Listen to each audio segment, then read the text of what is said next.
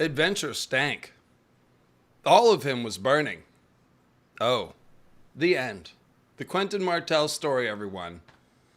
Yes, yes. Hello, hello, friends. It is I, David Lightbringer. It is he, Grey Waste Tim. Tim, say hello. Hello, Grey Waste Tim. Hello, everybody. We're here for the Quentyn Martell story. Fucking smart ass. Hello, chat. Thanks for being here. We started a little bit late. That's my fault, of course. You guys know Tim is always on time. It's always my fault. Doesn't matter. Most people are watching this after the fact. We're here now.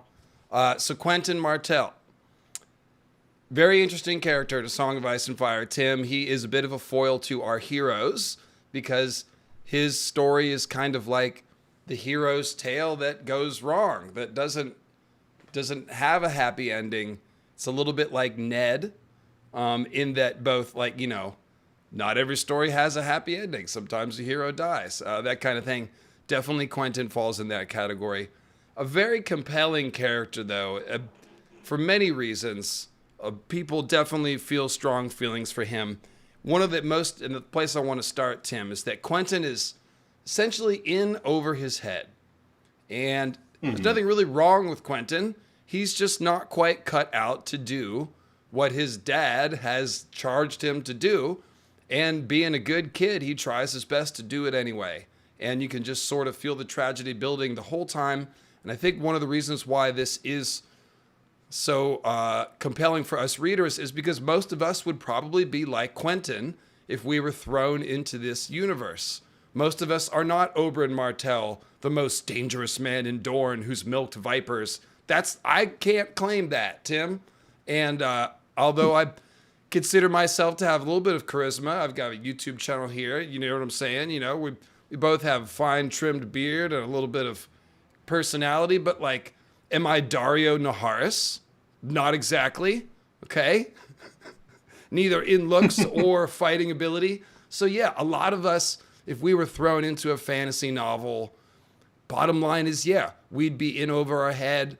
We'd be like, wait, I'm supposed to ride a dragon? What the fuck? Oh, wait, it's burning me? What is this? Like, if you look at what Quentyn has to do, it's some tough stuff. It's basically like the closest thing to a James Bond secret agent mission as what we have in the story. So it's an exciting thing. Like, a secret mission halfway across the world, an ancient wedding, not ancient, but, a 10-year-old secret wedding pact. And Quentyn is he's just not the man for the job, is he, Tim? No, and we see that in his own internal monologue where he tells himself, I have to be the hero. And it's like, well, Quentyn, you're not the hero. You are nowhere near main character status at all. But he doesn't know that he doesn't realize that because he's banking on, I have some Targaryen blood, so I should be able to do this. And it's like, no, man, that's not enough. So real quick, I just want to say that we are going to be doing mostly character stuff today and not symbolism. There is some great symbolism in his chapters, but it'll be a 5-hour stream if we try to do both. Someone's asking why he's such a Cranog man. He's a mud man and he's a frog, both of which are epithets of the Cranog men. I think it has to do with him having to ride the green dragon at the end. It's a bunch of Child of the Forest, Dragon Bond, Green Seer stuff. Maybe we'll come back and address that a different time. But yeah, we're mostly going to be talking Quentyn, the man-made that was. Jenny of Old Stones, I think Quentyn is a foreshadowing for Fagon in over his head when he gets down to it. Well, there is a reason why I chose to do the Quentyn stream a week after Fagon. And that is because they are kind of, as Tim said, foils to Dany and Jon. And they are parallel characters whose are probably set to end in tragedy. And remind us of the perils that our own heroes face. The ones, Dany and Jon and Bran and other people like that, Brienne. So, yeah, what do you think about the Fagon Quentyn parallels? Yeah, because this is a great way to follow the Fagon, because I did say that last week when we did the Fagon character study, that the idea of Fagon claiming a dragon would be like a rewrite of Quentyn's story. Now, Quentyn is he's essentially the Frog Prince. That's one of the reasons why he has the name Frog. And Dany chuckles about that when he names himself as Prince Quentyn Martell of Dorne. But he's not enchanted. Kissing him is not going to make him any better than what he currently is. Whereas Fagon Hold does on have now. that. Hold on. Garrus Drinkwater would beg to disagree. He thinks that maybe, a tumble or two might do him some good. But go ahead. But you're correct, of course. Fagon does have that whole Prince Charming atmosphere about him. And it goes back to like Tyrion and what I'd said last time when Tyrion's talking about Meleys. People like things better when they're wrapped up in a pretty package. They're more willing to accept bullshit, more willing to accept crap from that. So Fagon's someone who people are more willing to see him as the hero that Quentyn's trying to present himself to be. Oh, just simply because he's the better looking, he's prettier. Okay, so Tim, you've put your finger right on it. They are, as Jenny said, they are going to both be in over their heads. And I do think there's a lot of foreshadowing that Fagon will get eaten or burnt by a dragon or suffer some sort of dragon-related death, just as Quentyn did. So basically, Fagon is Quentyn wrapped in a prettier package. He looks the part. He has more charisma, moxie, swagger, the type of things that translate in the political arena or in a medieval. Well, it's still the political arena, but basically, men follow other men who are, look the part, like Daemon Blackfire. It's the Daemon Doran debate all over again. So Fagon looks the part, but in the end, he may not be any better prepared than Quentyn. Now, the character is very different. Quentyn, like the backbone of Quentyn's character is that he's faithful and that he's trying to do his duty at all costs. Like, we have to give him that, right? Fagon is, well, the jury's still out on Fagon. But he definitely we said this, he's 16 or 17 and he's been trained and stuff, but he's still very raw and new, and he's being coached into becoming Aegon the Conqueror. The original Aegon the Conqueror didn't have handlers and coaches besides Visenya and Rhaenys. But this one has been grown from a bean, to become a managed Aegon the Conqueror. We'll see how that goes. But you're very right, Tim and Jenny, to point out they're both in over their head, but the package is very different. And we're going to talk about the way that Dany sees Quentyn and all that. Actually, let's go ahead and get into that, because Tim, sort of a thought that I feel like frames this whole discussion. Barristan compares, let's read this quote actually. Let's see here. It's the Mud quote. Barristan 1, right here.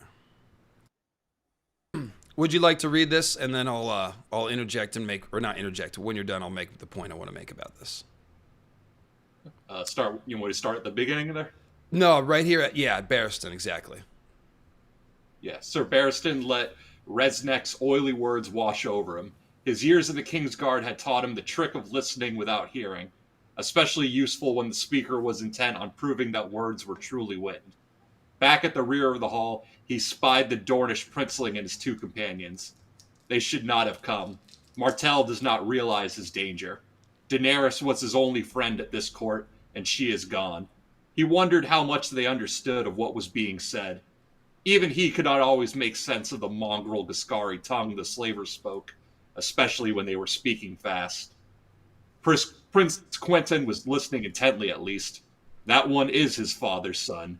Short and stocky, plain-faced. He seemed a decent lad, sober, sensible, dutiful, but not the sort to make a younger girl's heart beat faster. And Daenerys Targaryen, whatever else she might be, was still a young girl, as she herself would claim when it pleased her to play the innocent. Like all good queens, she put her people first, else she would never have wed Hizdar Lorak. But the girl in her still yearned for poetry, passion, and laughter. She wants fire, and Dorne sent her mud. You can make a poultice out of mud to cool a fever. You could plant seeds in mud and grow a crop to feed your children. Mud would nourish you, where fire would only consume you. Fools and children and young girls would choose fire every time. Okay, so,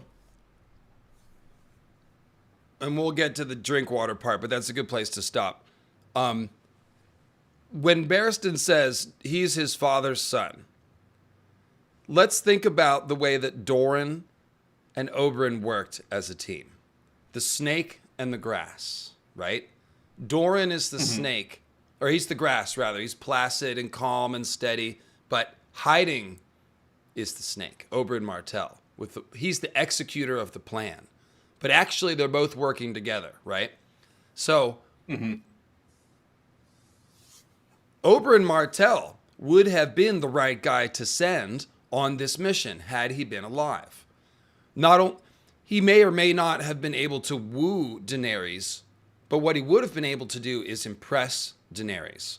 And let's dispense with the idea that this is a teenage girl thing about an exciting, daring guy. What we're really talking about is confidence and charisma. People latch on to confidence. When somebody shows up and pitches a plan at you, half of your judgment of the situation is the plan itself, and half of it is like, how do I feel about this person? Do they seem like somebody who can deliver? Do they seem like somebody who knows what they're about? Or somebody who's desperate and reaching and foolish, etc., etc. Quentyn shows up. He does not have the presence to sell Dany on the idea of what he is offering, really. And that is why he struggles all through this. He is not the person. So Oberyn Martell, if he had been there, who knows if Dany would have fallen in love with him or not. But he's the kind of dude that you'd be like, okay, this guy can deliver. He knows what he's about. He has a presence and a confidence that you can latch onto and feel good about making a plan with. Okay, so the point is, when they went to make this secret wedding contract for Viserys and Arianne, who went over to Essos to do that? It was Oberyn. He got sent to do the mission. So this time around, Quentyn is like Doran, but Quentyn is being sent on the mission. So it's almost like Doran Martell being sent on a Oberyn style mission. How would he do at that? Not very well. What is Doran good at? Steady, calm rule, making everyone feel like, okay, everything is going to be the same and steady. We're not going to do anything foolish or rash. We've got a smart person at the helm. The Sand Snakes chafe at that, but most of the people are probably very thankful that Doran keeps them out of war and thinks about what he does before he does things, right? So it's kind of like, for some reason, I guess it's because of the gender, like Quentyn's got to marry Dany, but really Arianne might have been better at this even than Quentyn. But it's just kind of tragic that Oberyn isn't alive at this point to go with Quentyn or to be the emissary here, because Quentyn is just not. He's the grass. So when Barristan's like, oh, they sent mud. Yeah, they sent mud. They sent the grass to do a snake's work. What do you think of that? Yeah, exactly. Because when she first meets Quentyn along with his friends Garrus and Archie, when Garrus smiles, she notes like that smile is probably won many a maiden, and she even notes like if only Garrus were the prince, she might be more open to the idea of ditching her wedding to Hisdar the next day and taking up on this offer. But it's Quentyn, and while he's definitely dutiful and has a lot to offer, and then he has Barristan backing him. Barristan in private tells Dany, like, look, I served on the set. I had the honor of serving with his uncle, Lewin Martell. Like the Martells are a great family. They are allies to House Targaryen. Lewin Martell was was as chivalrous and as great a knight as one could ask for. And he's trying to play that off like, look, this kid, He might not be the best looking, but he does have a lot to offer, and you really should consider this.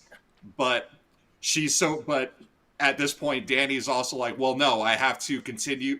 And it's not just that Quentyn isn't handsome enough. It's also that she has decided to go through on trying to make things good in Meereen. She doesn't want, even though she is being offered this free ticket, go home, marry this kid. You can go home to Westeros, and you'll immediately have Dorne's backing.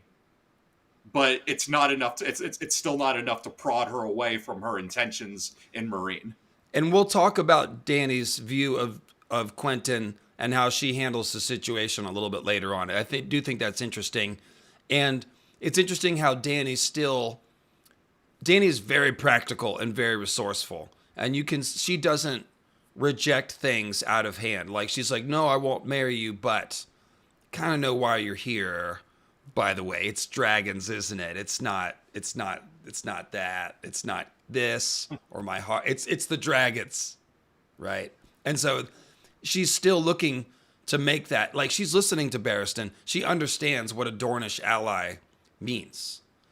So, like, yeah, we'll get into all that. But Dany, I almost think Barristan sells her short a little bit in that description. Like, Dany's a little wiser than he gives her than he is giving her credit for. And but the truth of what he's saying is just the personality of Quentyn. So let's read the rest of this passage here. Behind the prince, Sir Gareth Drinkwater was whispering something to Ironwood. Sir Gareth was all his prince was not. Tall and lean and comely, with a swordsman's grace and a courtier's wit, Selmy did not doubt that many a Dornish maiden had run her fingers through the sun-streaked hair and kissed that teasing smile off his lips. If this one had been the prince, things might have gone elsewise, but he could not help but think there was something a bit too pleasant about this Drinkwater for his taste. False coin, the old knight thought.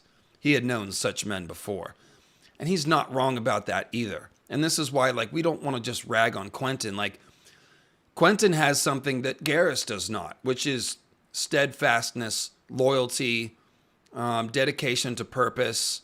He's very, very dedicated to Dorne. He does all kinds of dangerous and crazy things because he thinks it's the right thing to do. So there's no question. Like, he should have been more flexible and adaptable. We'll get to that too. But yes, Barristan is not wrong. Drinkwater is a little, like Quentyn noted, he's 8 years older than Quentyn, or 6 years older than Quentyn, and still Quentyn is looking at him the whole time like, you don't really take this seriously enough. This isn't a game, you know? Mm-hmm. Yeah, Quentyn himself even says, we've lost 3 friends along the way, because they started as a group of 6. There were 2 others with them and a maester, and those 3 die off page in between feet. We never really get to meet them. Do you want to read that passage real quick, Tim? If you scroll down, it's you're looking for these red headlines, and there's one near the bottom, Cletus Ironwood, R.I.P. It's actually a good framing paragraph. It's got the origin of their mission and the detail of exactly what you're talking about.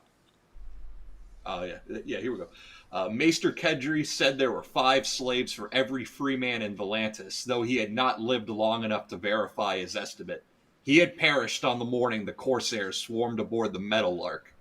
Quentyn lost 2 other friends that same day, William Wells and his freckles and his crooked teeth, fearless with a lance, and Cletus Ironwood, handsome despite his lazy eye, always randy, always laughing.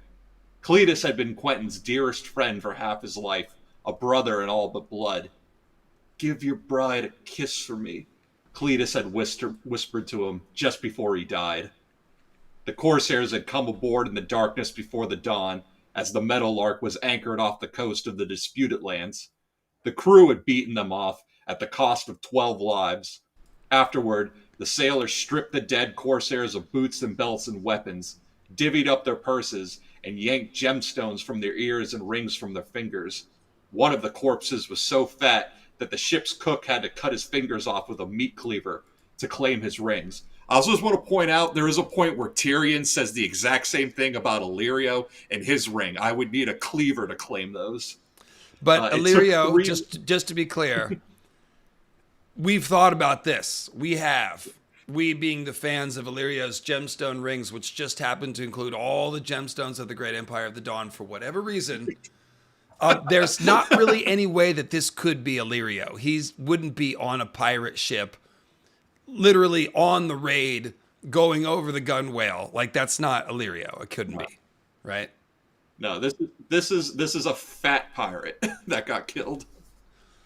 But it is makes you wonder, like, can we get Stannis and Illyrio in the same room? Get those fingers chopped off. I mean, Davos should have gotten a pass. Illyrio deserves that and worse, really. In any case, yeah, he's a slaver. That's right. Yes, Illyrio, slaver. Okay. Anyway, keep on. Sorry, keep on. It took 3 meadowlarks to roll the body into the sea. The other pirates were chucked in after him without a word of prayer or ceremony. Their own dead received more tender treatment. The sailors sewed their bodies up in canvas, weighed down with ballast stones so they might sink more quickly. The captain of the Meadowlark led his crew in a prayer for the souls of their slain shipmates. Then he turned to his Dornish passengers, the 3 who still remained of the 6 who had come aboard at the Planky Town. Even the big man had emerged, pale and green-sick and unsteady on his feet, struggling up from the depths of the ship's hold to pay his last respects. "One of you should say some words for your dead before we give them to the sea," the captain said.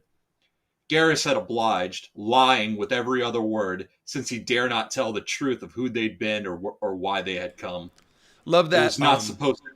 Tim, just real quick, love the writing right there. Lying with every other word. It's just a really well-written sentence, and it just sums up the whole thing. Like, this is Quentyn's best friend, and we'll talk about this, but this is Quentyn's best friend that just died, and he can't even say anything true about him when he's given his eulogy. Yeah. Like, that's the kind of mission they're on. It was not supposed to end like that for them. "This will be a tale to tell our grandchildren," Cletus had declared the day they set out from his father's castle. Will made a face at that and said, "A tale to tell the tavern wenches, you mean, and hopes they'll lift their skirts." Cletus slapped him on the back. "For grandchildren, you need children. For children, you need to lift some skirts." Later in the Planky Town, the Dornish men had toasted Quentyn's future bride and made ribald japes about his wedding night to come, and talked about the things they see and deeds they do, the glory they would win. All they won was a sailcloth sack filled with ballast stones. Okay, so pause there real quick. Later on, Quentyn remembers this conversation again. And the idea of Cletus having children, and we'll tell our grandchildren. And he's like, but Cletus won't have any children unless he left a babe in the womb of that tavern wench he liked. And it's a really poignant moment for me, Tim, because it's kind of like, there's what we're supposed to do in life, and then there's what we actually do and what we really want to do. And yeah, they're all supposed to marry a lady or lord of high birth and all that. But Cletus had a thing with this tavern maid. Like, they liked each other. That was a real romance. Maybe they did have a kid, maybe not. But it's like, it's a sweet moment that Quentyn doesn't even get. He doesn't even have that before he dies. And yeah, all this stuff just emphasizes how short these lives are and the tragedy of the Game of Thrones, which causes High Lords to use their children as political pawns.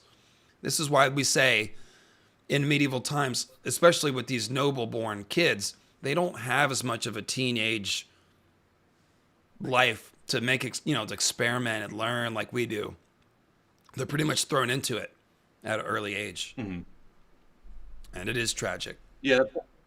You end up with so many kids who are like, well, I'm 16, I'm a man grown. We hear that line like so many different times throughout the story from so many different characters. And this is it. And this is why for Quentyn's first words, the very first words in his own POV chapter are adventure stank. And that about sums it up, because here we are. This was not some grant. They were here. They were having a good time, toasting themselves, leaving from home, and thinking this is some great adventure. We're going to go across the sea, go across the world, find the most beautiful woman, and bring home dragons. And no, you get what happens. You get hit by some pirates along the way, and 3 of your friends die. Like this isn't some grand adventure. This isn't a kid's story. This isn't some songs that they'll sing of you later. Like this is the realities of life, and it you don't know if you're the hero of your own story because you don't know what your story is. You don't know. You might just be some side character who gets stomped along the way. Well, we're definitely going to talk about using your intuition and knowing when to alter the plan when you're in the field and stuff like that. But yes, you're not always, just because you feel like you have holy purpose doesn't mean everything's going to go right, obviously. In a way, we are all in our own story because humans think and relate in stories, and that's why we're all here talking about stories that move us and make us feel and think and discuss things. But yes, you're always going to be subject to the consequences of your decisions. So there's that also. So as much as he mourned Will and Cletus, it was the maester's loss that Quentyn felt most keenly. Maester Kedri had been fluent in the tongues of all the free cities and even the mongrel Giscari that men spoke along the shores of Slaver's Bay. Maester Kedri will accompany you, his father said the night they parted. Heed his counsel. He has devoted half his life to the study of the 9 free cities. Quentyn wondered if things might not have gone a deal easier if only he were here to guide them. So, interesting couple points. First of all, so the Maester is in on the plotting. That's interesting. This is a very deep House Martell-centric plot here. Okay, now, we saw Maester Luwin deal with this. Like, when Theon takes over Winterfell, it's Luwin's duty to then advise Theon, which he does. But he's obviously loyal to the Starks, and Theon has just killed, he thinks, Bran and Rickon. So what an awful position for Luwin to be in. So this Maester here, Kedri, is obviously loyal to House Martell to the point where Doran's trusting him with this secret plan that only like a handful of people know about. Arianne doesn't even know about it. So, yeah, that's interesting that they're in on that plot. And then obviously the loss to the mission is spelled out in clear terms. He would have been a handy person to have. Oh, and yeah, because going with George and George loving Dungeons and Dragons, this is like an RPG. This is your adventuring party, but the Maester is your healer, and you lost your healer. You lost your white mage in the first level. So it's like everything from there is just going to be on hard mode from then on out.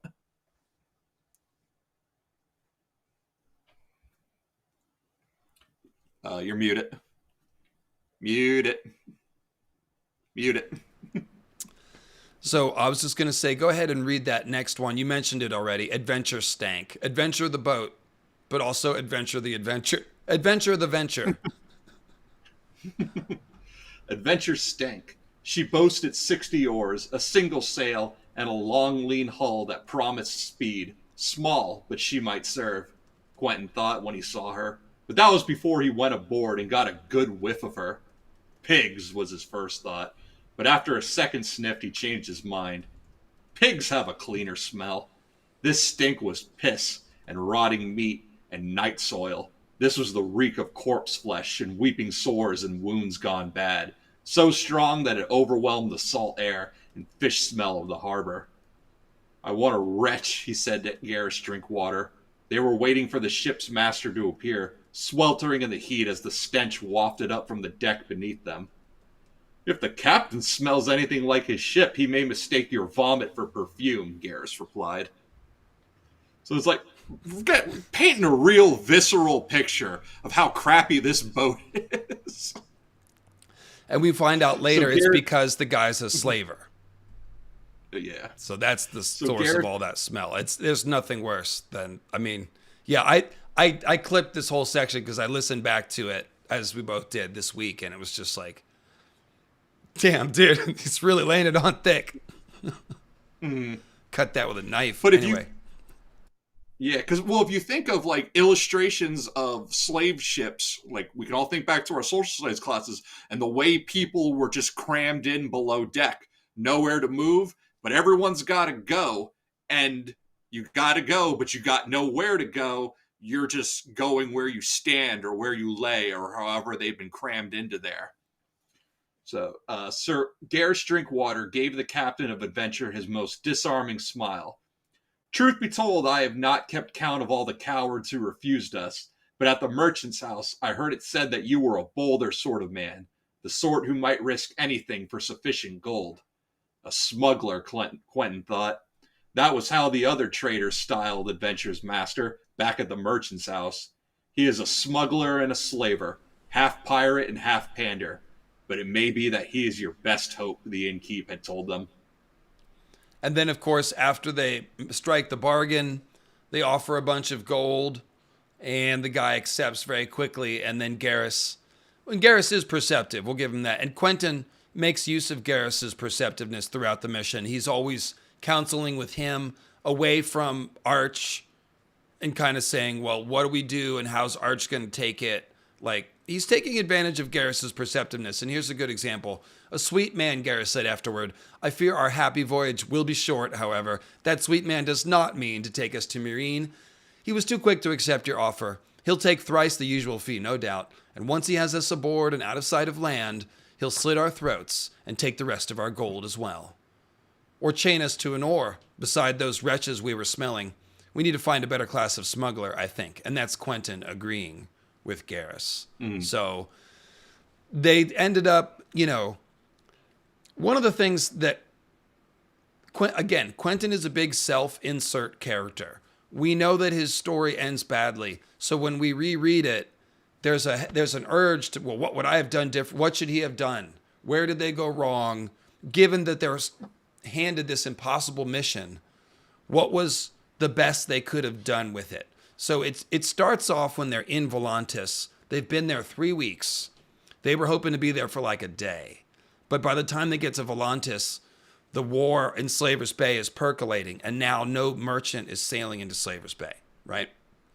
And so this is the last option for buying their passage. It's this guy. And so they wisely choose not to go with it, right? Like, the only plan they could have had was to like go take the passage and then plan on fighting the people on the ship, and that wouldn't have worked either. So they were smart not to do that. And then, of course, they come up with the plan to enlist as sellswords and then, desert or whatever. But yeah, it's, you know what I mean, Tim? Like, when you reread these chapters, weren't you kind of doing some of that, thinking like, what would I have done? Yeah, again, like when I reread the chapter, especially since I said when I really picked up on how this adventuring party is very much like a game, and because that's how Garrus is treating it. Archie is the tank, Garrus is the rogue, and Quentyn is like the paladin. He's the one he's book smart, but he doesn't have street smarts. That's where Garrus comes in. Archie's the best fighter out of the three of them, but like they lost their healer, they lost their other fighters. And Quentin's the one who has to kind of keep them in line and keep them going. Like, no, we got to see the mission through. We got to see the mission through. Even when it starts to become really, really obvious, like, this is no longer game. This is not going the way you think. Maybe we should, and all of his friends are saying, we should just go home. Quentin's the one who then drops his smarts and says, no, we have to keep going. And that's because he's so afraid of disappointing his father. He knows that even though that if he goes home, he'll be safe. Yeah, his sister might mock him, his cousins will poke fun at him, and his dad will be disappointed, but he'll be safe. But he's just like, no, I can't I can't see that disappointed look in his face. It's like he would rather die than upset Doran Martell and come back empty-handed. So, I've got that passage queued up here. So the mission, right? Only the captain of the Fawn had given them reasons for his refusal, and this is when they were looking for ships in Volantis. It is true that I am sailing east, he told them, over watered wine, south around Valyria, and thence into the sunrise. We will take on water and provisions at New Gis, then bend all our oars towards Karth and the Jade Gates. Every voyage has perils, long ones more than most. Why should I seek out more danger by turning into Slaver's Bay? The Fawn is my livelihood. I will not risk her to take 3 mad Dornishmen into the middle of a war. Quentyn had begun to think they may have done better to buy their own ship in the Planky Town. That would have drawn unwarranted attention, however. The Spider had informers everywhere, even in the halls of Sunspear. Doran will bleed if your purpose is discovered, his father had warned him, as they watched the children frolic in the pools and fountains of the water gardens. What we do is treason, make no mistake. Trust only your companions and do your best to avoid attracting notice. So, not only is, we're going to get to the disappointment quote in a minute, but the other part of that is the children. Doran has this conversation with Quentyn in front of the children saying, look, this is what's at stake. Innocent people will die if these plans go awry. This is treason. So there's a reason why Quentyn's taken it so seriously. Some of it is emotional stuff. You know, doesn't want to disappoint his father. He wants to prove himself, blah, blah, blah, blah. He imagines himself to be a hero. But a lot of it is very real responsibility of being a prince. We talk about the responsibility of the people who are in power a lot on this channel with House of the Dragon, how they're supposed to put the people first, and they usually make selfish decisions. Quentyn is trying to do his best for the children in the Water Garden and all the innocent people of Dorne. So definitely want to give him a lot of credit for that. Like, as a person, he's a good kid. He's a good lad. He is putting himself last and trying to be a good prince and put his people first, isn't he, Tim? Yeah, he is, and it's one of those. It's such a rare quality in lords, and it's one of the things that's like, man, if only Dany knew his true quality of character and be able to see that. It's like he wants to do what you want to do. He just has no opportunity to be able to show that. And another thing to Quentyn's strengths is he's actually the better fighter than Garrett. Of the 3 of them, Archie's definitely the tank. He's the one taking out the most. But Barristan himself says, like, of the 3 of them, Garrus is actually the worst knight. Quentyn is a better fighter in the field than Garrus is. So Quentyn does have strengths. He just never gets the opportunity to really shine, or for anyone to see that. But what matters most is if Dany were to see that, but he just doesn't have the opportunity. He came too late. The wedding to Hisdar is the next day. Right, and we'll get into, obviously, the risky choice he makes to try to steal the dragon, but that was out of character for him. That's probably not the way that he could have held steady and potentially developed rapport with Dany. Yeah. Of course, he may not have. I mean, the shit was hitting the fan, in his defense. Kelly Johnson, hitting on the same idea, asks, is Quentyn the fanboy that gets friend-zoned, or the guy in high school that can't get no play? And to translate that into my own language, I would simply say that, my own wording, I would say, like, he's the nice guy that girls don't notice in high school, mostly. Yes, kind of, yeah. You could say he's a late bloomer. He is the kind of guy who in his 30s would probably be a great husband, given a little time to get to know himself, to, shed the extreme sort of naivete that he has about him. Doran Martell is, we meet him, he's pretty old, okay? So there's sort of like, the Quentyn we meet is very young in the character arc, and the Doran that we meet is at the end. But yeah, Quentyn in his 30s would probably be a lot more impressive. His patience would come through less as like fear and caution and more as steadiness. And he would probably know better when to assert himself and when not to. So yeah, Kelly, I think you're right in the sense that he's a late bloomer. He's the type of person that probably would do better in relationships in his 30s and late 20s than his teenage years, if you want to say it that way. Do dragons need to burn someone to initially bond? I don't think so. I don't understand. Oh, because Dany kind of got burned a little bit. I never thought about that. I don't think so. We see a lot of dragon bonding in House of the Dragon, and it's not really a thing that like, oh, there's always a little burn. I don't think that's a thing. Let's see. Kelly, I'll answer that when we get to it. Do you think Barristan is correct in saying that things may have turned out different for Quentyn with Dany if he had more of the good-looking bad boy flair? I don't really think so. I think that, and I think mainly because we see that Dany considers him, despite the fact that he's not impressive, she kind of sees past that and thinks about him as a representative of Doran and treats him that way. And I don't think there's really any chance she would have just run off with him and abandoned her wedding to Hisdar, because her wedding to Hisdar is the centerpiece of the peace in Meereen, which is obviously the only thing that really she's working towards at that moment. So I would say no. Your opinion on that?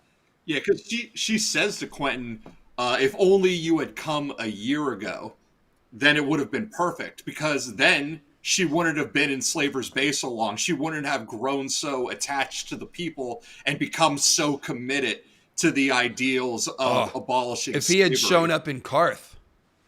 Yeah, if he had shown up in Karth, she would have taken the ticket to gone home. But no, after spending so much time in Slaver's Bay, she's now she's committed to her own mission, which is abolishing slavery, smashing the wheel, trying to do as much good for the people of Meereen and Yunkai and Astapor as she can. I have to applaud Melissa's loud "Don't go chasing waterfalls" reference. A little bit. That's fair. Scott says, I think to the water garden you're used to.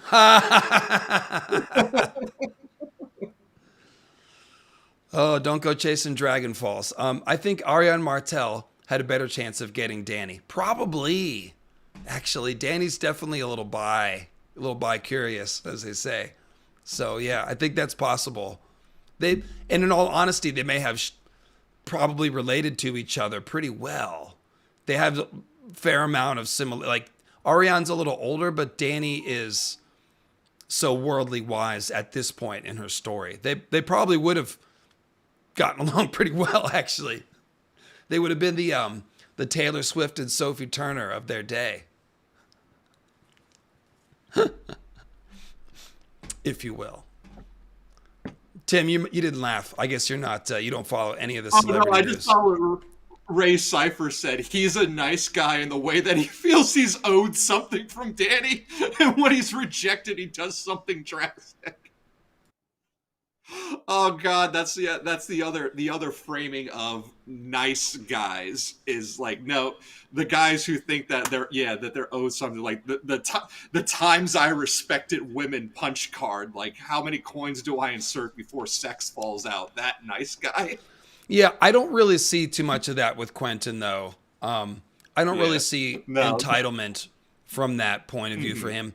Like he spends a little bit of time trying to imagine that, oh, Dany's not in love. Maybe she'll fall in love with me, but he doesn't really believe that. Like he talks about Daenerys is not the goal; she's the means to a goal. He knows that they are going there to wed Dany so that she can bring her dragons and help Doran win a war. That's what this is about. So I don't really see that, incel entitlement thing. Like, let's go ahead and read Quentyn's history with women. It's summed up in a very funny passage. Let's see here. It's up higher. Quentyn's history with women. Here were temples too, where sailors came to sacrifice to foreign gods, cheek by jowl with pillow houses where women called down from balconies to men below. Have a look at that one, Garrus urged as they passed one pillow house. I think she's in love with you. Hang on a second. And how much does a whore's love cost? Truth be told, girls made Quentyn anxious, especially the pretty ones. When first he'd come to Ironwood, he had been smitten with Innes, Enos, the eldest of Lord Ironwood's daughters. Though he never said a word about his feelings, he nursed his dreams for years, until the day she was dispatched to wed Sir Ryan Illyrion, the heir to God's grace. The last time he had seen her, she'd had one boy at her breast and another clinging to his skirts. So the type of dude who had a crush for years and obviously had the rapport to say something about the crush at some point, but never did. So that's what we take from that story. And then it says, after Innes had come, the Drinkwater twins, a pair of tawny young maidens who loved hawking, hunting, climbing rocks, and making Quentyn blush. Sounds pretty good. These are some bad bitches. They like hunting and hawking and climbing, and they're fun. They like to tease Quentyn. Like, this is definitely... Just listen to how the rest of this goes. One of them had given him his first kiss, though he never knew which one. As daughters of a landed knight, the twins were too lowborn to marry, but Cletus did not think that was any reason to stop kissing them. After you're wed, you can take one of them for a paramour. Or both, why not? But Quentyn thought of several reasons why not, so he had done his best to avoid the twins thereafter, and there had been no second kiss. So Quentyn is like, well, I can't marry them, so therefore I should never kiss them again. Dude, you're a teenager. Kiss him a couple times. Go for it, man. Your thoughts, Tim? Yeah, and the thing is like Quentyn we really see like how not his uncle he is and how much more like his father he is, because in Dorne, all of the things that Cletus had said would have been totally acceptable. Take a pair, like, even if you can't wed them, take them as a paramour. Extramarital affairs are seen as not such a big deal in Dorne. But again, that's a cultural thing in Dorne. But that doesn't mean that applies to every Dornish person. Like that's the stereotype that gets applied to Dorne. And Quentyn's like, no. Quentyn seems to be like, I'm a one-woman man. That seems to try and be his deal. But if he were to say that to Dany, be like, you can keep a paramour, and if Dario were to come back to Dorne, and we just do the practical political thing, but you can still have your bad guy on the side, and maybe I can have one of these Drinkwater twins. In Dorne, that would be seen as perfectly reasonable, but that's just not the type of person that Quentyn is. Even though he would know that might be a compromise he'd have to make to have Dany follow through. Yeah, so there's a couple points here. One, we should give Quentyn credit. He is being considerate, okay? He's the opposite of the High Lord who feels entitled to sleep with everyone. Lord's right, or just, a Targaryen prince who spreading his dragon seeds everywhere, taking his pleasure and not caring who it affects. Quentyn's not that. He's very considerate. He just takes it too far. He's kind of like an idealist or like a purist or like a straight edge or something like that. Like he's just, all of his thinking is very black and white, very ponderous, and very sort of just like I said, you could have just kissed a little bit and maybe figured out which one liked you better.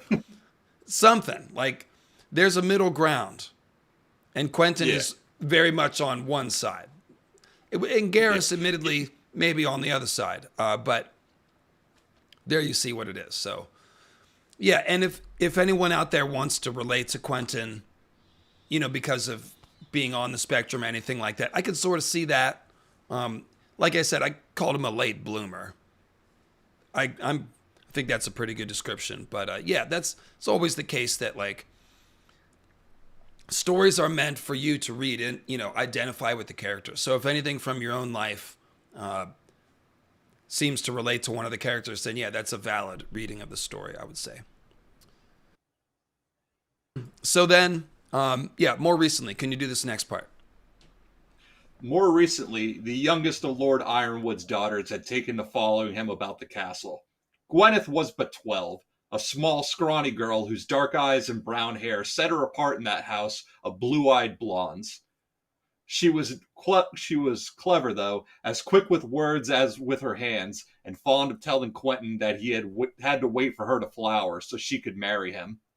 That was before Prince Doran had summoned him to the Water Gardens, and now the most beautiful woman in the world was waiting in Meereen, and he meant to do his duty and claim her for his bride. She will not refuse me. She will honor the agreement. Daenerys Targaryen would need Dorne to win the Seven Kingdoms, and that meant that she would need him. Does not mean that she will love me, though. She may not even like me. The street curved where the river met the sea, and there along the bend a number of animal sellers were clustered together, offering jeweled lizards, giant bandit snakes, and agile little monkeys with striped tails and clever pink hands. Perhaps your silver queen would like a monkey, said Garrus. Quentyn had no idea what Daenerys Targaryen might like. He had promised his father that he would bring her back to Dorne, but more and more he wondered if he was equal to the task. I never asked for this, he thought. So yeah, what does the most beautiful woman in the world want? Someone to do their duty. How romantic. Yeah. It's a little bit of an awkward setup there.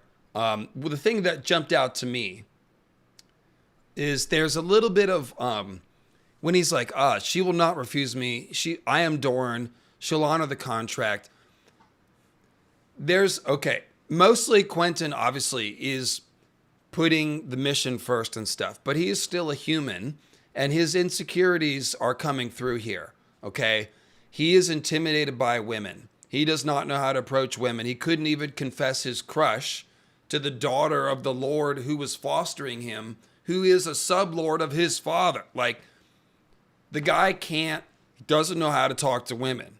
So the idea that there's a beautiful woman that's waiting for him that has a compelling reason to like him other than who he is takes the pressure off of him. He doesn't have to win her over with romance. He has a contract and politics, things that he understands better to fall back on and to give him a reason to expect that Dany will accept him. So that is there's a little bit of an appeal there because it's taking the pressure off of him as having to figure out how to talk to women. He can talk about alliances and war and politics, and that's what he's more comfortable with. So I do think that is an angle to consider here. He should be taking Garrus's advice and learning a bit. And we'll talk about it later, but he's like, well, what will Dany think if she hears that I slept with a prostitute? And Garrus is like, well, women like it when men know what they're doing. It's a different kind of sword play, and it's good to have practice. That was the right advice, probably, But, yeah, anyway, your thoughts. Well, yeah, like they said, Quentyn's thinking in terms of practicality of like, oh yeah, this will work because she needs swords. And this is a good opportunity for her. And he's thinking about it in like a business sense in that way. It's like, we can get married. You'll have Doran swords. We don't even have to kiss. Our wedding could just be a firm handshake, and that's all we have to do. But that's not gonna work. Like, no, you need to have more to offer. And Dany, as much as practical as Dany is, she does like a bit of excitement. But really, what really is the clincher is that just how late he came. It's like, no, Dany's firmly entrenched in Meereen at this point. Maybe, like you said, maybe if he had come when she was still in Karth, this would be a much better option, and she'd be willing to look past his more plainness and less than exciting features, but see the practicality and why this is a good match. But it's just not enough at this point. Mute it. You are muted. As I sometimes am. Because if Quentyn had come to Dany and Karth before she had an army and all that stuff, they could have, found like a house with a red door and a lemon tree somewhere in Dorne and just like hidden Dany there and no one would have known, and they could have just waited until the dragons were a little bigger, But that never happened, of course, because, the Quentyn got there too late, so. Mm-hmm. Anyway.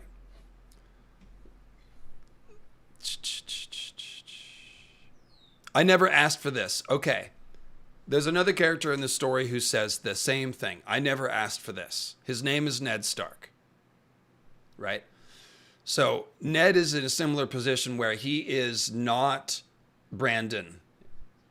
Okay? But he is then suddenly thrust into all the stuff that Brandon was always supposed to have and do.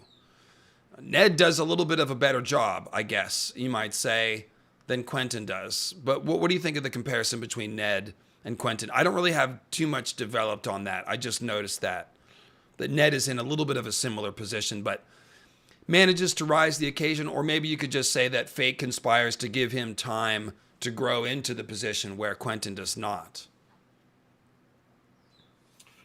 I don't know, because I've never really thought about Ned and Quentyn. Like when you said that, I thought you were about to go with a Jon parallel with the Jon, like I don't want it type thing. But I guess that's more of a show thing than. Well, but that's anything. still no. But Jon is definitely in a similar position of having a lot thrust on him, as is Dany. Like we said, they're definitely foils. But carry on. Yeah, I think a lot of this can be thrown back to Doran Martell and him taking too long. Like part of the reason too that Quentyn is so late is because of how long Doran Martell waits to follow through with his plans. I've said many a time, Doran Martell's plans will always fail, not because they were bad plans, but because he waited too long. That's why when we first meet him, the oranges are too ripe and they're falling from the trees. And the thing is too, that's why like Doran, for his part, he needed Arianne and the Sand Snakes to sort of light that fire under his ass. Now, when he talks about himself as the grass and Oberyn as the viper, and the snake hides the viper, like, yeah, that's a great analogy. But at the same time, it's like, you're not crippled. You have gout. You paint yourself as this, oh, I'm just a doddering old man. I can't do nothing. But it's like, no, man, you have gout. Okay, and getting up on your gouty legs and taking a walk would actually do you some good. But he doesn't. He doesn't do that. He just keeps waiting, so his legs keep swelling up and things just keep getting ripe. And now his ankles look like those oranges. Interesting analysis there. I'd always connected the ripe oranges to the overripe plans, but that's a good point about the gout. Somebody else is mentioning, ultimately Ned did, like Quentyn, sort of carry around a ponderous sense of chivalry and honor that sort of got him killed. I think that's true. Someone else pointed out, if Cat had dragons, maybe it would have been harder for Ned. I don't know what that means, but it's funny. Okay, so let's see. Where do I want to get to next? We actually skipped over this first Garrus Quentyn comparison. So let's just read this to put a button on that real quick. If you would, Tim, at the very top. He's no Garrus. Quentyn was about to suggest they try. Oh, we didn't read. Yeah, I guess we didn't start from the very beginning. We ended up hopping around a little bit. Okay. Quentyn was about to suggest they try another ship when the master finally made his appearance with two vile-looking crewmen at his side. Garrus greeted him with a smile. Though he did not speak the Volantine tongue as well as Quentyn, their ruse required that he speak for them. Back in the Planky Town, Quentyn had played the wide cellar, but the mummery had chafed at him. So when the Dornish men changed ships, at least they changed roles as well. Aboard the Meadowlark, Cletus Ironwood became the merchant, Quentyn the servant. In Volantis, with Cletus slain, Garrus had assumed the master's role. Tall and fair, with blue-green eyes, sandy hair streaked by the sun, and a lean and comely body, Garrus Drinkwater had a swagger to him, a confidence bordering on arrogance, a tall drink of water. He never seemed ill at ease, and even when he did not speak the language, he had ways of making himself understood. Quentyn cut a poor figure by comparison, short-legged and stocky, thickly built, with hair the brown of new-turned earth. His forehead was too high, his jaw too square, his nose too broad. A good, honest face, a girl had called it once, but you should smile more. Smiles had never come easily for Quentyn Martell, any more than they did for his Lord Father. And that's really true. A smile goes a long way to being attractive. A smile, meaning like the energy that's behind a smile. Good looking people, I mean, people that don't have what you'd call conventional good. I hate the whole way that that's talked about, that people are ugly or pretty or whatever. But you know what I'm saying? Even somebody that without conventional good looks can be sexy and attractive because of their energy and their smile and stuff like that. So that's kind of what she's saying. Like, look, you're an honest kid.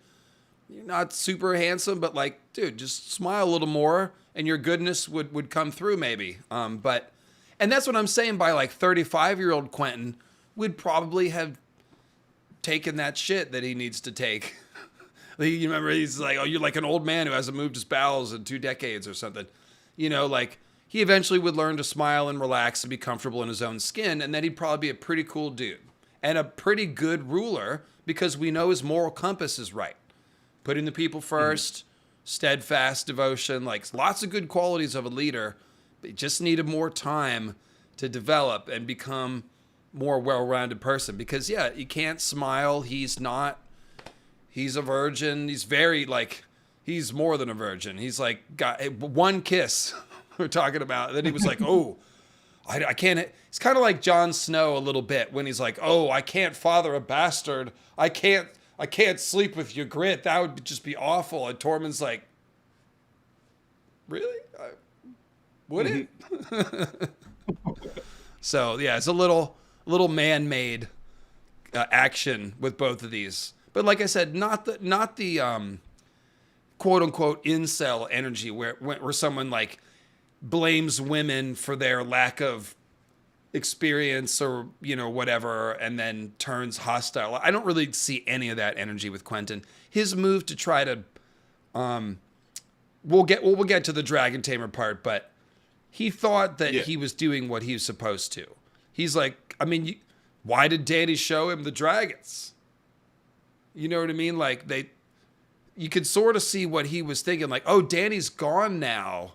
If I'm supposed to be a dragon lord, am I supposed to wait around and ask for permission? Or should I use my brain, seize the day, and grab one of these fucking dragons and hold shit down for Dany until she gets back? It's not a bad idea. Like, he's thinking like, he's trying to think like a dragon lord. He's just not one. Or, you know, I mean, I don't know. I could have come up with a better plan to steal the dragon also. We'll get to that. But your thoughts, Tim? Yeah, like you said, it's not incel energy that he's radiating. It's a lack of self-confidence, but it's coupled with never getting an opportunity to really show his good qualities. Because like you had said, as a character, as a person, he is very good. He would make a good ruler.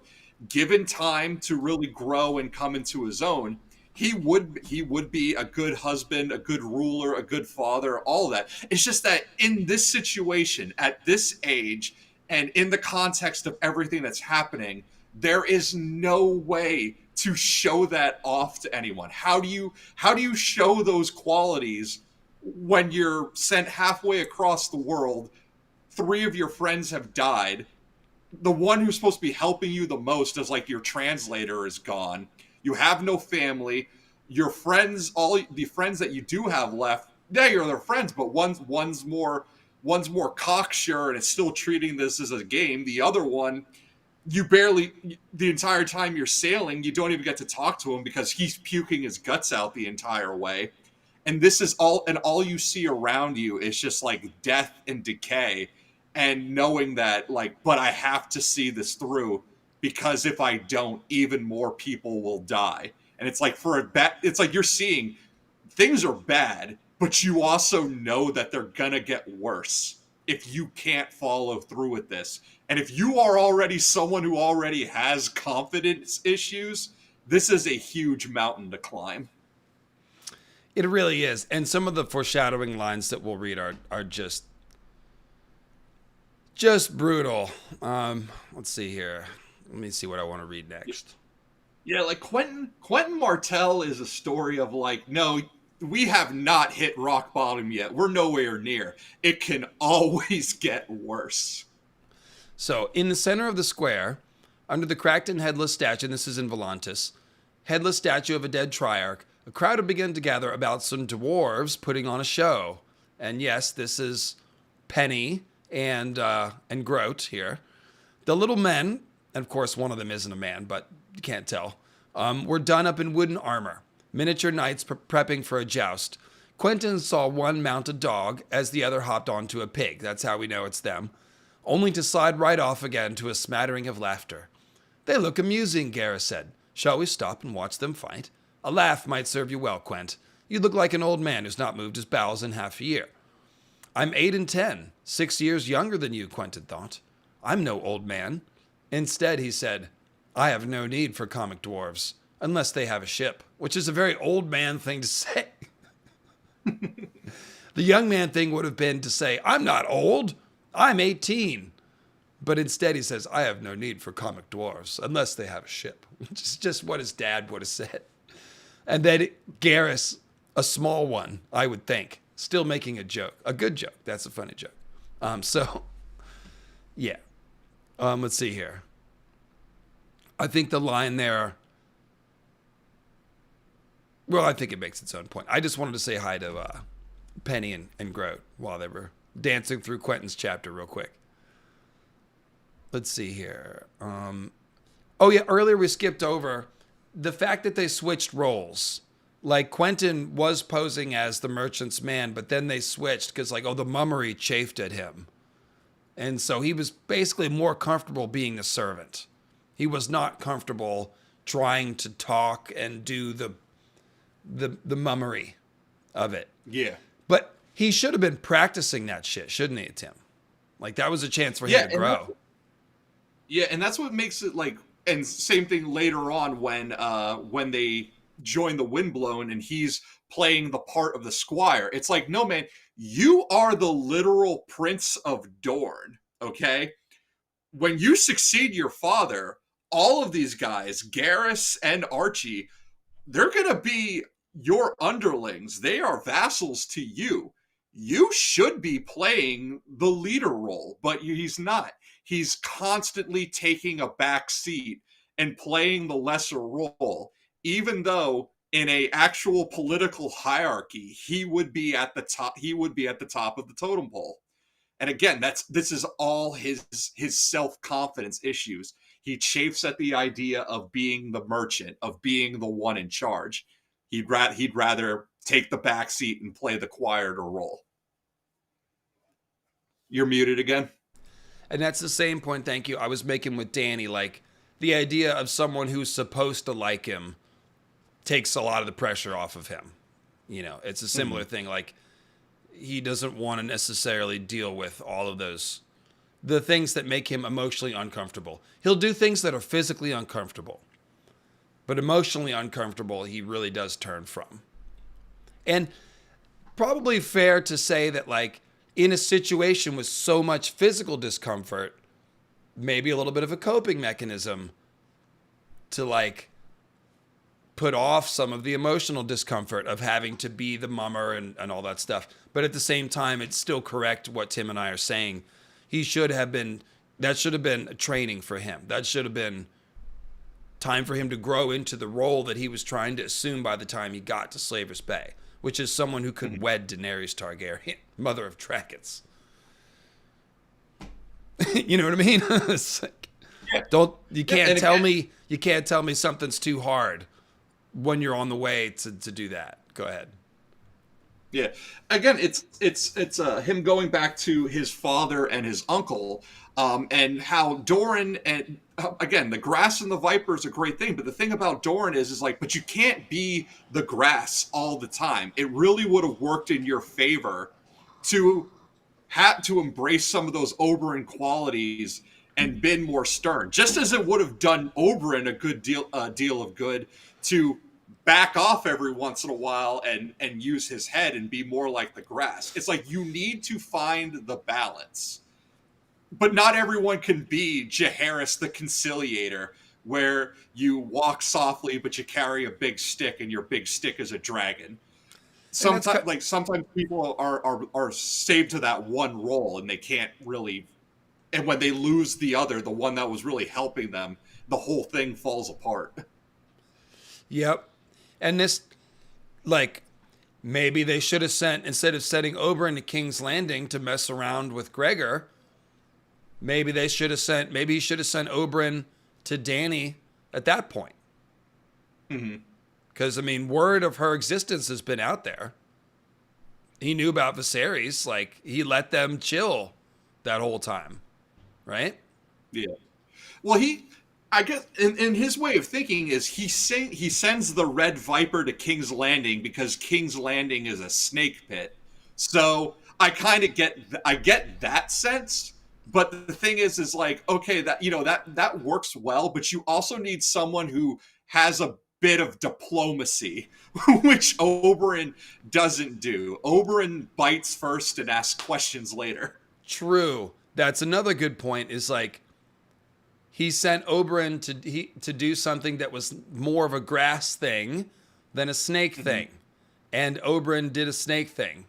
As somebody referenced the proverb of the frog and the scorpion. I forget exactly how that goes. Do you know that one, Tim? Oh, it's in my nature. Okay, yeah. Yes. So, yeah. So the scorpion needs a. I think this is like an Aesop's fable, where the scorpion needs passage over the river, and he asks the frog, and the frog's like, well, no, you're a scorpion. You'll sting me, and the scorpion says, well, no. Why would I do that? If I sting you, we'll both drown. But then along the way, the scorpion stings the frog, and when the frog asks him, why did you do that? As they're both drowning in the river, presumably. Yeah. The scorpion responds with, lol. But no, the answer is, it's in my nature. That's the proverb. And that's a good call. Sorry, I didn't catch the name. Whoever brought that up, nice job, because that's kind of what George is showing us. Scorpion's gonna scorpion and frog's gonna frog. And even if the frog tries to do the scorpion thing like Quentyn did, well, he's not a scorpion. So, yeah. It makes it all the funnier. Later when Barristan there's a moment where Barristan suspects Quentyn of being the one to poison the honeyed locusts in that scene because he's remembering Oberyn Martell. Yes. It is.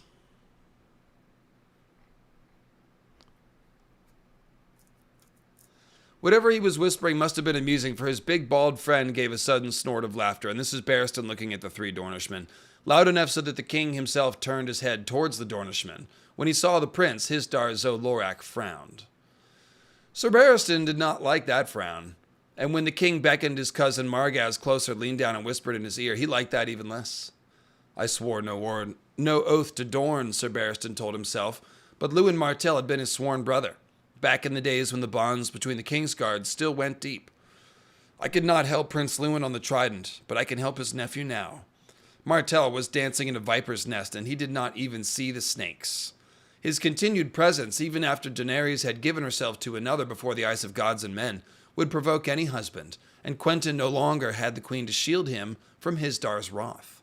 Although, the thought hit him like a slap across the face. Quentyn had grown up amongst the courts of Doran. Plots and poisons were no strangers to him, nor was Prince Lewin his only uncle. He is kin to the Red Viper. Daenerys had taken another for her consort, but if Hisdar died, she would be free to wed again. Could the shave pate have been wrong? Who can say that the locusts were meant for Daenerys? It was the king's own box. What if he was meant to be the victim all along?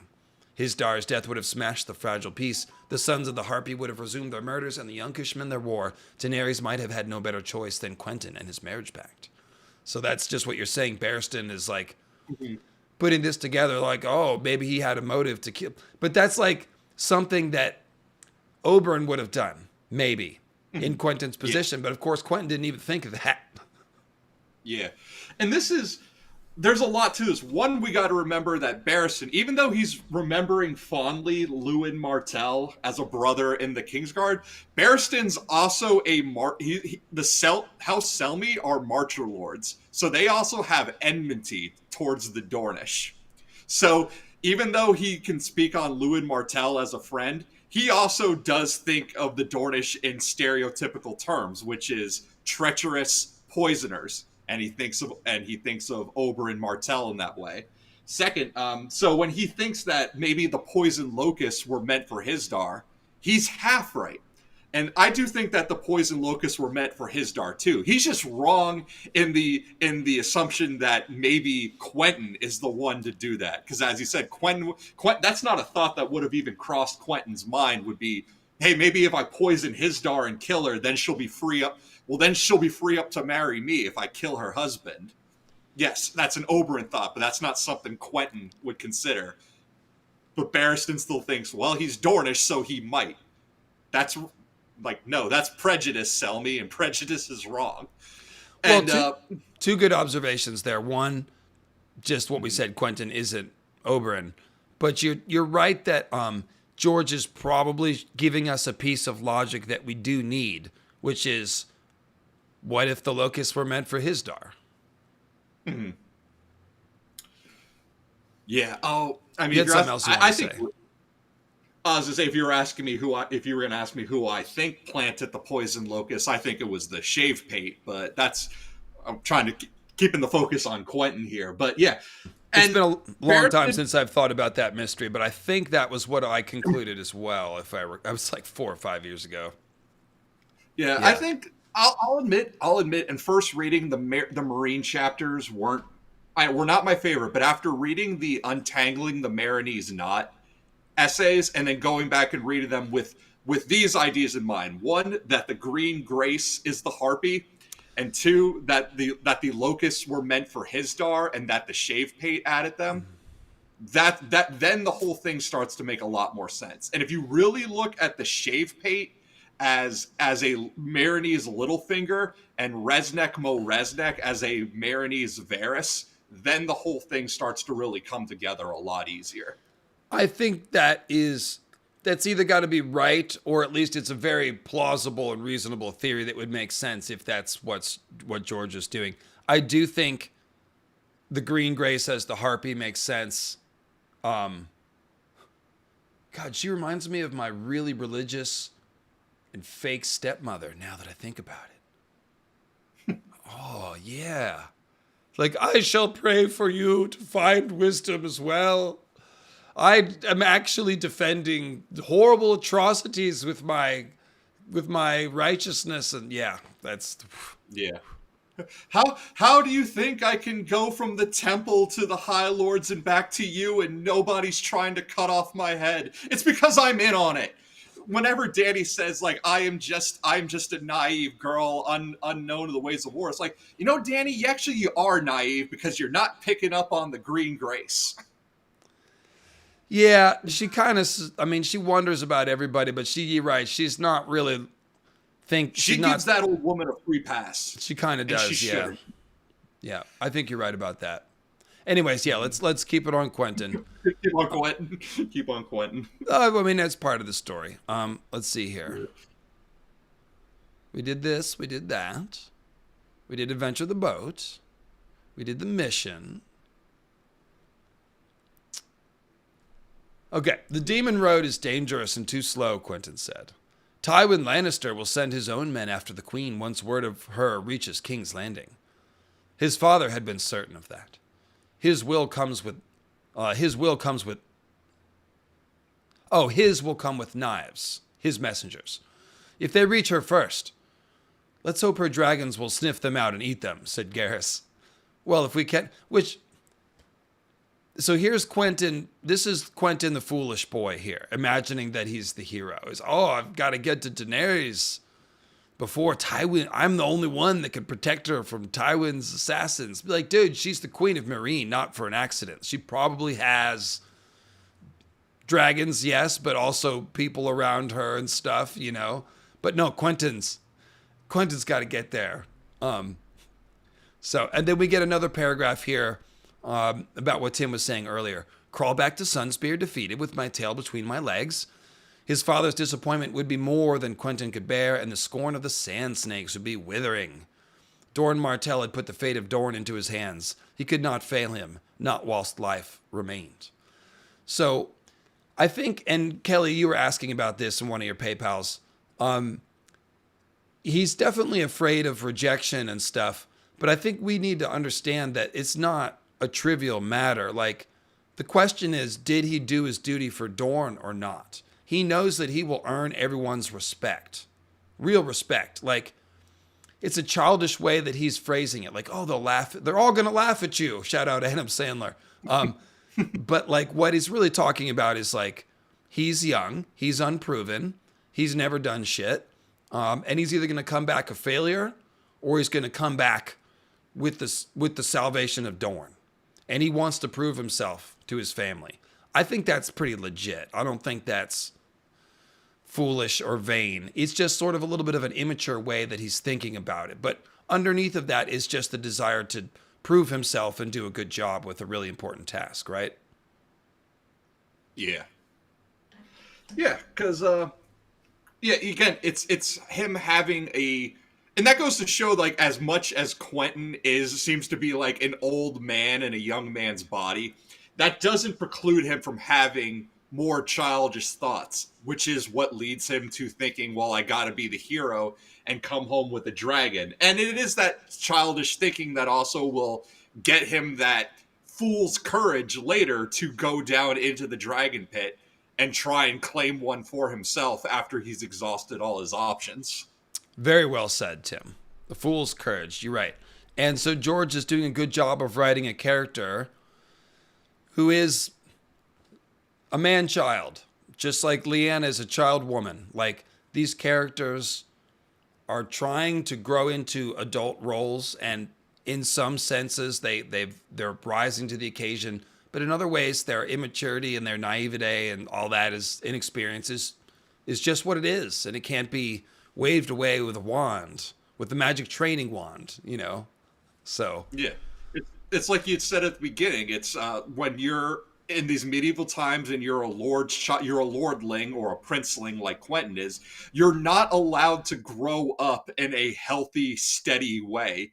You feel like you need to take adult responsibilities on much, much earlier in life than you should.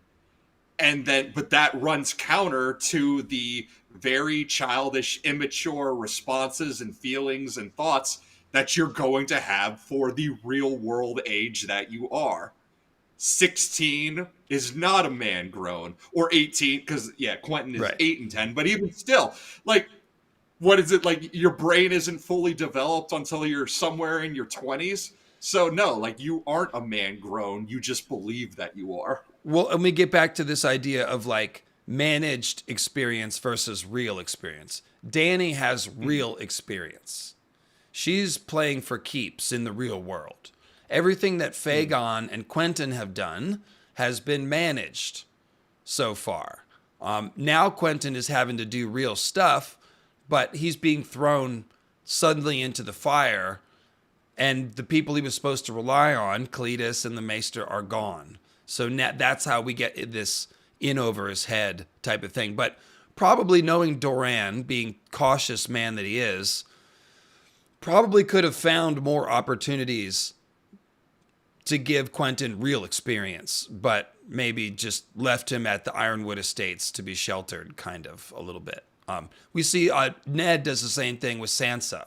Sansa's horribly unprepared for King's Landing and a betrothal to Joffrey because Ned has been sort of just isolating in the north after all the messed up shit that happened in the War of the Five Kings. Yeah, I mean, Ned himself is horribly prepared for King's Landing because he can't bring himself to believe that Robert would let things go down the toilet as much as he did.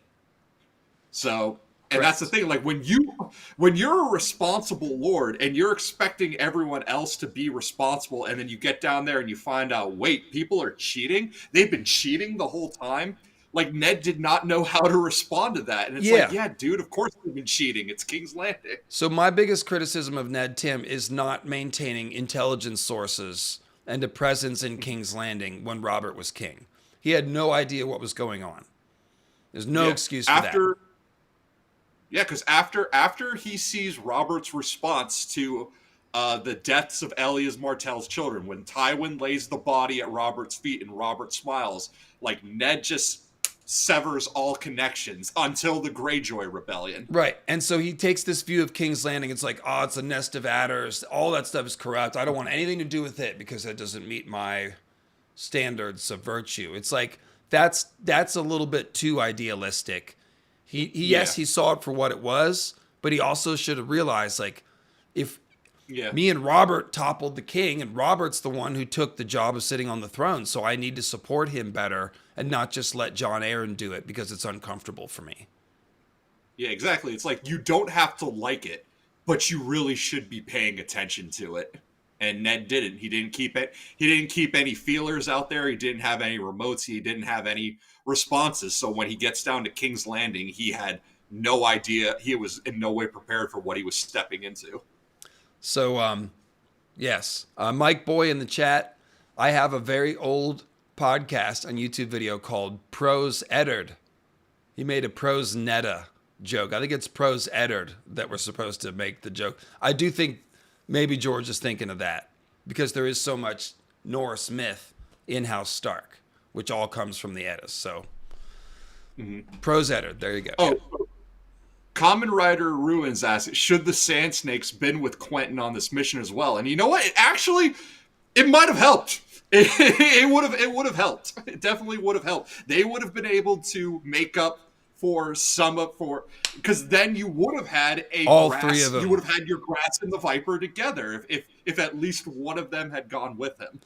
But Doran, so same mistake. Doran has, because he doesn't quite trust the Sand Snakes, he has not been bringing them into the circle and training them until we finally see that happening in A Dance with Dragons. He should have done that sooner. And he even says that, perhaps I should have done this sooner. And it's like, yeah.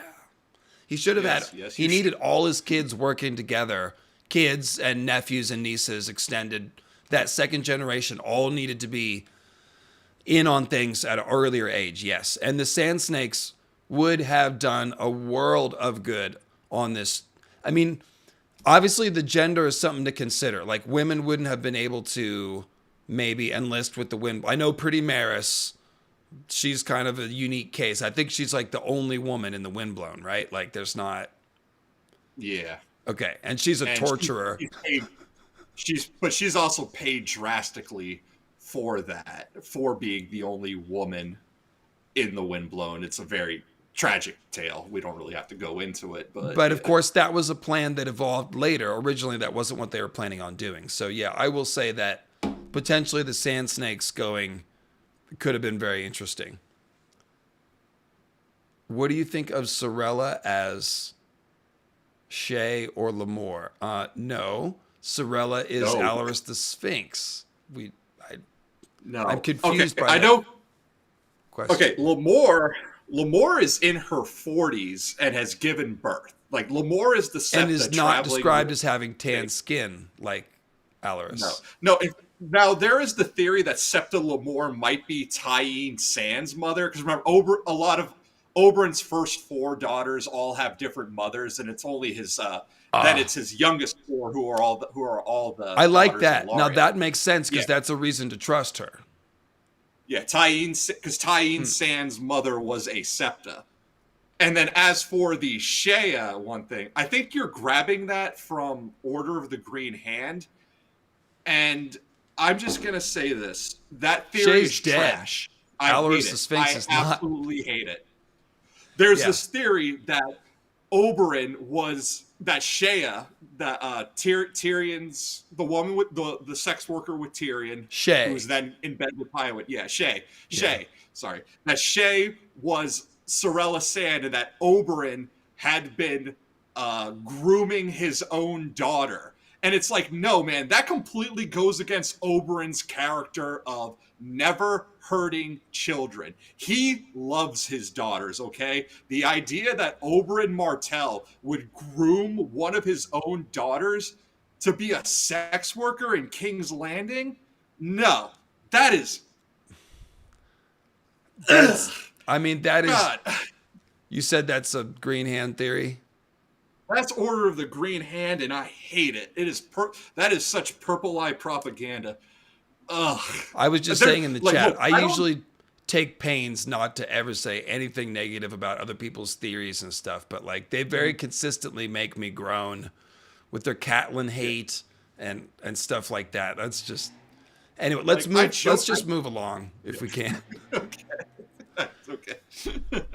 Anyway, there was something in the chat a little earlier that was good. Oh yeah, somebody's saying, Quentyn should have slept with a couple sand snakes and brought them. Then he would have been sexy like Jaime. Now, the sand snakes are his cousins.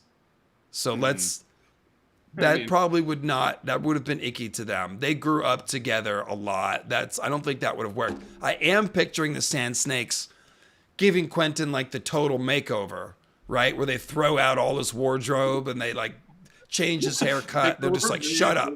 This is how you're going to do it now. Yeah, you're going to dress with flair. Have a makeover montage. Yeah, totally. That would have been funny. Anyway. Let's see here.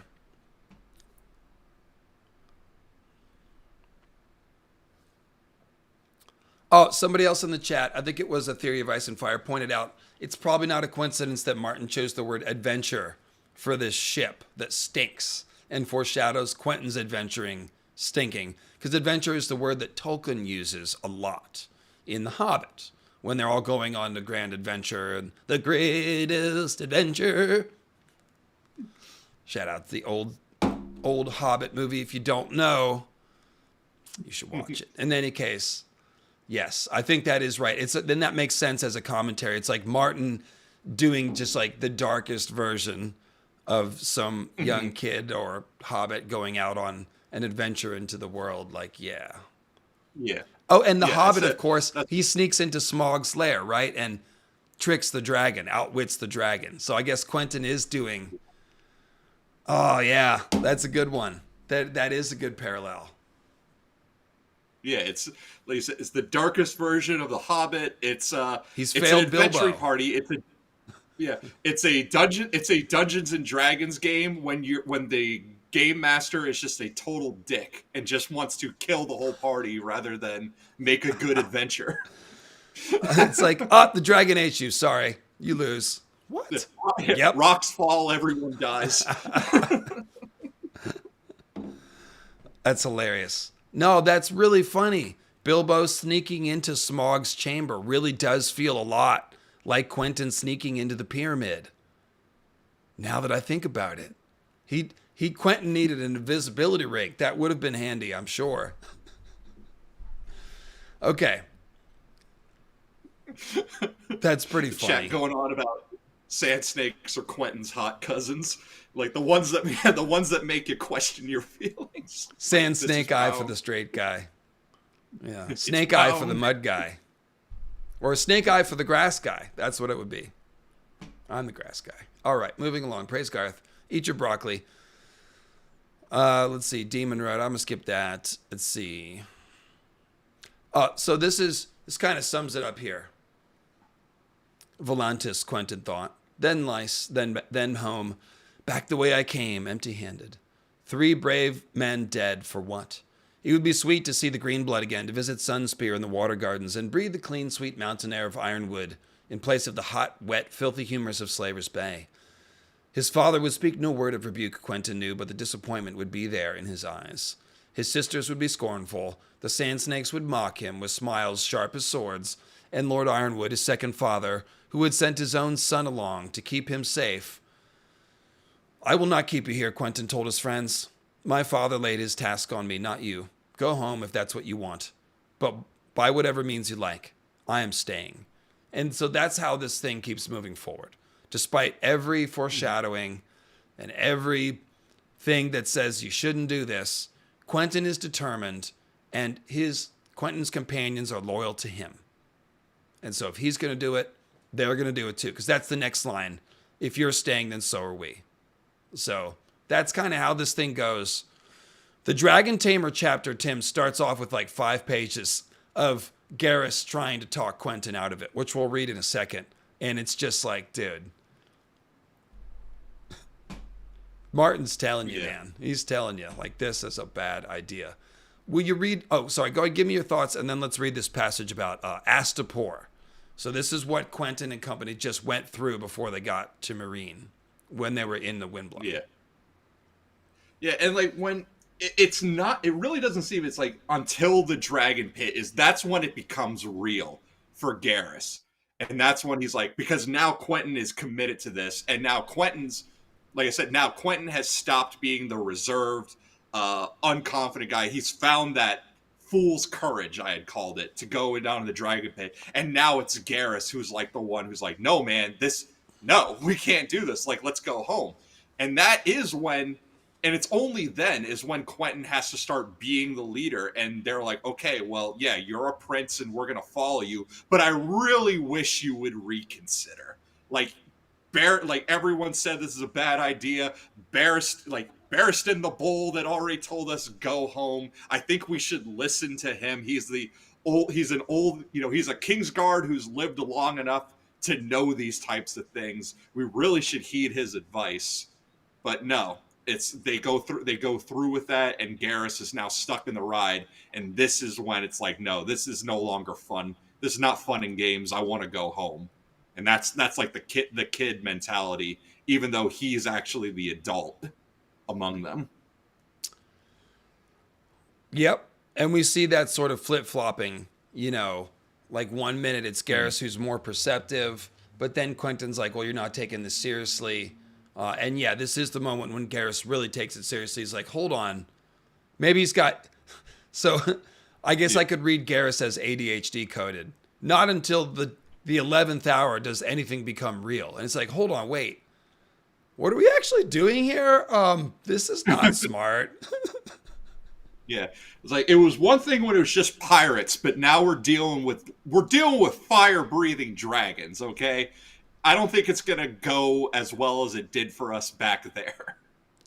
Kelly Johnson asks, David Lightbringer, would you reject Pretty Maris for her looks or see her inner beauty and shine your light upon her? Okay, let's see here. Oh, there's a quote about this. Oh, yeah, it's, I know where it is.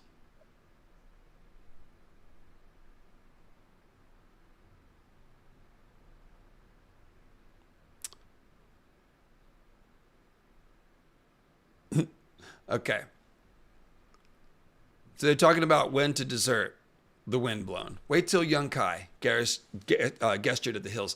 These lands belong to the Yunkai. No one is like to want to feed or shelter 3 deserters. North of Yunkai, that's no man's land. He was not wrong. Even so, Quentyn felt uneasy. The big man's made too many friends. He knows the plan was always to steal off and make our way to Daenerys, but he's not going to feel good about it, abandoning men he's fought with. If we wait too long, he's going to feel as if we're deserting them on the eve of battle. He will never do that. You know him as well as I do. It's desertion whenever we do it, argued Garrus, and the tattered prince takes a dim view of deserters. He'll send hunters after us, and 7 save us if they catch us. If we're lucky, they'll just chop off a foot to make sure we never run again. If we're unlucky, they'll give us to Pretty Maris. That last gave Quentyn pause. Pretty Maris frightened him. And this is not the same... Remember, it said Quentyn is scared of girls, especially the pretty ones. This is different. This is not that. A Westerosi woman, but taller than he was. And that's also not it either. It's not that she's taller. Just a thumb under 6 feet. After 20 years among the free companies, there was nothing pretty about her inside or out. And that's the key here. Like, this is...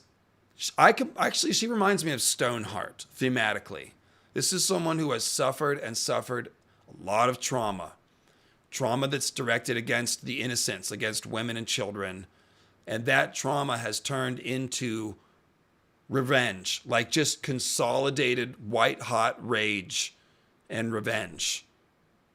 White-hot, cold, whatever you want to say it. Like, there's no mercy there. There's no mercy in Stoneheart, and there's no mercy in Pretty Maris because they have not been shown mercy.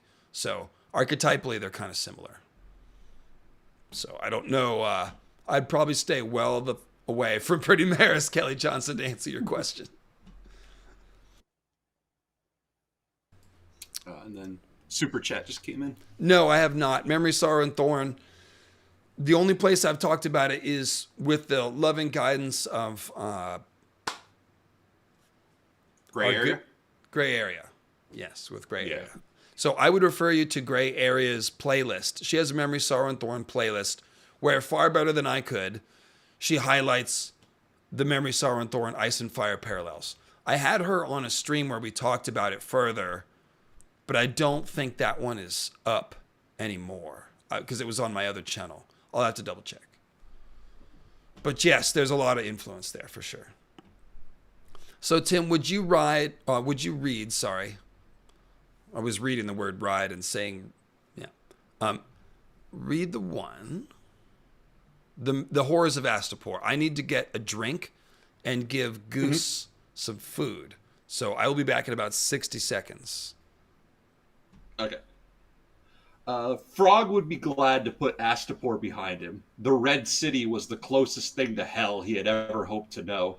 The Yunkai had sealed the broken gates to keep the dead and dying inside the city, but the sights that he had been riding down, the sights that he had seen riding down those red brick streets would haunt Quentyn Martell forever. A river choked with corpses, the priestess in her torn robes, impaled upon a stake and attended by a cloud of glistening green flies, dying men staggering through the streets, bloody and befouled, children fighting over half-cooked puppies. Again, really painting a very visceral picture of how bad things can get. The half-cooked puppies, Jesus Christ. The last free king of Astapor, screaming naked in the pit as he was set on by a score of starving dogs. And fires. Fires everywhere. He could close his eyes and see them still. Flames whirling from brick pyramids larger than any castle he had ever seen.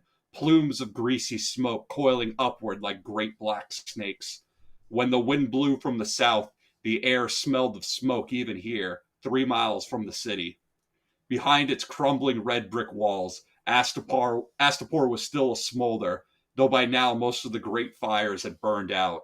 Ashes floated lazy on the breeze like fat gray snowflakes. It would be good to go. So, definitely setting up here, you're never too young to walk away with post-traumatic stress disorder. And this is really setting up that for all of the good that Dany's trying to do, because I think we can all agree that ending slavery is the moral and right thing to do. But the effect that it has, everything Dany does, even though it is for greater good, there is a butterfly effect. She tries to do good for Astapor, but unfortunately, when she leaves it behind, advantage is taken. We get the Butcher Kings. We get the new Unsullied, which is when the Butcher King decides to make his own Unsullied, and he's just like, okay, well now we're just gonna take the sons of the slavers, castrate them, and make new Unsullied. And it's like no. There's that line they say about first they ignore you, then they laugh at you, then they fight you, then you win, then you ignore them, and that's what's happened here. It's like the abused become the new abusers. Who's the new boss? Like, meet the new boss, same as the old boss. Like, the next group of rulers is just the next group of despots, just as bad as the old group of despots. And that is sometimes an effect. Not every revolution goes well. Sometimes it makes things worse than the way it was before. And that's Astapor. And of course, we know that a big part of what George is writing about is cycles of violence and the fruitlessness of revenge. Right? I mean, that's in so many character arcs. And we know that the real goal here is reconciliation, overcoming these rifts and divides and building bridges. Instead, like when they talk about the Blackwood and the Bracken feud, oh, no one remembers who started it, and we've all intermarried, and it's like, what are we really? This is just brothers fighting here. The answer is obviously to work this out. I'm tempted to make political commentary about people that live in the same place needing to ultimately find a way to coexist instead of eliminating one or the other group, but I'll put that aside for now and just say that this is a good example of what happens when you don't break the cycle. Okay, so now the repressed have finally gained the upper hand, and now they're just taking revenge, or at least the ones that have gained power. There probably are other people that have been freed who are not doing this. And of course, thousands of people did that. They followed Dany, right? They saw Dany as the source of freedom and democracy, this new idea that is now in Slaver's Bay. It's essentially a little halo that follows around Daenerys Targaryen right now. So a lot of people figured that out and followed her at great cost, okay? But here in Meereen, many people are taking revenge, or in Astapor rather. But we see the same thing in Meereen, is what I was going to say. We see some of the same problem. Dany's sitting there presiding over cases where people have taken revenge against their former masters. And she has to say, well, that was fair, that was reasonable, but that was going too far. And like, it's hard to peel that all apart. But Dany is trying to do that hard work in Meereen. So here in Astapor, we see kind of the worst example of that. But yeah, that's the point, is like revenge. This is the worst example of what revenge can lead to. It's not justice. Yeah, because when Dany leaves Astapor, she leaves behind a council that's supposed to rule in her stead, but it has no teeth. It has no real power. It's like the League of Nations, okay?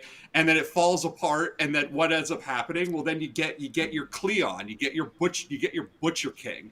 Just like in the real world, League of Nations falls apart, and what ends up happening? Well, Germany rises again, and they're much worse this time. This isn't the Kaiser, this is the Fuhrer, and things are worse now. Like, this is exactly what happened at Astapor. Yeah, Theory of Ice and Fire is probably right that Martin is partially commenting or being inspired by American Reconstruction, in that you can't just free slaves, you need to give them land. You need to give people a future and a hope. And she's definitely doing that more in Meereen as far as trying to think about building new institutions. Theory of Ice and Fire is talking about, maybe some of the Dothraki, the Dothraki Sea might be a place. I've talked about Dany bringing the crones, who are kind of wasted in Vaes Dothrak, to Slaver's Bay to help govern and create new, institutions of power and all that, because they would be, the wise women of the Dosh Khaleen would culturally be similar to the Graces. They would kind of fit in with the tradition of the Graces, wise temple women that people respect and listen to. They might do pretty well. That was what me and Quinn talked about in our Winds of Winter prediction for Meereen. But yeah, Astapor, obviously, this was the first place that was liberated, and it did not do well after Dany left, very clearly. Yeah. And like I said, the butterfly effect, because what she does is, while she's disrupted the slave trade in Slaver's Bay, that has not stopped slavers. It's just caused them to go look for new markets. And what ends up happening is now free folk are being taken as slaves. Free folk who are trying to escape from the others have been getting on ships from the free cities, and they're being taken as slaves and sold off in the free cities. So it hasn't brought an end. It's just created this new market. It's just added extra steps to the slave market, but it hasn't brought it to an end. Maybe slaves are harder to come by. Maybe slavers are paying a higher price and going farther out to find them and looking for sources they never did before. But it hasn't changed. Like, slavery's still ongoing, and that just shows how much work Dany still has to do out there. Yeah, we're talking about Quentyn should have been like doing the work of posing as the merchant man or whatever to like level up. Like Dany's over here learning how to do revolutions one at a time. Like it's like training how to become the ultimate revolutionary leader. Like she's on a different path, different level, just slightly. And yes, Cleo is here in the chat. If you are a channel member Squisher, take advantage of that $5 a month that you give me. Thank you very much. And spam those Cleo emojis in the chat. Spam them hard. I'll put one in there too, just to show off the emojis. Boom. Oh, that was so fun. Oh man, very fulfilling. Okay. Real quick, Kelly Johnson with a dragon riding question, which does pertain to this a little bit. The show skipped over this aspect and suddenly gave Dany the ability to control all her dragons at once. How will she control her dragons in the books, and will it just be Drogon she bonds with, and the other dragons will be free agents? Yeah, basically yes. One dragon, one rider. Nobody's ever bonded with more than one dragon. If Dany did it, it would be totally unprecedented. And who knows, maybe Dany's the chosen one. She can bond with 3 dragons. I don't think that's what it's going to be, though. I think it's going to be... Ugh. So I just want to say that obviously this is a troll here, but all the things that they mentioned in one breath do not go together by any means. I am offended by the inclusion of... I'm not going to piece it apart, but that was just trash. Sorry about that. Anyway, I think everyone knows where I stand, which is basically for peace and human life and against violence of all sorts. That's, I think, the only position to start from here, but that's definitely where I come from. In any case, there's lots of YouTube videos you can watch if you want to get coverage of that stuff. I will just say that. But in any case, we'll keep the money though. What's that? It will keep the money though. Good point. That's what we'll keep the money though. That's what Maynard James Plum always tells me to say to trolls: is thank you for your view, thank you for your comment, and thank you for your donation, and that's it. But yeah, peace and love to everyone. Obviously, a dirty dollar is still worth $1. So let's see here. Let's see. Really interesting question. Is pure pacifism viable? I don't know if I can handle that question right now. We have a lot to get to. I do think it's a valid thing that Martin is exploring. Justifications for violence. Is it ever justified? But consistently, I think you see that heroism is first and foremost defined by self-sacrifice. So is Brienne using violence against the bloody mummers when she's defending the inn full of children? I guess. But she's not using violence to get what she wants. She's defending, karate for defense only, I guess, if you want to take the Mr. Miyagi rules, right? She's clearly in the defense only. And that's probably, if you're going to take one step away from pure pacifism, which pacifism I think is intended as like an individual example that someone can say. It's like Gandhi or somebody like that committing to pacifism as an example, choosing to take abuse in order to show people the injustice of a cause or whatever. That's a certain approach to revolution that coexists, in my opinion, with things like sabotage and protest and shutdowns and various other things like that. But the first step away from pacifism would be to defending people, right? So anyway, let's get back on the rails a little bit. Where did we stop with Astapor? Did you read the whole bit, or did you just get to the... I just got to the ashes float lazily. Okay, so real fight. And I'll switch off with you. This is a longer passage, but let's dive into this. Yeah. Real fight, thought Frog. The words stuck in his craw. The fight beneath the walls of Astapor had seemed real enough to him, though he knew the sellswords felt otherwise. That was butchery, not battle. The warrior bard Denzo Dawn had been heard to declare afterward. Denzo was a captain and veteran of 100 battles. Frog's experience was limited to practice yard and tourney ground. so he did not think it was his place to dispute the verdict of such a seasoned warrior. It seemed like a battle when it first began, though. He remembered how his gut had clenched when he was kicked awake at dawn with the big man looming over him. "Into your arm, a slug a bed," he boomed. "The butch is coming out to give us battle. Up, unless you mean to be his meat." "The Butcher King is dead," Frog had protested sleepily. That was the story all of them had heard as they scrambled from the ships that had brought them from Old Volantis. A second King Cleon had taken the crown and died in turn, supposedly, and now the Astapori were ruled by a whore and a mad barber whose followers were fighting with each other to control the city. "Maybe they lied," the big man had replied, "or else this is some other butcher. Might be the first one come back screaming from his tomb to kill some Yunkish men. Makes no bloody matter, Frog. Get your armor on."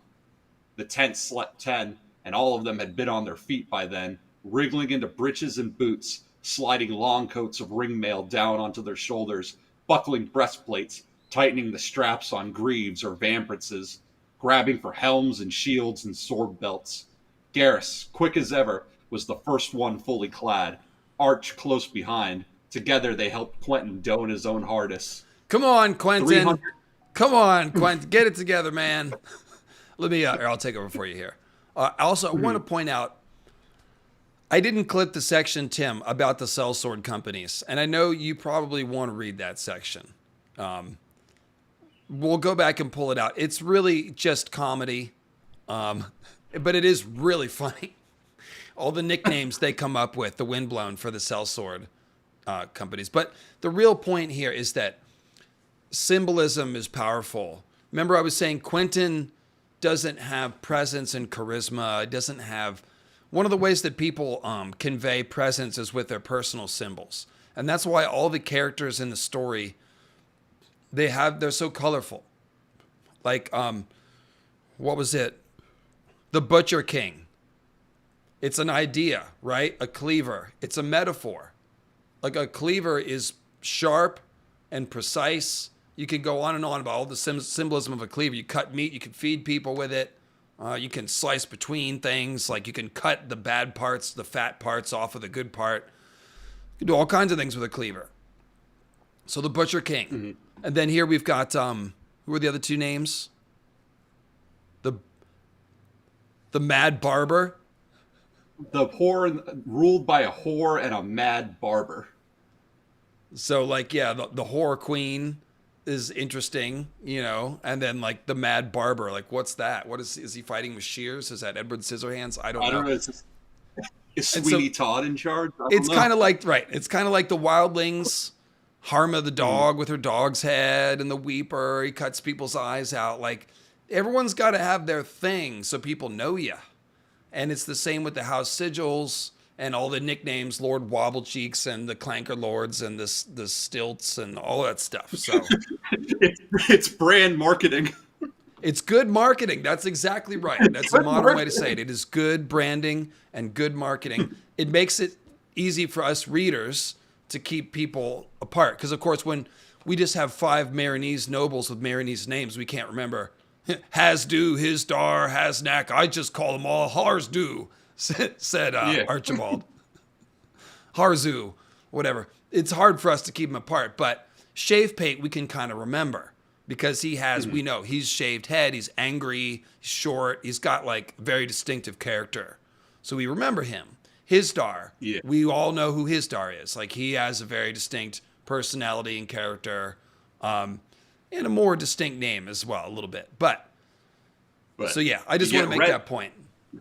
You get Resmek Mo Resmek, and it's like, your last name is your first name? Your name is John Johnson? How am I supposed to remember that? Is the city being ruled by a whore and a mad barber parallel Cersei and Qyburn? That's harsh. That is, you will put some respect on Cersei's name. And Qyburn has a degree. He has a degree, that's right. Qyburn spent time at the Citadel. He didn't just go to barber college. I would let Qyburn cut my hair, let me tell you that. Oh, barbers were surgeons in medieval times. Okay, very true. Very Oh, true. that's true. Yeah, that's where the red and white comes from the red and white spinning thing that's outside barbershops is because Kybarb. barbers used to be surgeons. Yeah. Yeah, I would not like Kyburn be. I would not like Kyburn do anything. I would not. I would be away. I would walk away. I'd be like, bad vibes. Time to go. Anyway, let's see here. Maybe okay. Where are we? The butcher. Okay. They helped Quentyn don his own harness, 300 yards away. 300 yards away, Astapor's new Unsullied had been pouring through their gates and forming up in ranks beneath their city's crumbling red brick walls, dawn light glinting off their spiked bronze helms, there's no symbolism here, and the points of the long spears. The three Dornishmen spilled from the tent together to join the fighters sprinting for the horse lines. This is a really, I'm serious, I don't think about the symbolism, like ignore it. Just try to put yourself in Quentyn's position here. This is really gritty stuff. Battle. Quentyn had trained with spear and sword and shield since he was old enough to walk, but that meant nothing now. And one thinks of Brienne the first time she has to kill somebody and how it's hard for her and she forces herself to do it and she weeps afterwards. Like, killing people is hard.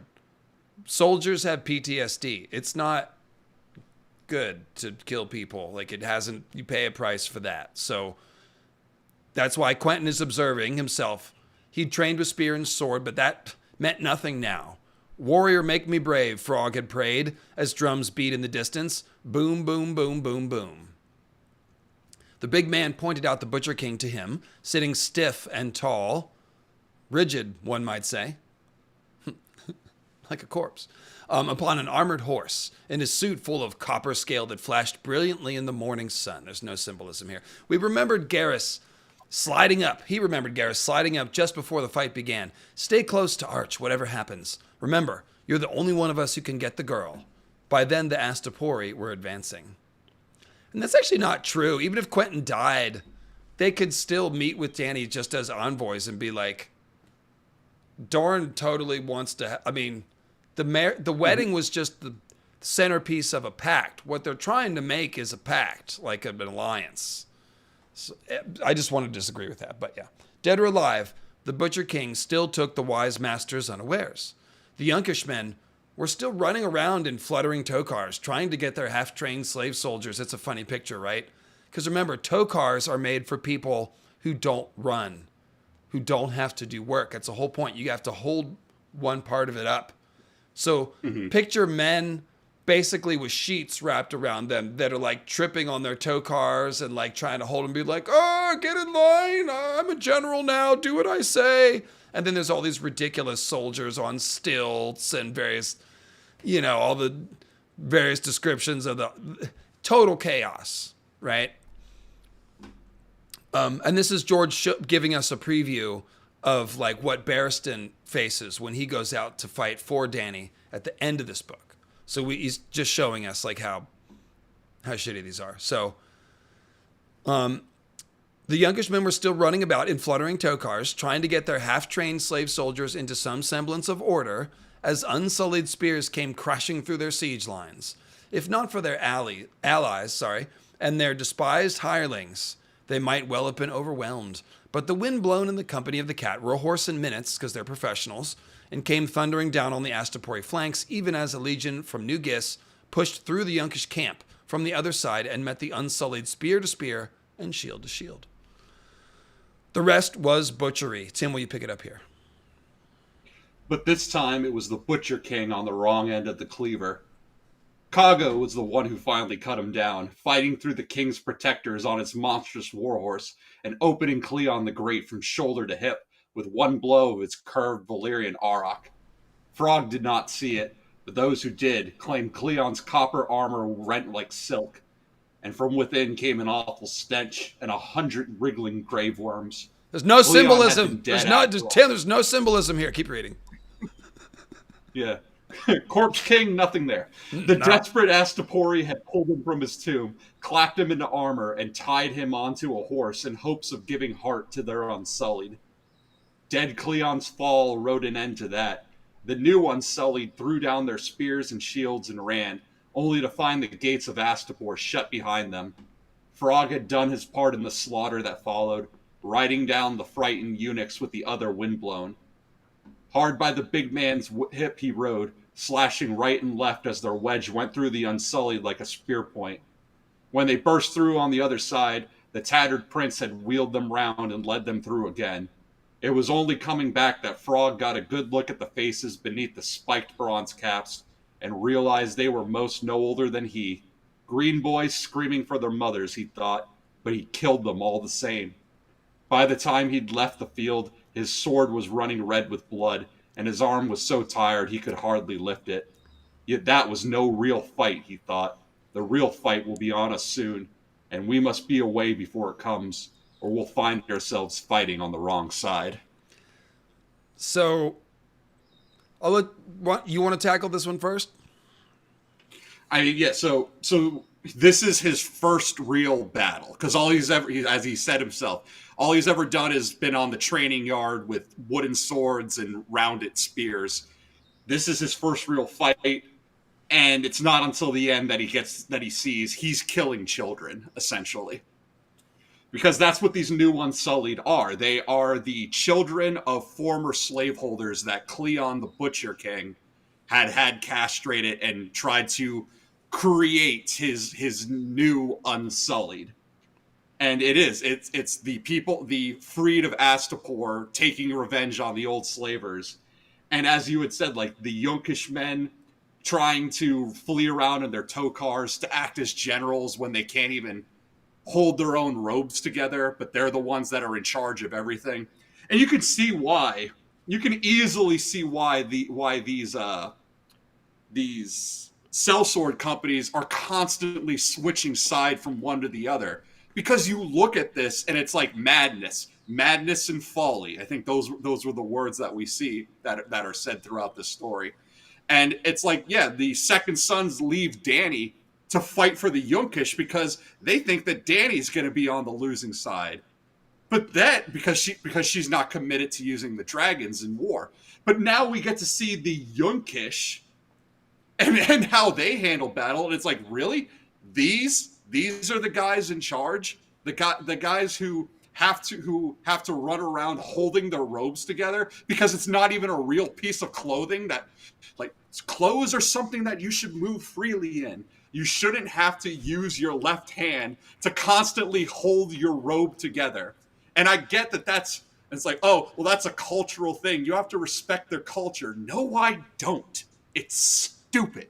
I love it. Stupid. I think it is stupid. It's so well designed by Martin because there are things like that in culture where they're intentionally it's something that doesn't work it's its own kind of symbol. A garment that you can't really move around with. What does it say? It says this person doesn't hurry. So yeah, it's a very effective way to represent just how pompous and insulated from regular people and regular life they write. In Volantis, anybody rides around in a sedan chair, and the Triarchs themselves, their feet never even touch the ground. So it's like, yeah, it's more of the same. It's very ridiculous. It takes 40 people to carry around the sedan chair, and it's just Martin wants you to notice this stuff, So yeah. Also, then of course there's it's like, oh, Quentyn's killing children who never got a chance to use their never had a chance. What am I trying to say? To have children of their own who are stuffed into the outfits of war and pushed into battle before their time. And Quentyn doesn't have his junk cut off, but he's too afraid to, like we said, to do anything with it because he's so taking everything so seriously. That's maybe not a great parallel, but the point is, these are children being thrown into war. They did not ask for this. And Quentyn is only a couple years older, and he just happens to be better armed and better trained, but he's probably not that much older than some of these children. He's only 18. He's still kind of a child stuffed into armor, given a sword, and it's like, go kill people. Yeah, so there's layers of poignancy and tragedy here. We're supposed to notice them all and just observe what war does.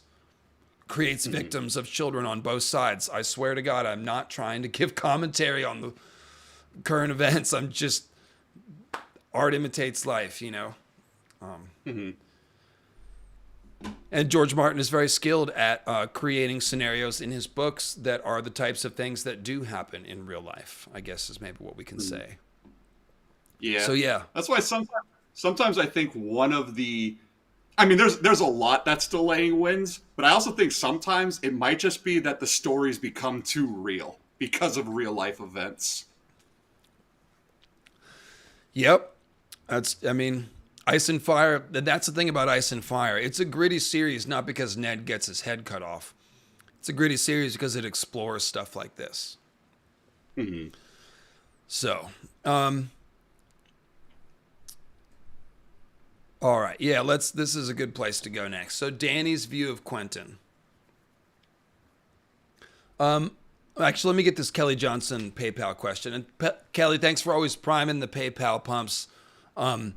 Sometimes you put a lot of questions at me, and sometimes I don't get them all. Sometimes the ones that aren't as much on topic, but most of your questions are really good, and always appreciate you. So let's see here. All your questions are good. Most of them are on topic as well. But sometimes when I have a lot to cover, yeah, I may not get to everyone. But did the old Empire of Gis have the harpy as just a symbol, or were they also a totem that they could summon with blood magic for wars? And if so, why were these magical harpies so ineffective against the Dragon Lords of Valyria? So the harpy is some sort of human-animal hybrid. There are all types of human-animal hybrids in the world, but I don't really think there's any clues that the ancient Gizkari have links to any of that myself. What do you think, Tim? I think it's mostly a symbol to answer. Yeah. I think going back to what I had said about the green grace being the harpy, I think the fact that the harpy is not just a monster, but a monster in female form is another clue that the real harpy is a woman, and it's something that Dany's overlooking. And that's why the sons of the harpy, so the sons imply that they're coming from some kind of mother. And when Dany is leading Quentyn down to meet the dragons, when they hear the dragons roaring inside their prison, Dany mentions children know when their mother is nearby. So I think like the harpy is a clue to who the harpy character is, and that it most likely is a woman. Yeah, I think that all fits too. And I think if you want to get into the symbolism of it, like most of the goddess figures are tied to the moon in the character and what are in this story, and what happens to the moon, of course, according to my theory, Claptrap. The sweet moon shining in the sky becomes weaponized into moon meteors that bring death and destruction. So the harpy with her claws is kind of like, for mythical astronomy, that's the moon growing those meteor claws, like turning into a vengeful thing. Remember we talked about Pretty Maris and Stoneheart. That's the idea. Like the moon was minding its own business, just circling the earth, and Azor Ahai, or the sun god, if you will, cracked it open with its comet. And so now she's pissed and she's turned into a harpy. So yeah, that fits in with the Stoneheart and Pretty Maris archetype, the idea of a harpy mother goddess, if you will. Yeah, I think that works pretty well. There may be a corpse queen whites as slaves parallel too, because Night's Queen is like the mother of the others, and the others raise the dead, and the dead are like slaves, and Mother Harpy is basically defending the slavery order. But I'd have to think about that more. So let me read this. Okay, so this is a Dany chapter here. This is the first time she hears about these three Dornishmen who are with the Windblown. And this is Daario telling her. And he's asking her when she's going to hold court. And she says, she says, after my wedding, perhaps, after the peace. Daario says, this after you speak of never comes. You should hold court. My new men do not believe that you're real. The ones who came over from when the Windblown, bred and born in Westeros, most of them, full of tales about Targaryens. They want to see one with their own eyes. The frog has a gift for you. The frog, she said, giggling. And who is he? He shrugged. Some Dornish boy. He squires for the big knight they call Greenguts. I told him he could give his gift to me and I'd deliver it, but he wouldn't have it. Oh, a clever frog. Give the gift to me. She threw the other pillow at him. Would I have ever seen it? Dario stroked his gilded mustachio. Would I steal from my sweet queen? If it were a gift worthy of you, I would have put it in your soft hands myself. As a token of your love? As to that I will not say. But I told him that he could give it to you. You would not make a liar out of Dario Naharis. Dany was helpless to refuse. As you wish. And this is very cute dialogue, in my opinion, but bring your frog to court tomorrow. The others, too. The Westerosi. It would be nice to hear the common tongue from someone besides Sir Barristan. So, that is the first time Dany hears about Quentyn. And so here we see again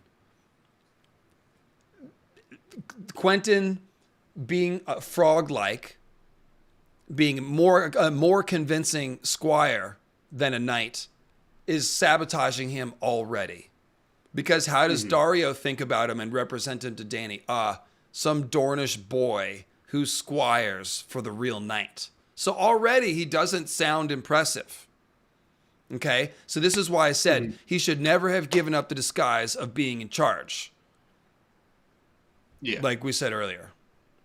Yeah, if they were going to present themselves as knights, it should never have been two knights and a squire. They should have presented themselves as knights, all three of them. But yet, at least then that would still, and that is to give Archie and Garrus their due. They are knights, but so is Quentyn. He has been knighted, so it's not lying for him to actually take that role if he wants to present himself, and it would put him in a much better light, because then when Dario says this, he would say, "Oh, the Dornish knights," and at least then that gives a better air of quality of who these guys are. And then, as Dany says, it's going to be nice to hear the common tongue, and it'll be nice to hear it from more knights like Barristan. Or how about Quentyn coming up with a fake identity that's freaking intimidating or something? It's like, oh yeah, that's the quiet one. He hasn't spoken since he killed 6 people at one time. You know, like after they murdered his sister. Like something, all right?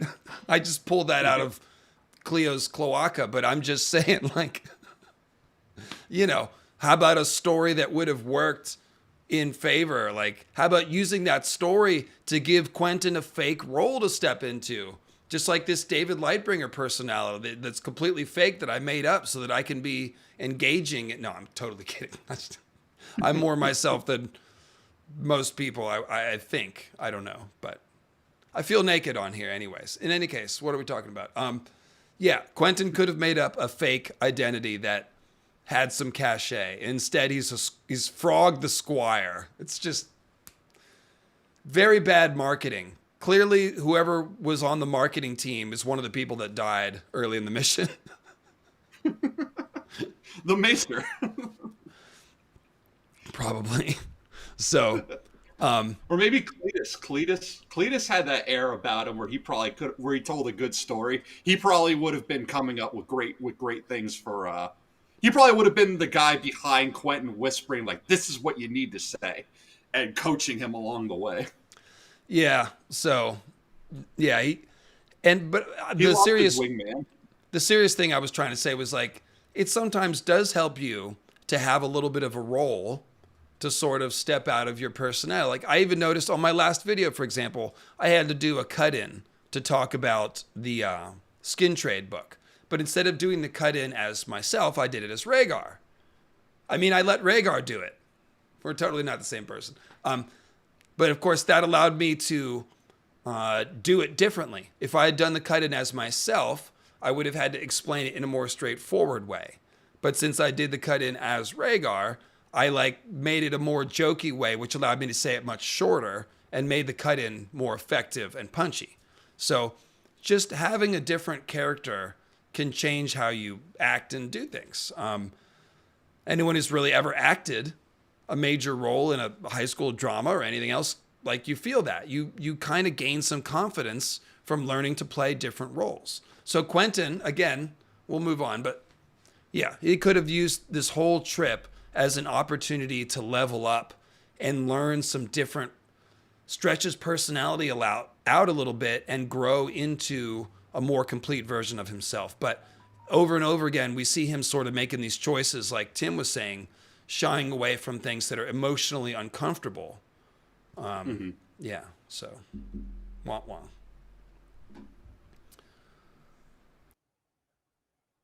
So let's pull this up in the Kindle, Tim. It was close to sunset before Dario Naharis. This will be all Dance with Dragons Kindle.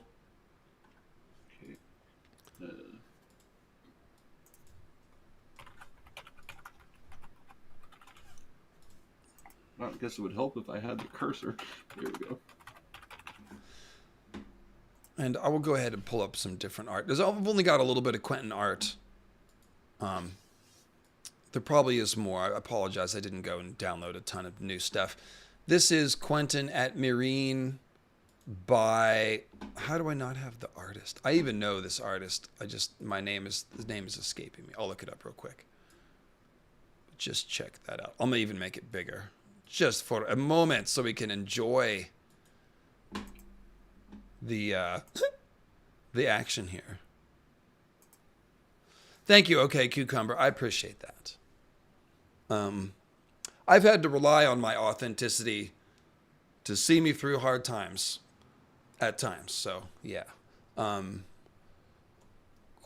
Because anytime you start to become even slightly famous or known, sooner or later people will come to not like you and say bad things about you, and you just have to deal with it. So I don't know who this artist is. I apologize. I didn't save the artist's name when I saved the picture, and I do not have it in here. If Carl Karsnark, see if you can track this down on the internet and figure out who the artist is. I would really appreciate it, or anybody in the chat. This one is by Sam Hogg. It's from the calendar 2 years ago.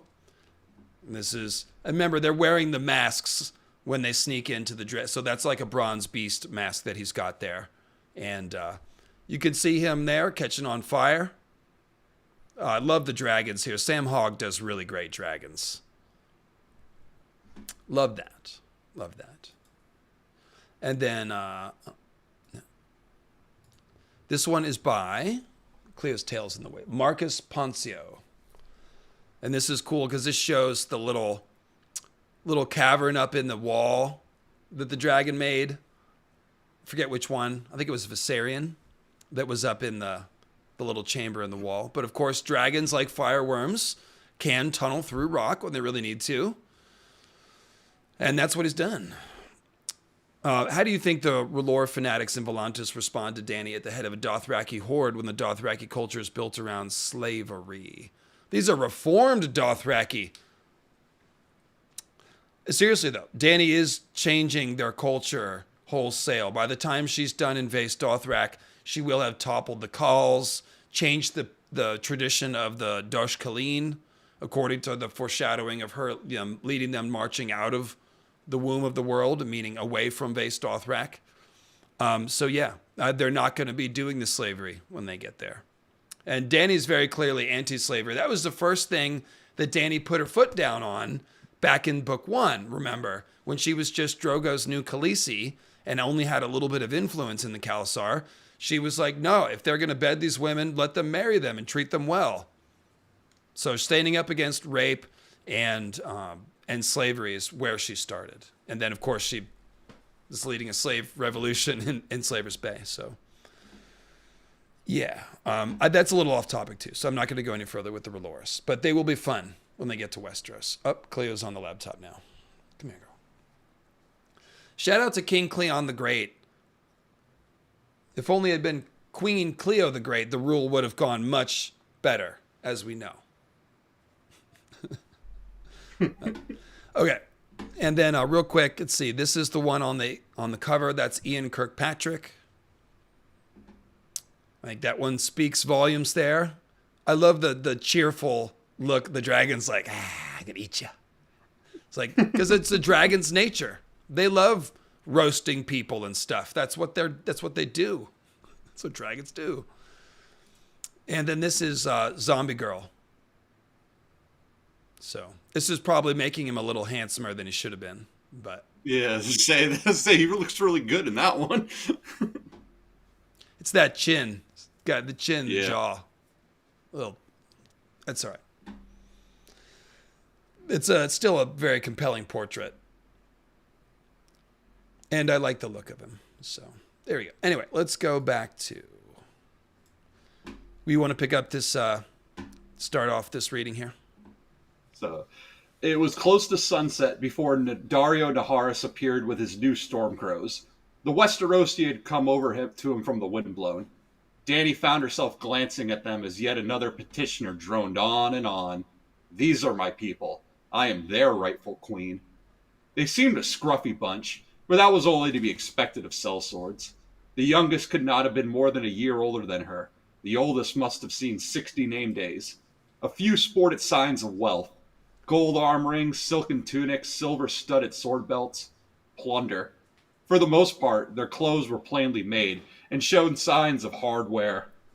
When Dario brought them forward, she saw that one of them was a woman, big and blonde and all in mail.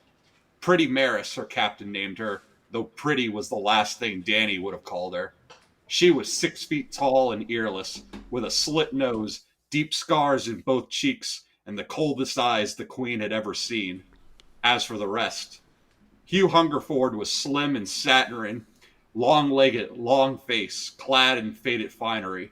Weber was short and muscular, with spiders tattooed across his head and chest and arms. So real quick, I guess that's the one who I think would claim lineage to Rohan. That's it. That's the same Weber as Rohan Weber from Dunk and Egg. I just want to make that point. Also, Pretty Maris being earless and stuff, like, sounds like the Magnar of Then might dig her, you know? Maybe she could be the freaking Magnar of Then. They about look the same. Anyway. Let's see. Redface Orson Stone claimed to be a knight, because he would be from the Vale, as did lanky Lucifer Long. Will of the Woods leered at her, even as he took a knee. Dick Straw had cornflower blue eyes, hair as white as flax, and an unsettling smile. Ginger Jack's face was hidden behind a bristly orange beard, and his speech was unintelligible. He bit off half his tongue in his first battle, Hungerford explained to her.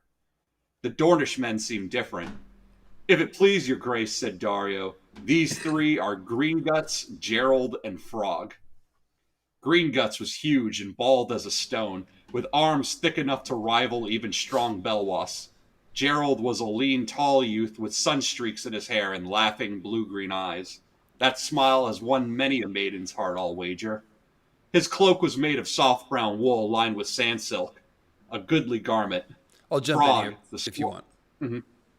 Okay. Frog the Squire was the youngest of the 3 and the least impressive. A solemn, stocky lad, brown of hair and eye. His face was squarish, with a high forehead, heavy jaw, and a broad nose. The stubble on his cheeks and chin made him look like a boy trying to grow his first beard. Don't! Dany had no inkling why anyone would call him Frog. Perhaps he can jump farther than the others. That's funny. I love Dany's inner monologue sometimes. Like, it's very inquisitive and curious on the inside, even while it's very composed on the outside. That's one of the reasons why I relate to her, actually. Now I realize. But yeah, Quentyn was the least impressive of the 3. Don't! It's just, it's just kind of mid, you know? Just. Mm-hmm. Now, again, I just want to give Dany credit. She's not impressed with him, but does not overlook him and what he represents simply because of that. We'll get to that, but I just want to give Dany some credit for not being shallow, even as she's like, he's mid. You may rise, she said. Dario tells me you all come to us from Dorne. Dornish men will always have a welcome in my court. Sunspear stayed loyal to my father when the usurper stole his throne. You must have faced many perils to reach me. Understatement of the friggin' century. Too many, said Carroll, the handsome one with the sun-streaked hair. We were 6 when we left Doran, your grace. I am sorry for your losses. The queen turned to his large companion. Greenguts is a queer sort of name. See, if Quentyn had had a good nickname, like the Silent Killer or whatever, she might have made a remark and said something to get a little rapport started. But instead, she says, oh, Greenguts, that's an interesting name. Quentyn could have had an interesting name, but no, Frog. Anyway. A jape, your grace, from the ships. Oh, sorry, a jape, your grace, from the ships. I was green-sick the whole way from Volantis. Heaving, I shouldn't say. Dany giggled. I think I can guess, sir. Is it, sir? It is, sir, is it not? Daario tells me that you are a knight. So, Dany, I just love pointing out stuff about Dany. Pays attention. Knows who's a knight. Okay? Like, I like how she likes people like green. Like, she immediately gets the vibe. Like, oh, this guy is genuine. Like, he's telling her something embarrassing and then sort of cuts himself off. Be like, oh, that's not polite. I shouldn't say that. Like, it's very cute and endearing. And Dany likes it right away. So then she said, Daario tells me you're a knight. If it pleases your grace, we are all 3 knights. Dany glanced at Daario and saw anger flash across his face. He did not know. So, Dany, again, astute, picking up on everything. Only 2 of them were presented as knights, or maybe just the one. Not all 3, like we said. And so she's realizing that some deception has happened that Daario did not know, and so immediately looks to him to gauge his reaction, measures the reaction, and draws the correct inference. So this is the kind of stuff you have to be good at to be a ruler in any political situation. So I just want to point it out. Dany's got that. I have need of knights, she said. Sir Barristan's suspicions had awakened. Remember, Barristan talks about listening without listening. Like, he's always monitoring for safety because he's a Kingsguard. But he's also paying attention. So now he's like, what? Knighthood is easily claimed this far from Westeros. Are you prepared to defend that post with sword or lance? Go ahead, Tim. If need be, said Gerald, though I will not claim that any of us is equal of Barristan the Bold. Your Grace, I beg your pardon, but we have come before you under false names. I knew someone else. Let's do the parts. This is good. I knew someone else who did that once, said Dany. A man called Arstan Whitebeard. Tell me your true names. Oh, Dany. Oh, that was a good one. She's like, oh, yeah, I knew somebody else that came under me of under false pretenses. His name was Arstan Whitebeard. Tell me your true names then. Gladly. But if we may beg the Queen's indulgence, is there some place with fewer eyes and ears? Games within games. As you wish. Skahaz, clear my court. And let's take a moment for Arstan Whitebeard, who came to Dany under false pretenses and a disguise. Very compelling disguise. No clue who he was. Was he wearing a white cloak? Yes. Barristan was wearing Arstan Whitebeard, wearing a white cloak. No idea. Anyways. As you wish. Skahaz, clear my court.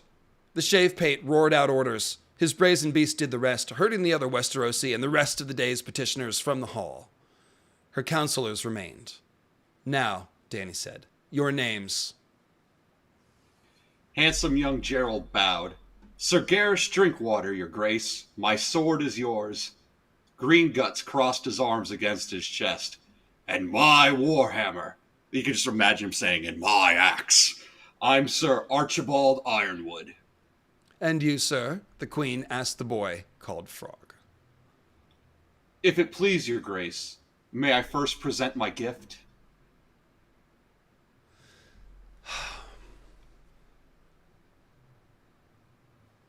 Yeah.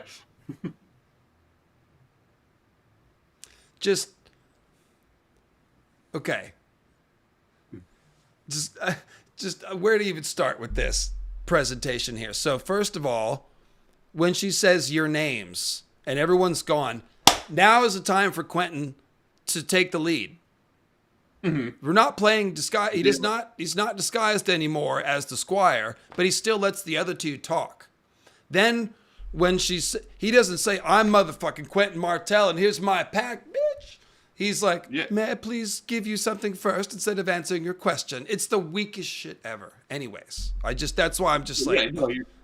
No, you're totally right. He should be saying, like, I am Prince Quentyn Martell, first son of Doran Martell. My father has sent me across many lands. Our families have made an alliance. You're like, anyways, may I first present my... Okay, if you wish, Daenerys said, curious. But as Frog started forward, Daario Naharis stepped in front of him and held out a gloved hand. Give this gift to me. Stone-faced, the stocky lad bent, unlaced his boot, and drew a yellowed parchment from a hidden flap within. This is your gift, a scrap of writing. Daario snatched the parchment out of the Dornishman's hands and unrolled it, squinting at the seals and signatures. Very pretty, all the golden ribbons, but I do not read your Westerosi scratchings. Bring it to the queen, Sir Barristan commanded. Now. Dany could feel the anger in the hall. I am only a young girl, and young girls must have their gifts, she said lightly. Daario, please, you must not tease me. Give it here. The parchment was written in the common tongue. The queen unrolled it slowly, studying the seals and signatures. When she saw the name Sir Willem Derry, her heart beat a little faster. She read it over once, and then again. May we know what it says, your grace? Asked Sir Barristan. Let me just clear my throat. Mm-hmm. It is a secret pact, Dany said. Made in Braavos when I was just a little girl. That's funny. She's just been like, I'm still a little girl. But now she's like, oh yeah, back when I was a little girl. Anyway, Sir Willem Derry signed for us, the man who spirited my brother and myself away from Dragonstone before the usurper's men could take us. Prince Oberyn Martell signed for Doran, with the Sea Lord of Braavos as witness. She handed the parchment to Sir Barristan, so he might read it for himself. The alliance is to be sealed by a marriage, it says. In return for Doran's help overthrowing the usurper, my brother Viserys is to take Prince Doran's daughter Arianne for his queen. The old knight read the pact slowly. If Robert had known of this, he would have smashed Sunspear as he once smashed Pike and claimed the heads of Prince Doran and the Red Viper. Setting aside the fact that the Targaryens could never do that, even with dragons, we'll just let that slide. Obviously, the man crush of King Robert is not limited to just Ned. King Robert would have... I love that bit where Stannis is like, oh, what would Robert have done? I'm sure he would have marched to Winterfell on no sleep and slew everyone single-handedly. Okay, can we now talk about what we actually have to do, please? He would have walked up the wall, was just straight up the side with his hammer and beat it down. Like, okay. He would have walked through the Red Mountains barefoot 15 miles. Oh, he's turning into a Bill Bradsky sketch. That's what it is. Robert Baratheon is Bill Bradsky. Oh, this makes sense. Bill Bradsky. Really showing my age today. So if you know, you know. Anyway, it's old Saturday Night Live stuff. And claimed the heads of Prince Doran the Red Viper, and likely it's not the head of this Dornish princess too. Oh, he said that out loud. Okay. If King Robert had known of this, he would have smashed Sunspear as he once smashed Pike, and claimed the heads of Prince Doran and the Red Viper, and like as not the head of this Dornish princess too. He's like, oh yeah, Robert does like killing children. That's true. He probably would have killed her as well. No doubt that was why Prince Doran chose to keep the pact a secret, suggested Daenerys. Daenerys is funny as hell in this scene. She really is. If my brother Viserys had known that he had a Dornish princess waiting for him, he would have crossed to Sunspear as soon as he was old enough to wed. And thereby brought Robert's warhammer down upon himself and Doran as well, said Frog. Oh, that's your line. Yeah. Sorry. My father was content to wait for the day that Prince Viserys found his army. Your father? Prince Doran. He sank back onto one knee. Your Grace, I have the honor to be Quentyn Martell, a Prince of Dorne, and your most loyal subject. And this is how you should have opened, Quentyn. He might have been able to Dany hand the laughed. piece of paper directly to Dany if he had said that first, instead of getting Exactly. cut by Dario. Anyway.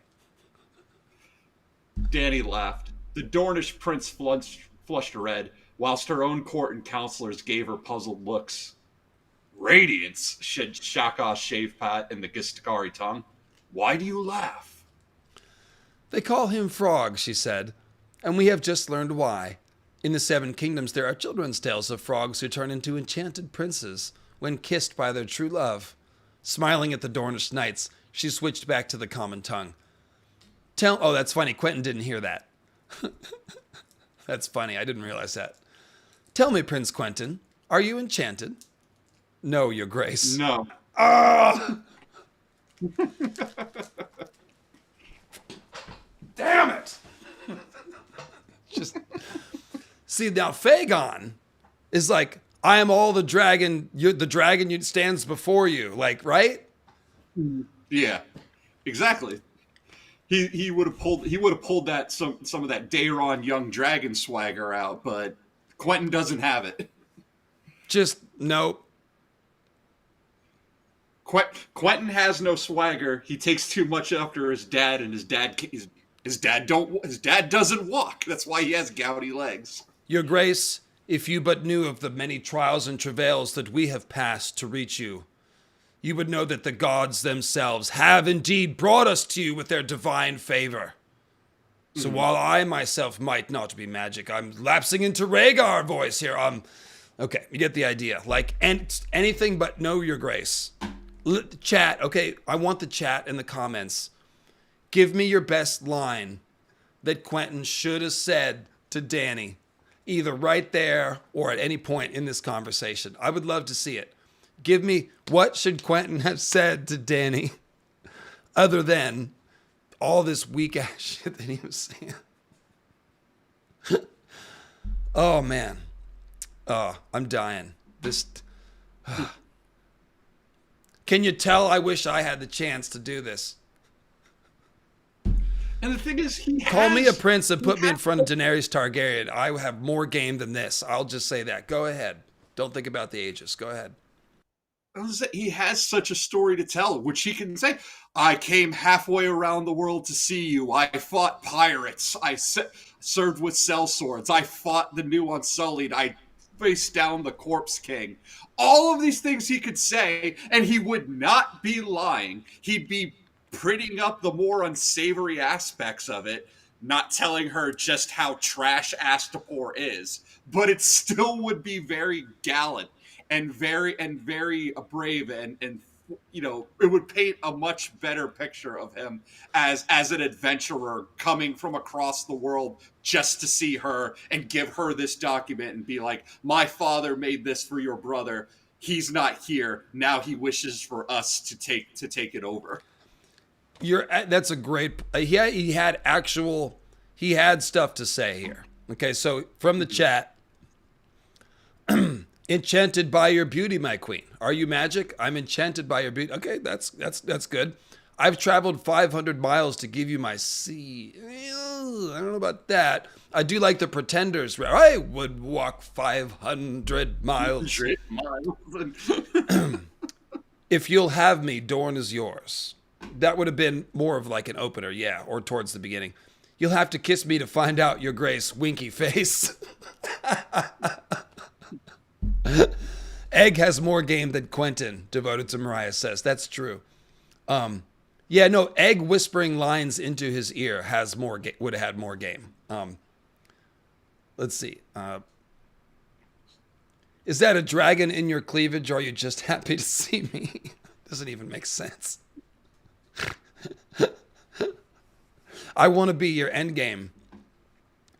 Let's see. At this point, Aladdin's "Do You Trust Me" would have been better. Let's see. Dorne wants you as... What? Someone made a Simpsons reference. I choo. It has a picture of a train on it. Oh boy. I have Warham's fought and killed and half starved to come to you. Yes, yes. Eggplant emoji. Are you enchanted? Asked Dany. Why don't you kiss me and find out? Answered the young prince. That would be like the Dario answer. Woman, I've been pimping since pimping been pimping. All right, that's would have had more.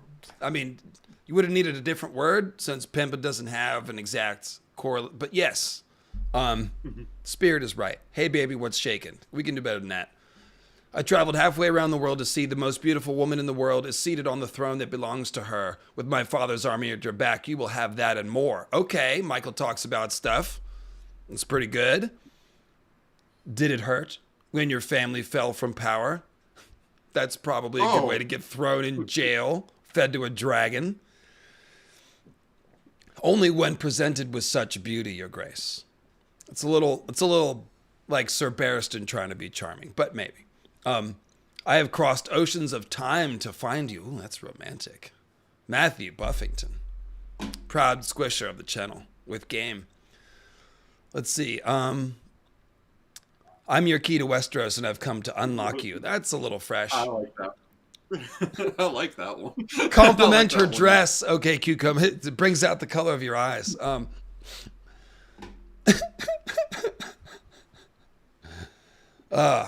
I have a bucket of chicken. Martin Crump, what's that? What? I come to you unbound, unbent, and unbroken. You bring the sun, I got the spear. Let's make a kingdom, baby. That's a little cash. Would it help if we pretend we're related?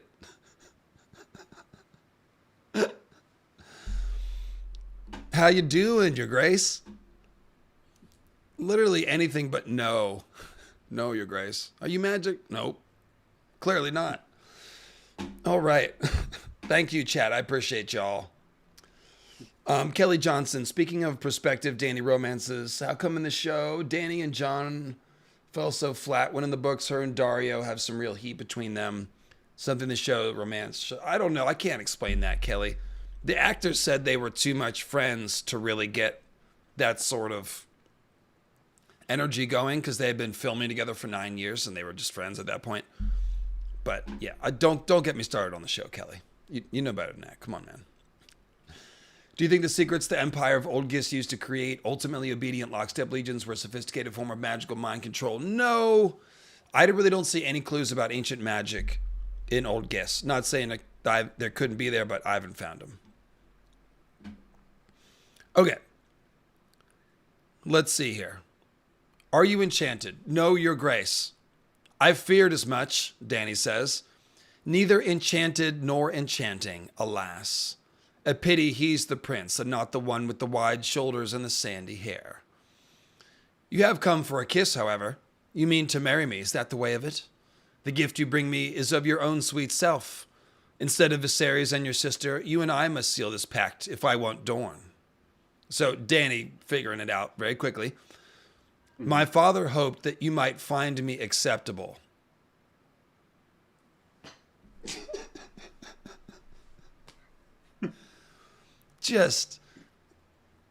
I don't want to belabor the point, man, but it's bad. This is bad. This is why you practice. This is why you kiss the Drinkwater twins a couple of times and figure out which one kissed you. Make them tell you. Anyway, Daario Naharis gave a scornful laugh. I guess we are Daario here. I say you are a pup. The woman needs a man beside her, not a mewling boy. You are no fit husband for a woman such as her. When you lick your lips, do you still taste your mother's milk? So basically he's like, do you still live at home? Sir Gareth Drinkwater darkened at his words. Mind your tongue, sellsword. You are speaking to a prince of Dorne. Things Quentyn should have said. Yep. Yeah, and that's the thing. It takes Garrus to talk him up. That's a good line. Mind your tongue. He's a prince of Dorne. And it's like, and you can see Garrus and Archie do their best to really back him up, but Quentyn he doesn't have the go ahead. He doesn't have the swagger to do it for himself. You are speaking to a prince of Doran. And to his wet nurse, I am thinking. Dario brushed his thumbs across his sword hilts and smiled dangerously. I love Dario. We're doing a Dario stream soon. I am such a Dario fan. I gotta say. I mean, flamboyant dresser, glib tongue, bold, loyal to Dany. Sleeps with Dany. Come on. He's clearly the role model in this story. Anyway, Skaha's scowled as only he could scowl. This boy might serve for Doran, but Meereen needs a king of Giscari blood. I know of this Doran. Oh, let me let you do some lines. Sorry, Tim. Get in on the action. Okay. You got a Resnack voice? Okay, he's really slimy. He's like, I know you should go back and do Skaha's and Resnack. I want to hear both your Skaha's and Resnack. See what you got. Skaha scowled as only he could scowl. This boy might serve for Doran, but Meereen needs a king of Giscari blood. I know of this Doran, said Resnack Mo Resnack. Dawn is sand and scorpions, and bleak red mountains baking in the sun. Prince Quentyn answered him. Dorne is 50,000 spears and swords, pledged to our queen's service. See, that's another good one. That's a good line right there. But he had to really get riled up to spit it out, right? Like he had to really get kind of embarrassed and pushed around and insulted, and finally, it's like, yeah, there it is. Right, exactly. 50,000, mocked Dario. I count 3. Enough, Daenerys said. Prince Quentyn has crossed half the world to offer me his gift. I will not have him treated with discourtesy. So Dany's pretty smart here. She immediately is she's protecting Quentyn's honor because she might need to make an alliance with him. She's acting intelligently here, more than empathetically, I think. She turned to the Dornishman. Would that you had come a year ago. I am pledged to wed the noble Hisdar Zolorak. Sir Gareth said, It is not too late.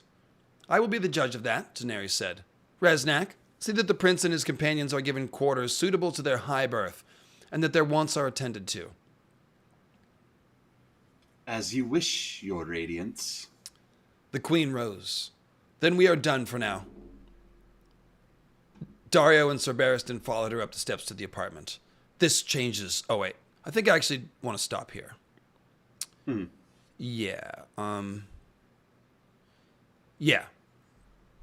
That's it. Well, she does ask what the arms of House Martell are, and he says, a sun in splendor transfixed by a spear. The sun's sun. A shiver went through her. So Dany, good at symbolism.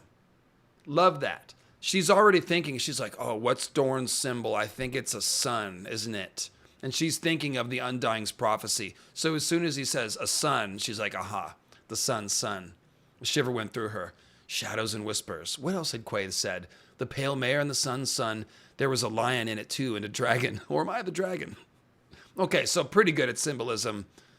Memory's not perfect. Beware the perfumed seneschal. That she remembered. Dreams and prophecies. Why must they always be in riddles? I hate this. Oh, leave me. Sir, tomorrow's my wedding day. Okay, so that's where we'll stop. Yeah. Let's see. But we're actually just going to skip ahead because I think the scene where she brings Quentyn down to see the dragons is in the same chapter. Yeah. I do just want to point out, though, that Ramzak, the one that I was reading for, he is called a perfumed seneschal. Barristan says as much of him, and he says he doesn't trust a men should smell of sweat and not like flowers. So he is a candidate for that line, but so too is Varys. And I said, Ramzak is like a Meereenese version of Varys. He's just not as good. It's like with Fagon and Darkstar being his cheap Arthur Dane. The Shave Pate and Resnack are like a cheap Littlefinger and Varys. Yeah, budget. Bobo brand, as we used to say. Kmart brand. Whatever. Let's see.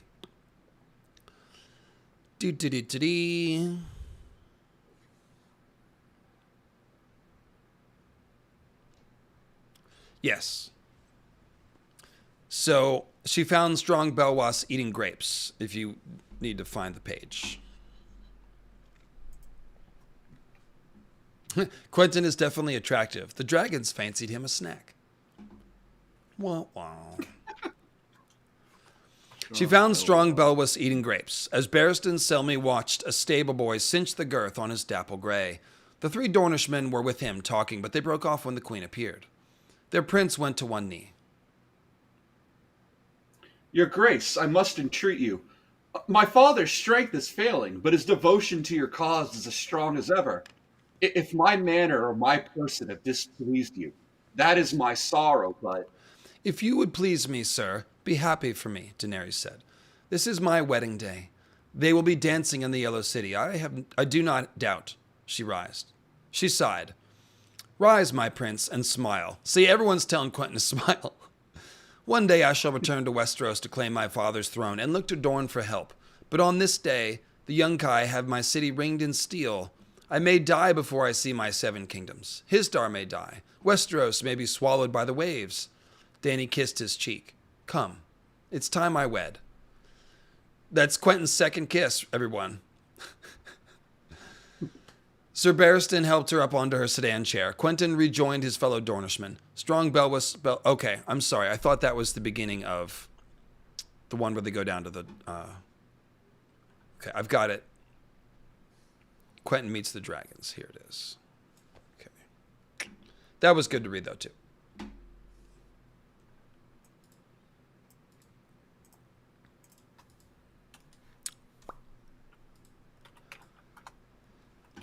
The Pale Mare. Daenerys sighed. Quaithe warned me of the Pale Mare's coming. She told me of the Dornish prince as well, the sun's son. She told me much and more, but all in riddles. I cannot rely on plague to save me from my enemies.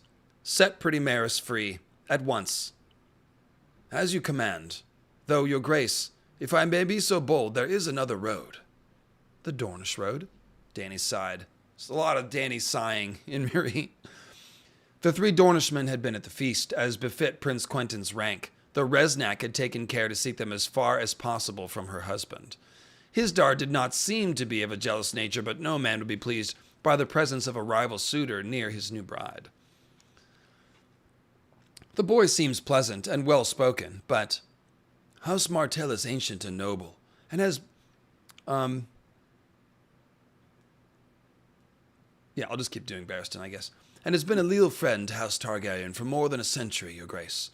I had the honor of serving with Prince Quentyn's great uncle, and your father's 7. Prince Lewin was as valiant a brother-in-arms as any man could wish for.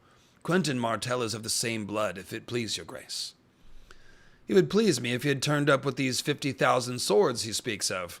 Instead, he brings 2 knights and a parchment. Will a parchment shield my people from the Yunkai? If he had come with a fleet... Sunspear has never been a sea power, your grace. No. Dany knew enough of Westerosi history to know that. Nymeria had landed 10,000 ships upon Doran's sandy shores. But when she wed her Dornish prince, she had burned them all and turned her back upon the sea forever. Doran is too far away. To please this prince, I should need to abandon all my people. You should send him home. I forgot about that line. That's pretty final there. She's like, man, I'm just not ready for this alliance yet at all. Send him home. But even if Quentyn had just gone home, he would have gained something, right? Let's stop and consider this, Tim. If he had done what Dany said, or what Barristan told Quentyn to do after Dany disappeared, which is go home, he would at least have begun the process of creating an alliance with Dany, right? Like he's told Dany what they're about, and he could go back to his father with intelligence about what the situation is there. Doran could decide to send an army to her, or he could just know that, like, she's not going to be coming to Westeros for a hot second.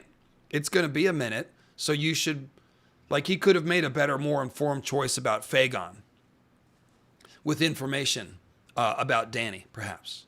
Or at whatever point that they would have reached home with that information, even if the Fagon Arion thing was already in the works, at least Doran would have that information then, which would have been good. So, yeah, what do you think about Quentyn leaving at this point?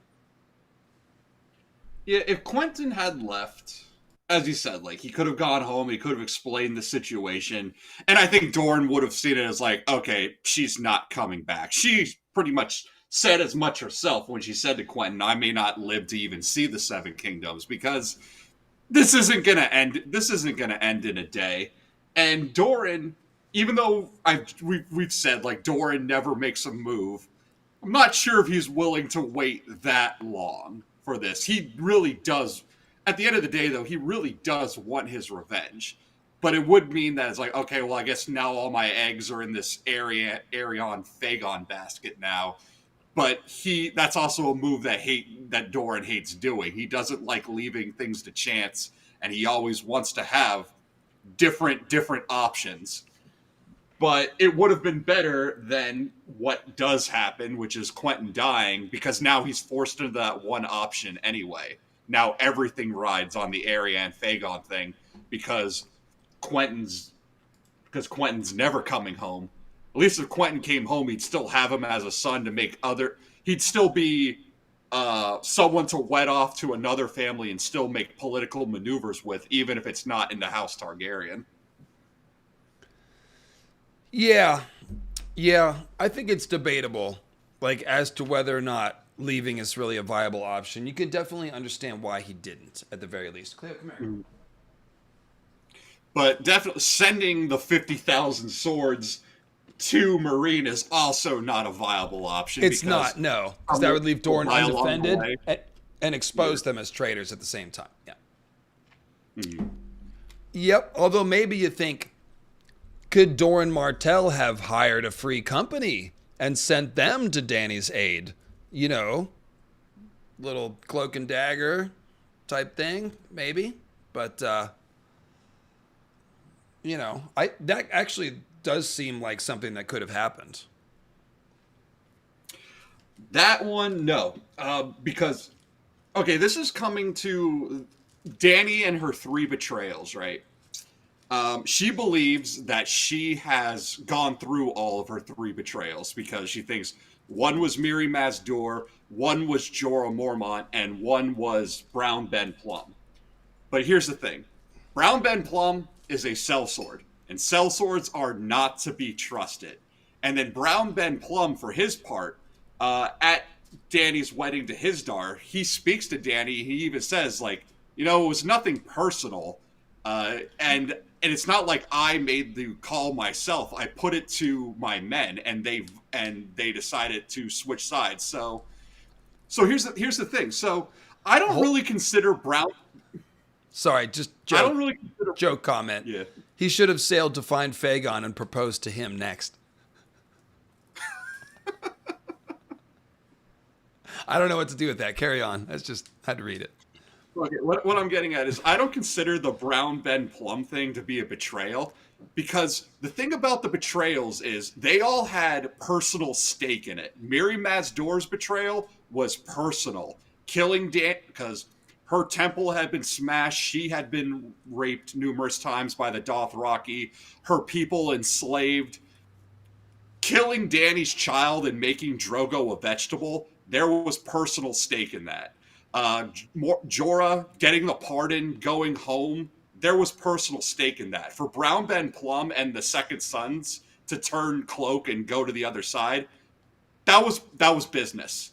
And as Ben Plum said, that was a put to a vote majority rule. There was no that's not personal stake. So I don't really see that being betrayal. So that means that Dany's 3rd betrayal is still out there. It's still open, and there's still multiple. There's too much story left. Yeah, there's too much. She's got to have another betrayal. Yeah.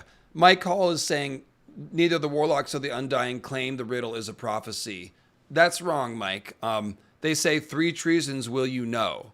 That is prophetic language. They are telling her what will happen to her in the future. They don't have to say, this is a prophecy. Like, it's a prophecy.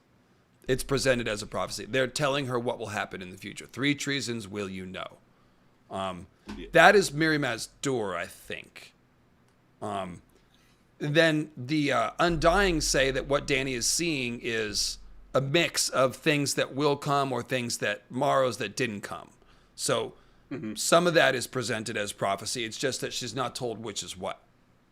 So I don't know what the angle is there, but yeah. But the point I was getting at by bringing up Brown Ben Plum is that sellswords are not to be trusted. And for someone as careful as Doran Martell to try and make a deal with a sellsword company and expect them to keep the secret and keep this going, no, that's leaving way too much to chance. In fact, like, it makes me think too, like when Dany and Viserys are expelled from the Sea Lord of Braavos' home, we're never given an exact reason why.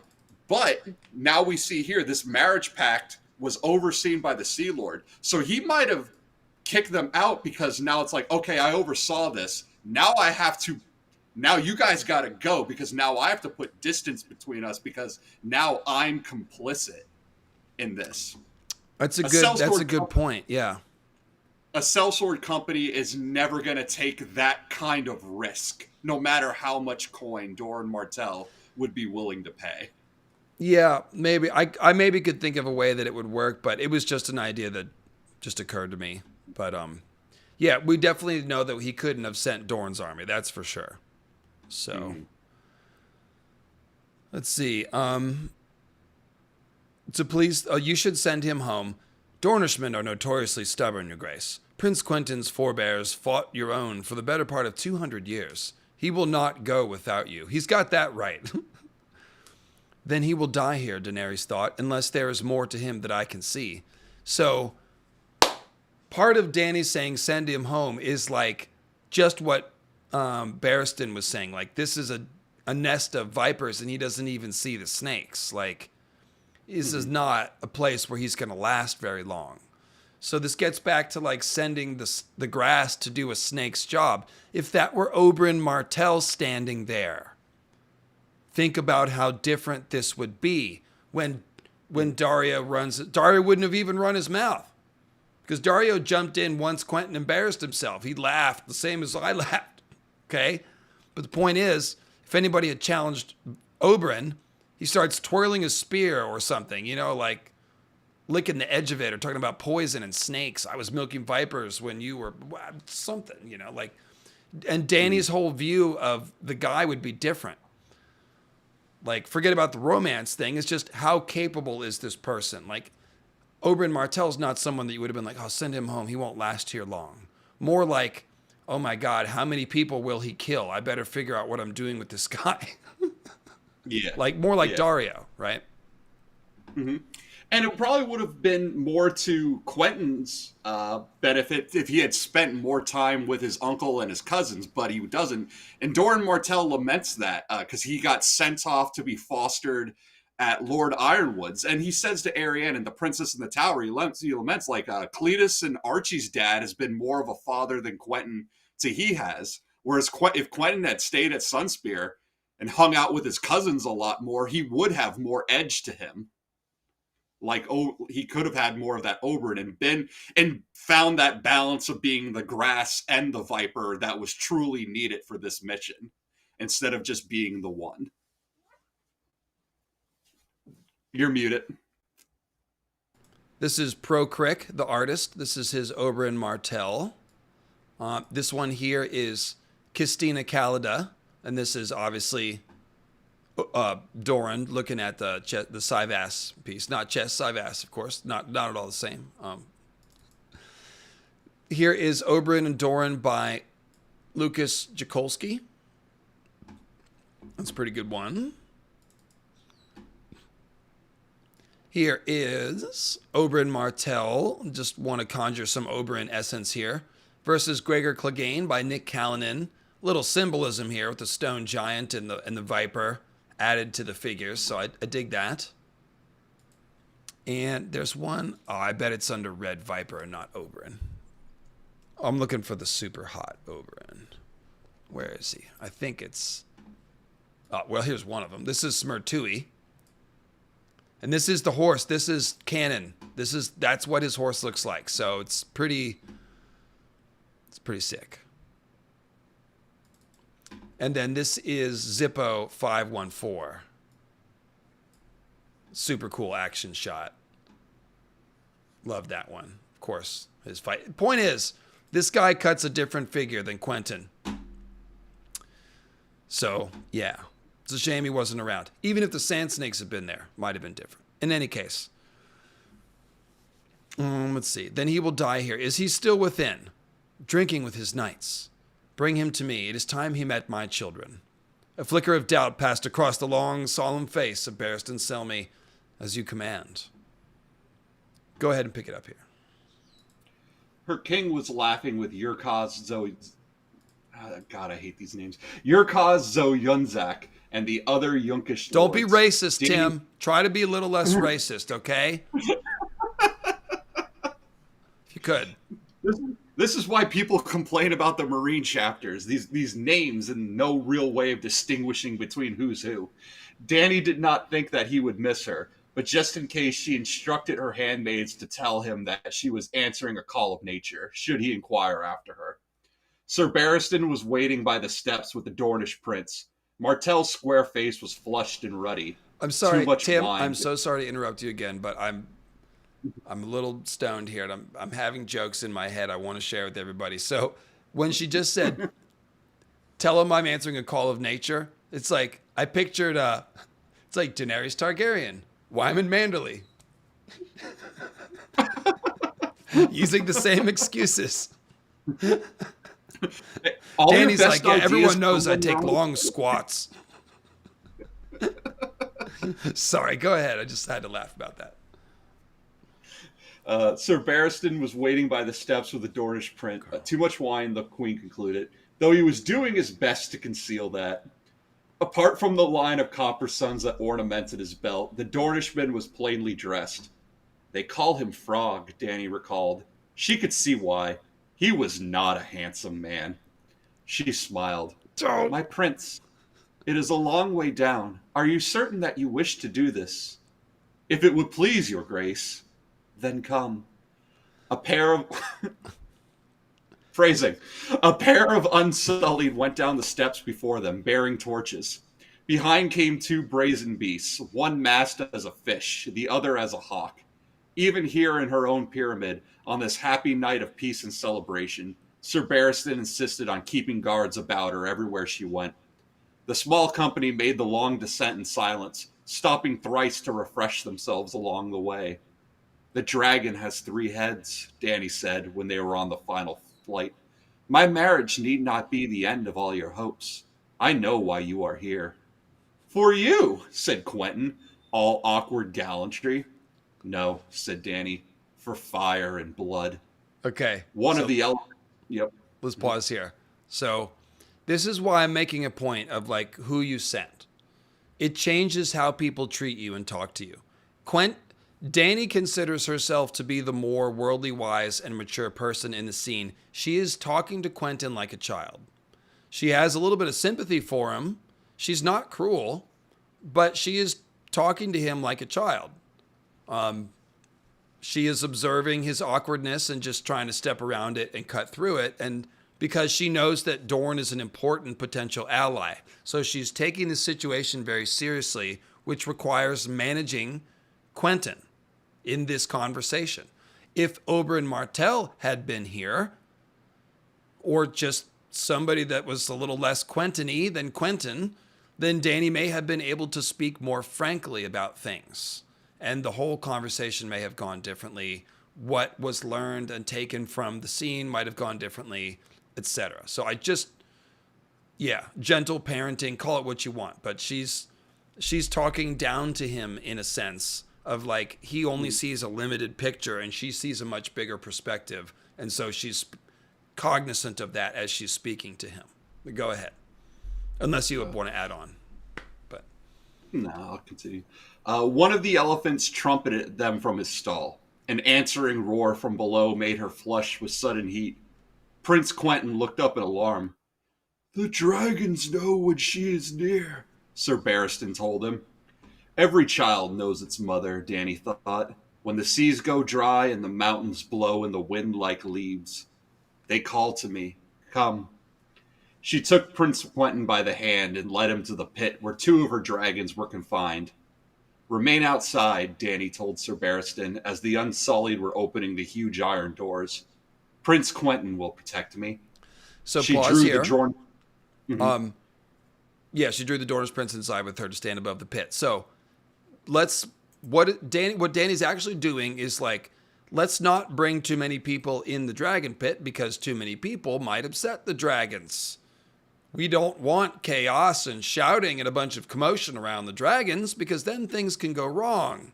So we'll just go in quietly with one person they're familiar with and one new person, and then we'll be safe. So Quentyn's not protecting her, obviously. What she's doing is she's saying, A, she wants to speak directly to Quentyn and show him what's going on. But I think she's also knows how to manage her dragons, and she knows that bringing a bunch of random people in there is not a good idea, right? Like, so the dragons craned their necks around, gazing at them with burning eyes. Viserion had shattered one chain and melted the others. He clung to the roof of the pit like some huge white bat. His claws dug deep into the burnt and crumbling bricks. Rhaegal, still chained, was gnawing on the carcass of a bull. The bones on the floor of the pit were deeper. The pile of the bones were deeper. It's like the snowfall. Like you can't see the floor. It's just bones. And they're deeper now than the last time she had been down here. And the walls and floors were black and gray, more ash than brick. They would not hold much longer, but behind them was only earth and stone. Dragons can tunnel through rock like the fireworms of old... Oh, can dragons tunnel through rock like the fireworms of old Valyria? She hoped not. The answer is yes. Probably not as well, but to some extent they can. Let's you do Quentyn and I'll do Dany. Oh, Freudian. Sorry. Go ahead. The Dornish prince had gone as white as milk. I had heard that there were 3. Drogon is hunting. He did not need to hear the rest. Drogon ate a bunch of people and then flew away. The white one is Viserion. The green is Rhaegal. I named them for my brothers. Her voice echoed off the scorched stone walls. It sounded small, a girl's voice, not the voice of a queen and conqueror, nor the glad voice of a new-made bride. So perhaps this is why Dany doesn't dismiss Quentyn, despite the way that he looks. She knows that, like, she doesn't look that impressive to certain people, but there's more to her than meets the eye. So that's kind of why she's like, unless there's more than I can see to this Quentyn. So she's keeping alive the possibility that maybe there is. And, you know, I like that. I like that. Giving people the benefit of the doubt. Anyway, yeah. Rhaegal roared in answer. The fire filled the pit. A spear of red and yellow. Viserion replied, his own flames gold and orange. When he flapped his wings, a cloud of gray ash filled the air. See, this is what you don't want randos in here. Like, anybody might have freaked out, and the dragon's like, just, you know, things go wrong. Anyway. When he flapped his wings, okay, broken chains clanked and clattered about his legs. Quentyn Martell jumped back a foot. A crueler woman might have laughed at him, but Dany squeezed his hand and said, they frighten me as well. There's no shame in that. My children have grown wild and angry in the dark. You mean to ride them? One of them. All I know of dragons is what my brother told me when I was a girl, and some I read in books. But it is said that even Aegon the Conqueror never dared mount Vhagar or Meraxes, nor did his sisters ride Balerion the Black Dread. Dragons live longer than men, some for hundreds of years, so Balerion had other riders after Aegon died. But no rider ever flew 2 dragons, so there you go, Kelly. Go ahead. Viserion hissed again. Smoke rose between his teeth, and deep down in his throat they could see gold fire churning. They are fearsome creatures. They are dragons, Quentyn. Dany stood on her toes and kissed him lightly, once on each cheek. And so am I. The young prince swallowed. I have the blood of the dragon in me as well, your grace. I can trace my lineage back to the first Daenerys, the Targaryen princess who was sister to King Daeron the Good and wife to the Prince of Doran. He built the water gardens for her. The water gardens? She knew little and less of Dorne or its history, if truth be told. My father's favorite palace. It would please me to show them to you one day. They are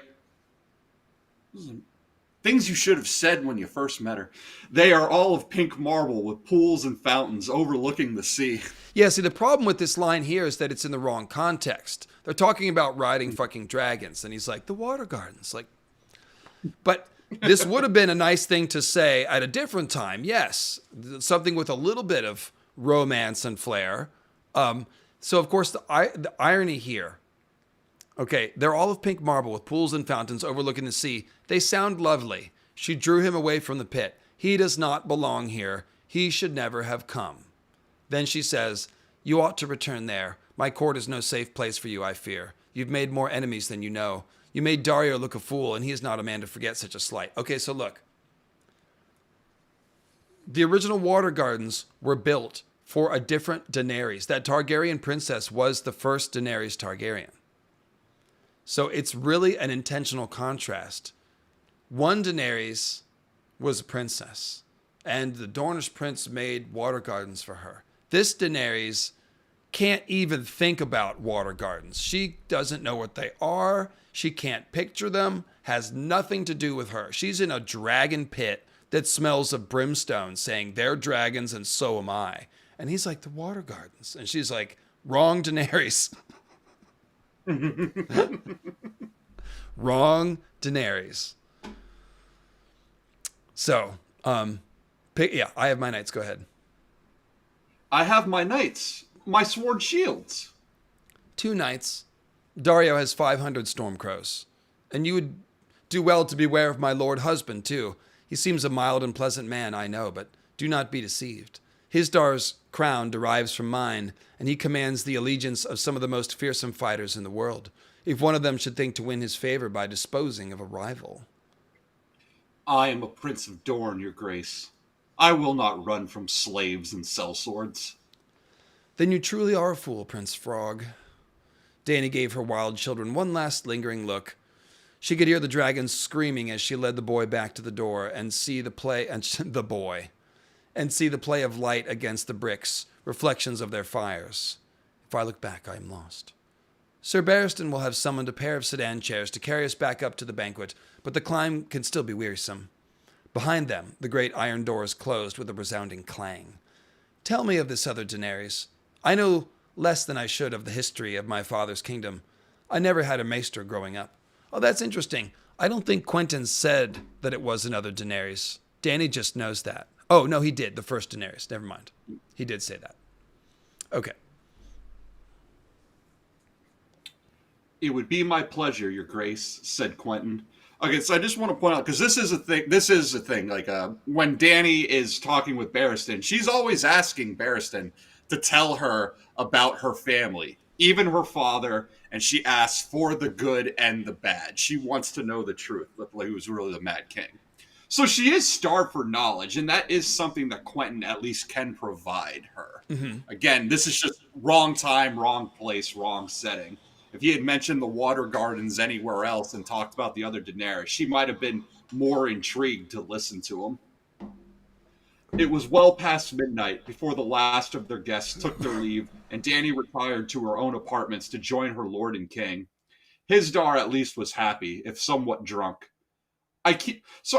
Right there, I guess the inference we're supposed to make is that they probably were talking for hours right there. I keep my promises, he told her, as Aery and Jacques were robing them for bed. You wished for peace, and it is yours.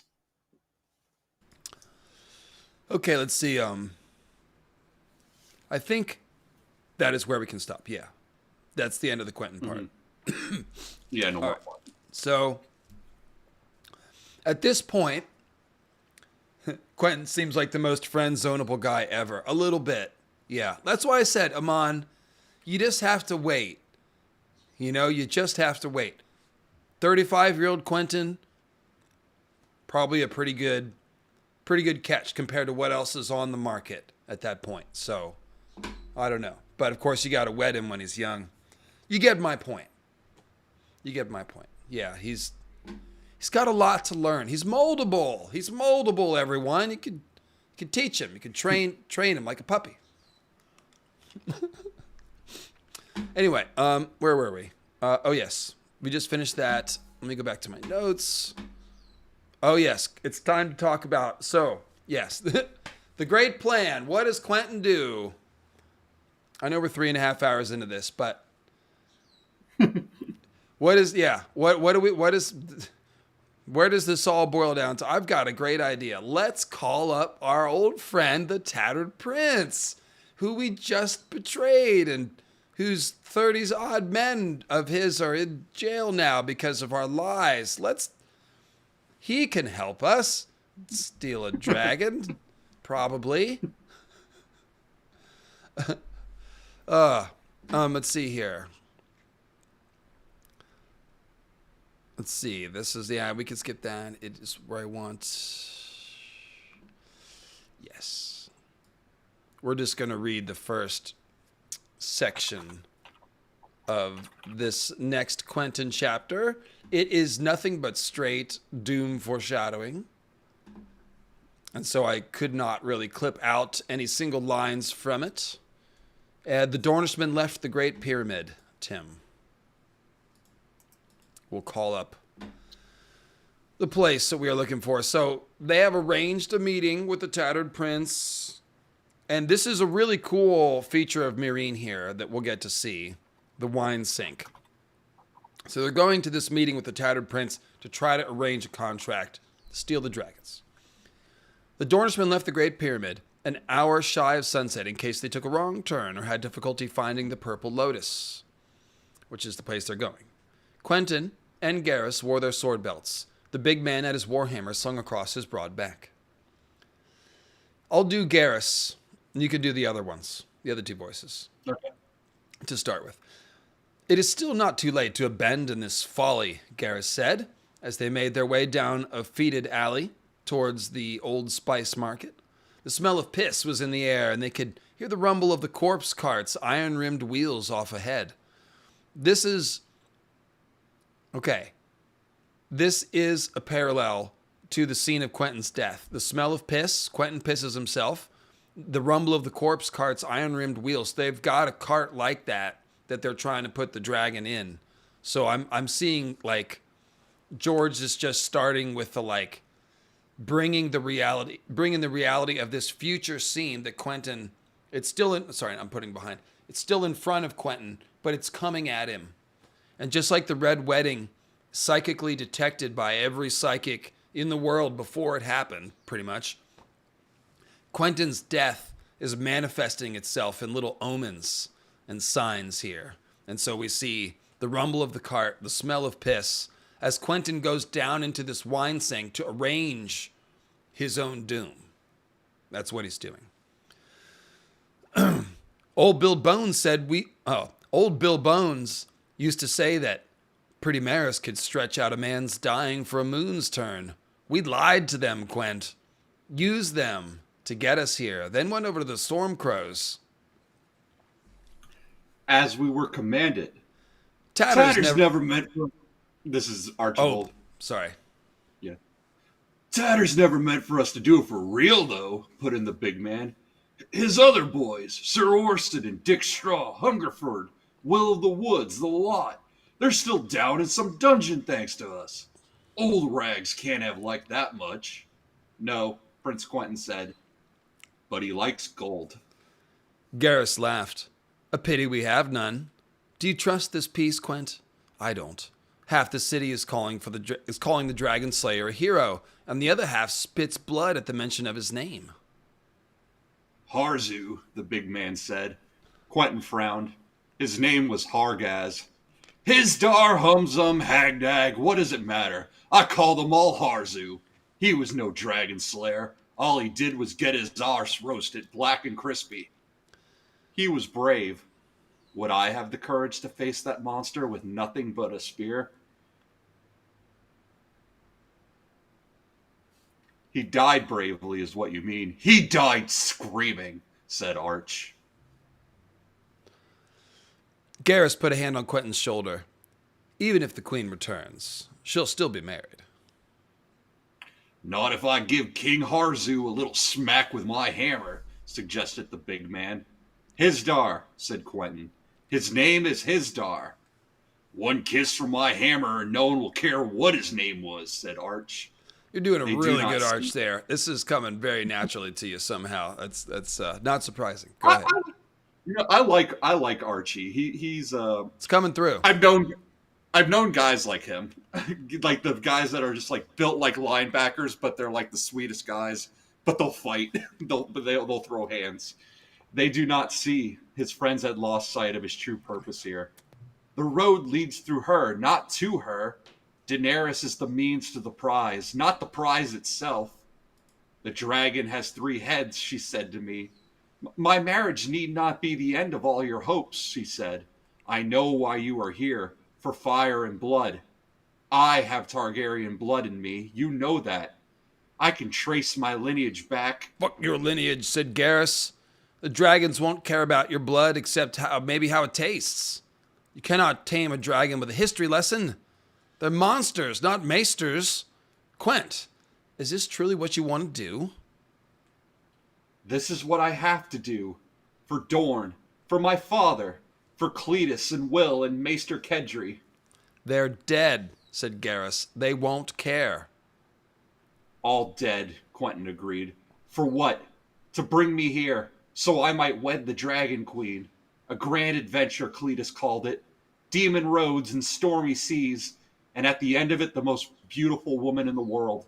A tale to tell our grandchildren. But Cletus will never father a child, unless he left a bastard in the belly of that tavern wench he liked. Will never have his wedding. Their deaths should have some meaning. Garrus pointed to where a corpse slumped against a brick wall, attended by a cloud of glistening green flies. Did his death have meaning? Quentyn looked at the body with distaste. He died of the flux. Stay well away from him. The pale mare was inside the city walls. Small wonder that the streets seem so empty. The Unsullied will send a corpse cart for him. No doubt, but that was not my question. Men's lives have meaning, not their deaths. I loved Will and Cletus too, but this will not bring them back to us. This is a mistake, Quent. You cannot trust in sellswords. I feel like that's George Martin talking to us straight there, breaking the fourth wall. Men's lives have meaning, not their deaths. Like that's a fortune cookie statement, you know. So, I do think that's interesting. You know, it's like what does honor really mean? And is it more important than the lives of the people who are alive now? This idea of honoring people who have died, you know, it's like, well, how about we prioritizing the living? So, yeah I feel like that's the discussion they're having, kind of. You can't trust in sellswords. It's a mistake. Don't do it, Quent. They are men, like any other men. They want gold, glory, power. That's all I am trusting in. That and my own destiny. I am a prince of Dorne, and the blood of dragons is in my veins. Ugh. Just chanting to himself, like, I've got to do this. This is what I got to do. This is my purpose. This is a good idea. I can do, like, he's doing this kind of thing to block out everything that Garrus is saying, which is like, this is a bad idea. And here's all the reasons why. The sun had sunk below. Okay, by the time they found the purple lotus, painted on the weathered wooden door of a low brick hovel squatting amidst a row of similar hovels in the shadow of the great yellow and green pyramid of Razdar Harzu. Quentyn knocked twice, as instructed. A gruff voice answered through the door, growling something unintelligible in the mongrel tongue of Slaver's Bay, an ugly blend of Old Giscari and High Valyrian. The prince answered in the same tongue. Freedom. The door opened. Garrus entered first for caution's sake, with Quentyn close behind him and the big man bringing up the rear. Within, the air was hazy with bluish smoke.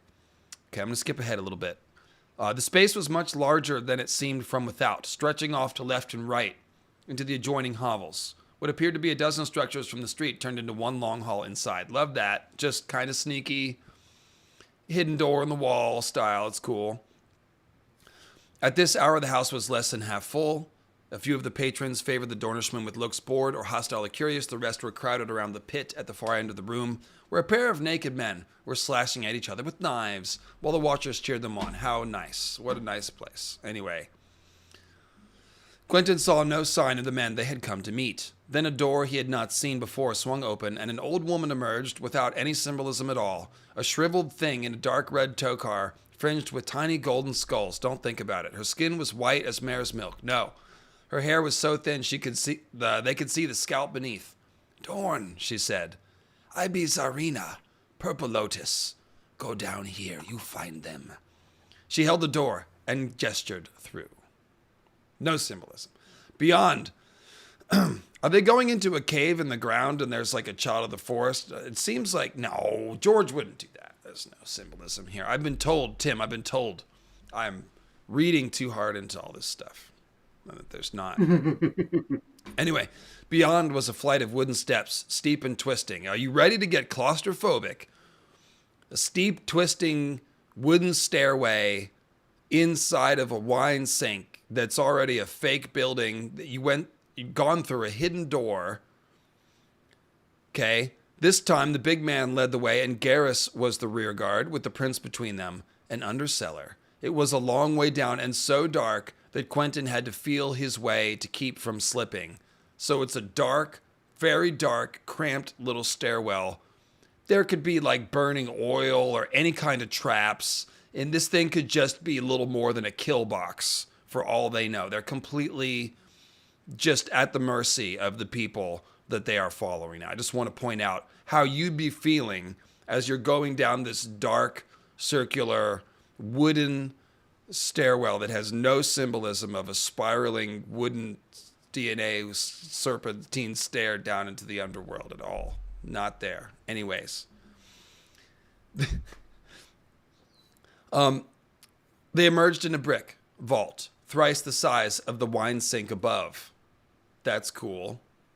So we're definitely in some underground caverns. Strong. This really reminds me of the Child of the Forest caverns, Tim, but huge wooden vats lined the walls as far as the prince could see. My God, that's a lot of weirwood paste.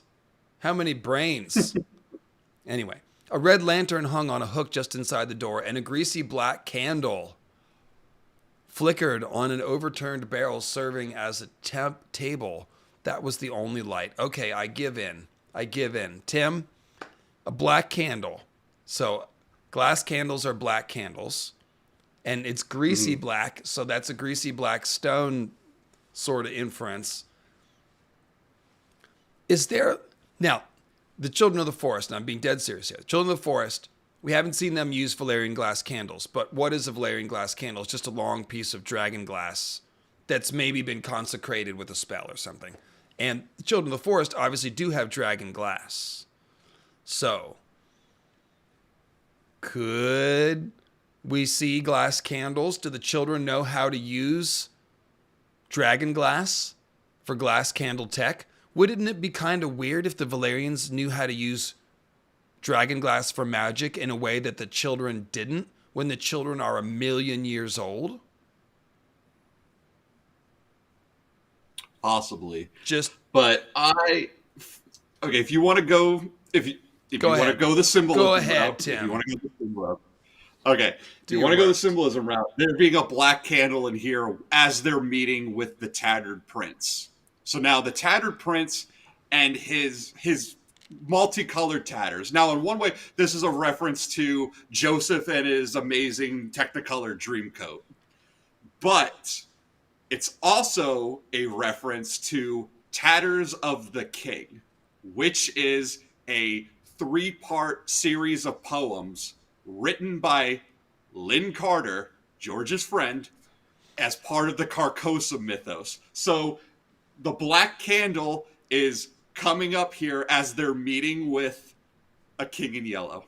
And who is the guy that I say is always the king in yellow and probably has a glass candle? You're on. Okay, and there's also a lot of Grey King parallels. The Tatters has gray hair. The rags are basically those are all banners of people his enemies. So it's basically a skin cloak.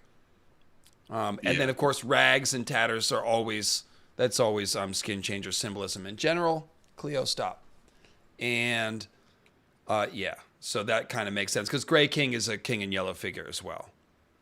But that's, specifically, though, I do have to wonder if the Children of the Forest can use glass candles. I have been wondering about that for a minute. And when I think about it, again, I'd be surprised if they couldn't. And then the greasy part, yeah, that does sound like king in yellow business. But it also makes me wonder about oily black stone under the wall or in the north or anything like that. Let's get back to the story. This is what happens when you talk about symbolism. You end up speaking nonsense. All right. Kago Corpse Killer was pacing by the wine vats. So much Jojen paste. His black arak hanging at his hip. Oh my God, is there a Valyrian steel weapon down here? From somebody who killed a corpse king that was made of grave worms and weirwood roots are like grave worms? Could that zombie corpse king been like a manifestation of the weirwood net, Tim? I'm thinking it was. Oh my gosh, I'm backsliding. Well, you can see, like chat can see, like we're almost 4 hours into this and Quentyn's still alive. So you can see that if we had included all the symbolism talk on top of it, how long this stream would go on for.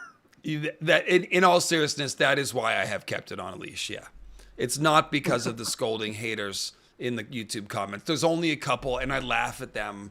Actually, I don't. I try to be very nice to those people, because it's reasonable to be skeptical of this crap that I say. If you just stumble into a stream, it's like weirwood net, Great Empire of the Dawn. That's not in the books. What are you talking about? Like, I get that. So yeah, no, I try to answer those people nicely. Anyways, Quentyn is dead. We'll get there. He's dead. We'll get there. Okay, so that was the only light. Kago Corpse Killer, Black Arak. Pretty Maris stood cradling a crossbow, her eyes and cold as dead as two gray stones. Denzo Don barred the door once the Dornishmen were inside, then took up a position in front of it, arms crossed against his chest. Tim, take it away.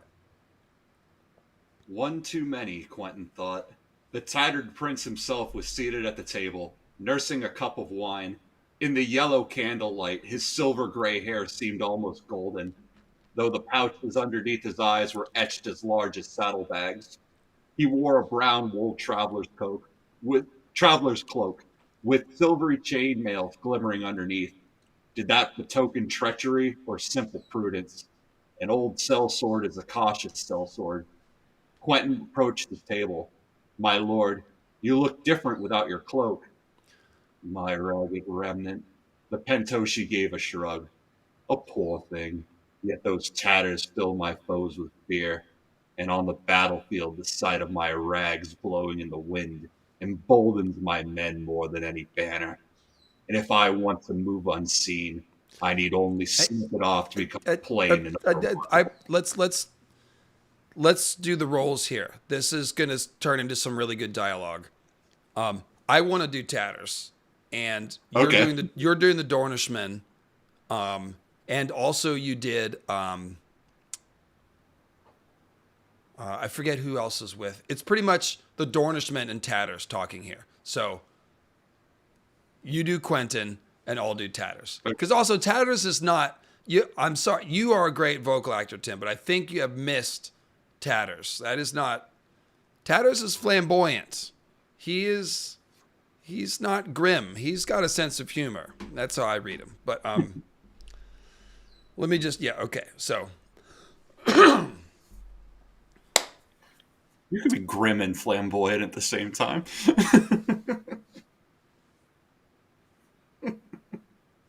I don't know about that.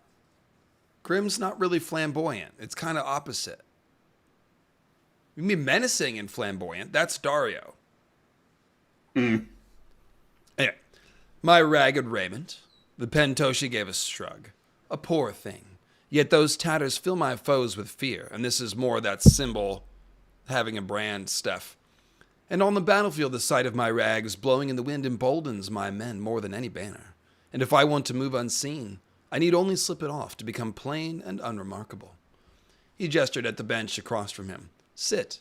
I understand you are a prince. Would that I had known. Will you drink? Zorina offers food as well. Her bread is stale, and her stew is unspeakable. Grease and salt with a morsel or two of meat. Dog, she says, but I think rat is more likely. It will not kill you, though. I have found that it is only when food is tempting that one must beware. Poisoners invariably choose the choicest dishes. You just do all the Dornishmen. Right. You brought 3 men, Sir Garrus pointed out with an edge in his voice. We agreed on 2 apiece. Maris is no man. Maris, sweet, undo your shirt. Show him. That will not be necessary, said Quentyn. If the talk he had heard was true, beneath that shirt pretty Maris had only the scars left by the men who'd cut her breasts off. Maris is a woman, I agree.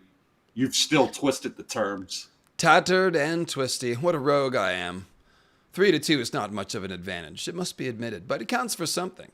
In this world, man must learn to seize whatever gifts the gods choose to send him.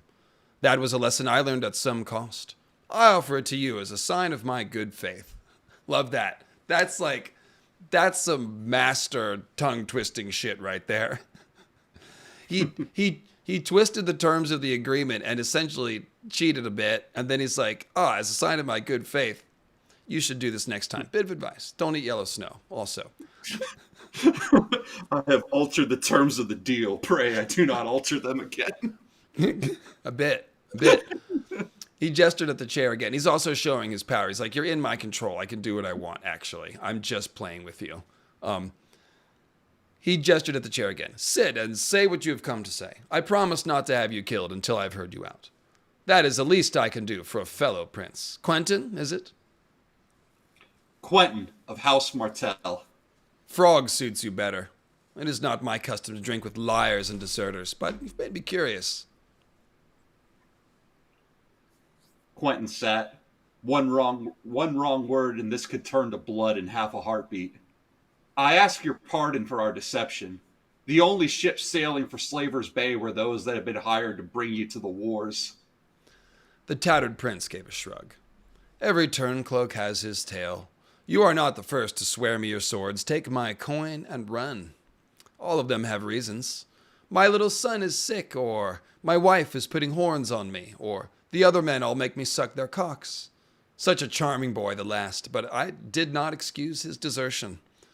Another fellow told me our food was so wretched that he had to flee before it made him sick, so I had his foot cut off, roasted it up, and fed it to him. Then I made him our camp cook. Our meals improved markedly, and when his contract was fulfilled, he signed another. You, though, several of my best are locked up in the Queen's dungeons thanks to that lying tongue of yours. And I doubt that you can even cook. I am a prince of Doran, said Quentyn. I had a duty to my father and my people. There was a secret marriage pact. So I heard. And when the Silver Queen saw your scrap of parchment, she fell into your arms, yes? No, said pretty Maris. No? Oh, I recall. Your bride flew off on a dragon. Well, when she returns, do be sure to invite us to your nuptials. The men of the company would love to drink to your happiness, and I do love a Westerosi wedding. The bedding part especially, only... Oh, wait. He turned to Denzo Don. Denzo, I thought you told me that the Dragon Queen had married some Giscari. A Meereenese nobleman. Rich. The tattered prince turned back to Quentyn. Could that be true? Surely not. What of your marriage pact? She laughed at him. They're all going to laugh at you. She laughed at him, said pretty Maris. Daenerys. Oh, that's you. Daenerys never laughed. The rest of Meereen might see him as an amusing curiosity, like the exiled Summer Islander King Robert used to keep at King's Landing. But the Queen had always spoken to him gently. We came too late, said Quentyn. A pity you did not desert me sooner. The tattered prince sipped at his wine. So, no wedding for Prince Frog? Is that why you've come hopping back to me? Have my 3 brave Dornish lads decided to honor their contracts? No. How vexing. Your cause, Zoe Yunzak, is dead. Ancient tidings. I saw him die. The poor man saw a dragon and stumbled as he tried to flee. Then 1,000 of his closest friends stepped on him. No doubt the Yellow City is awash in tears. Did you ask me here to toast his memory? No. Have the Yunkish men chosen a new commander? The Council of Masters has been unable to agree. Yezin Zokagaz has the most support, but now he's died as well. The wise masters are rotating the supreme command amongst themselves. Today our leader is the one your friends in the ranks dubbed the Drunken Conqueror. On the morrow, he will be Lord Wobblecheeks. The rabbit, said Maris. Wobblecheeks was yesterday. I stand corrected, my sweetling. Our Yunkish friends were kind enough to provide us with a chart. I must strive to be more assiduous about consulting it. It's a chart. Yeah. That's probably the only chart in Ice and Fire. That's sorry. Cool. I'm imagining it like it's it's the chart wheel. It was your turn to do the dishes.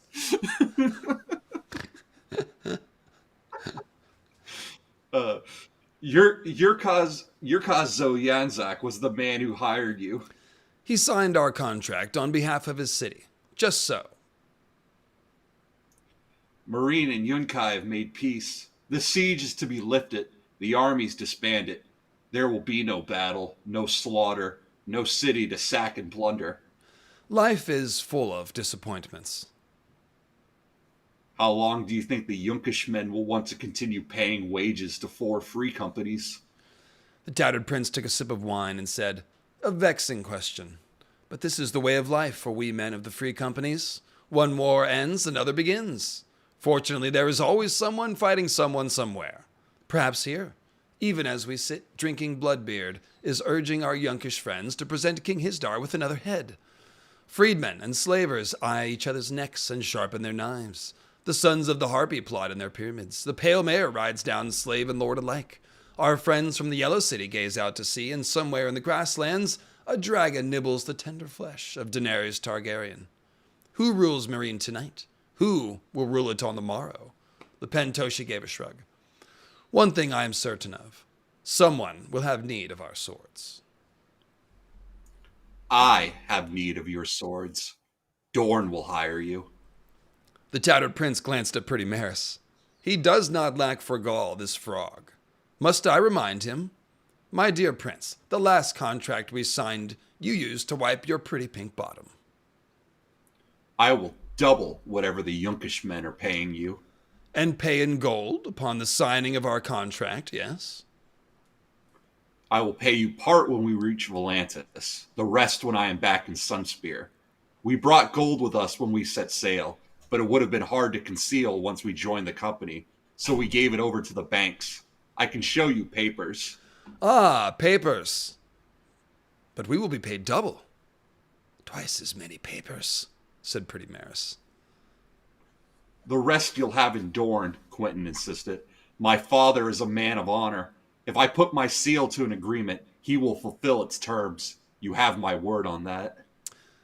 The tattered prince finished his wine, turned the cup over, and set it down between them. So, let me see if I understand. And I was thinking about the symbolism of the overturned cup. I think it's saying that, like, he's consumed the information, and he is now rendering his verdict. And it's almost like a gavel or something that he's setting down, you know. There may be more to it if the chat can think about that, because a cup is it's a very powerful symbol, but it's interesting. Turns the cup over, sets it down between them. It's all spelled out. So, let me see if I understand. A proven liar and oathbreaker wishes to contract with us and pay in promises. And for what services? I wonder. Are my windblown to smash the Yunkai and sack the Yellow City? Defeat a Dothraki Khalasar in the field? Escort you home to your father? Or will you be content if we deliver Queen Daenerys to your bed, wet and willing? Tell me true, Prince Frog, what would you have of me and mine? I need you to help me steal a dragon. Kygo Corpse Killer chuckled. Pretty Maris curled her lip in a half smile. We found a way to make Pretty Maris smile. Denzo Don whistled. The tattered prince only leaned back on his stool and said, Double does not pay for dragons, princeling. Even a frog should know that much. Dragons come dear, and men who pay in promises should have at least the sense to promise more. If you want me to triple... What I want, said the tattered prince, is Pentos. So, a different time, we'll have to talk about the tattered prince and what he wants and how that's going to affect Winds of Winter. We can't really do that now, but that was a fun scene to read. And, oh boy, we're on our way. So, let's see. Tim, we are at about 4 hours in the stream. Mm-hmm. We are planning on doing a stream this Wednesday because you have a Wednesday off, and I will not be streaming next Sunday because I got stuff to do. Do you want to read the Dragon Tamer? Like the whole actual, chapter? Yeah. On Wednesday.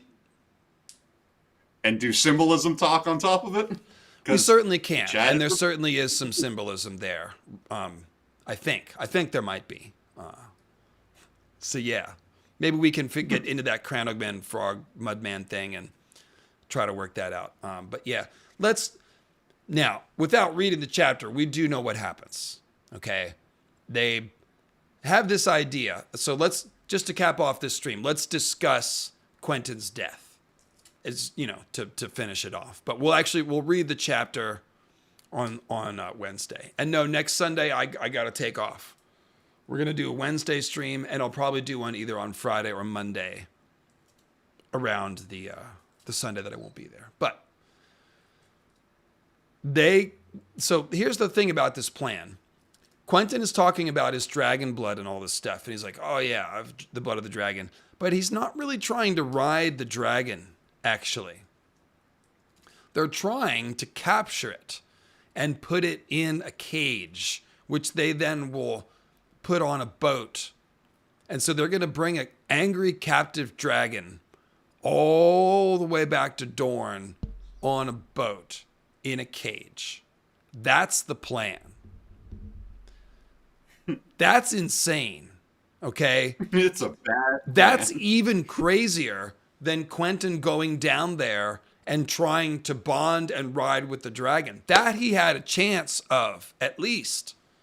And if he had been able to climb on the dragon, then he could conceivably control it. Now they have a way to get it back to Doran. They don't have to put it in a cage. Like, he'd be a dragon rider then. And that's the whole fucking plan. At least, that's what Quentyn was trying to do here. Originally the plan is ally with Dany, who controls the dragons. Dany brings the dragons. Quentyn got this idea that maybe I can ride the dragon, and that's how we'll ally with Doran. But he kind of came up with that on his own. That's not what he was supposed to do. You know what I mean? So that was if they were somehow able to get both. He would ride one, and they would transport the other.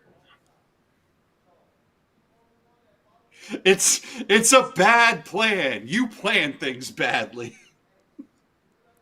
One of the reasons why Quentyn's not alive is because he doesn't deserve to be alive. Like, the laws of the physics of the story, like, he's made every decision that he shouldn't have.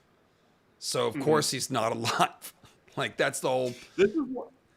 Go ahead. This is why, for as much as we say that Quentyn takes after his father, in a lot of ways...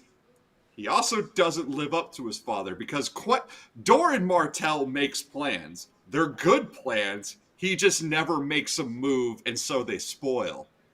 Quentyn makes bad plans and bad decisions that have no hope. And he didn't listen to his counselors. And yeah, this is something that he came up with that was not what he was supposed to do. This is more of him internal. This is why we highlighted the emotional component of his journey alongside the admirable attributes of him wanting to do his duty and putting Doran first. He's also got this inferiority complex that he is trying to buck. And so, because he can see himself, he knows he's mid. He can tell, and it sucks. And he doesn't want to be that way. He wants to ride the dragon. So all of this emotional stuff is leading up to him doing this. doing something that isn't planned out, that isn't wise, that is impulsive and rash. He's trying to do a snake thing, but he's not a snake. Essentially, this is that moment. So, yeah, I really do. I really do.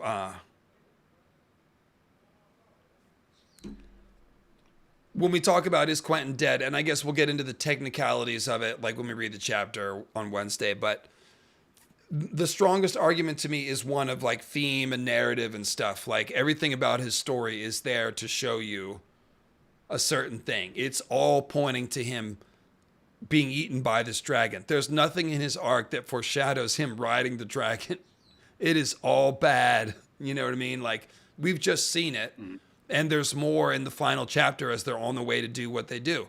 And then the plan itself, like I was just highlighting, the dragons get agitated by noise and commotion.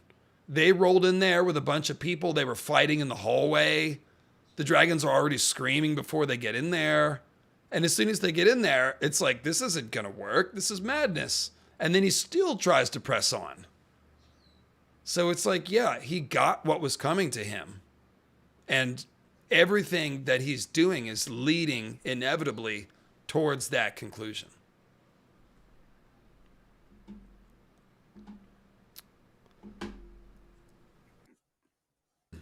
Yeah, so there's also like the idea that he's alive.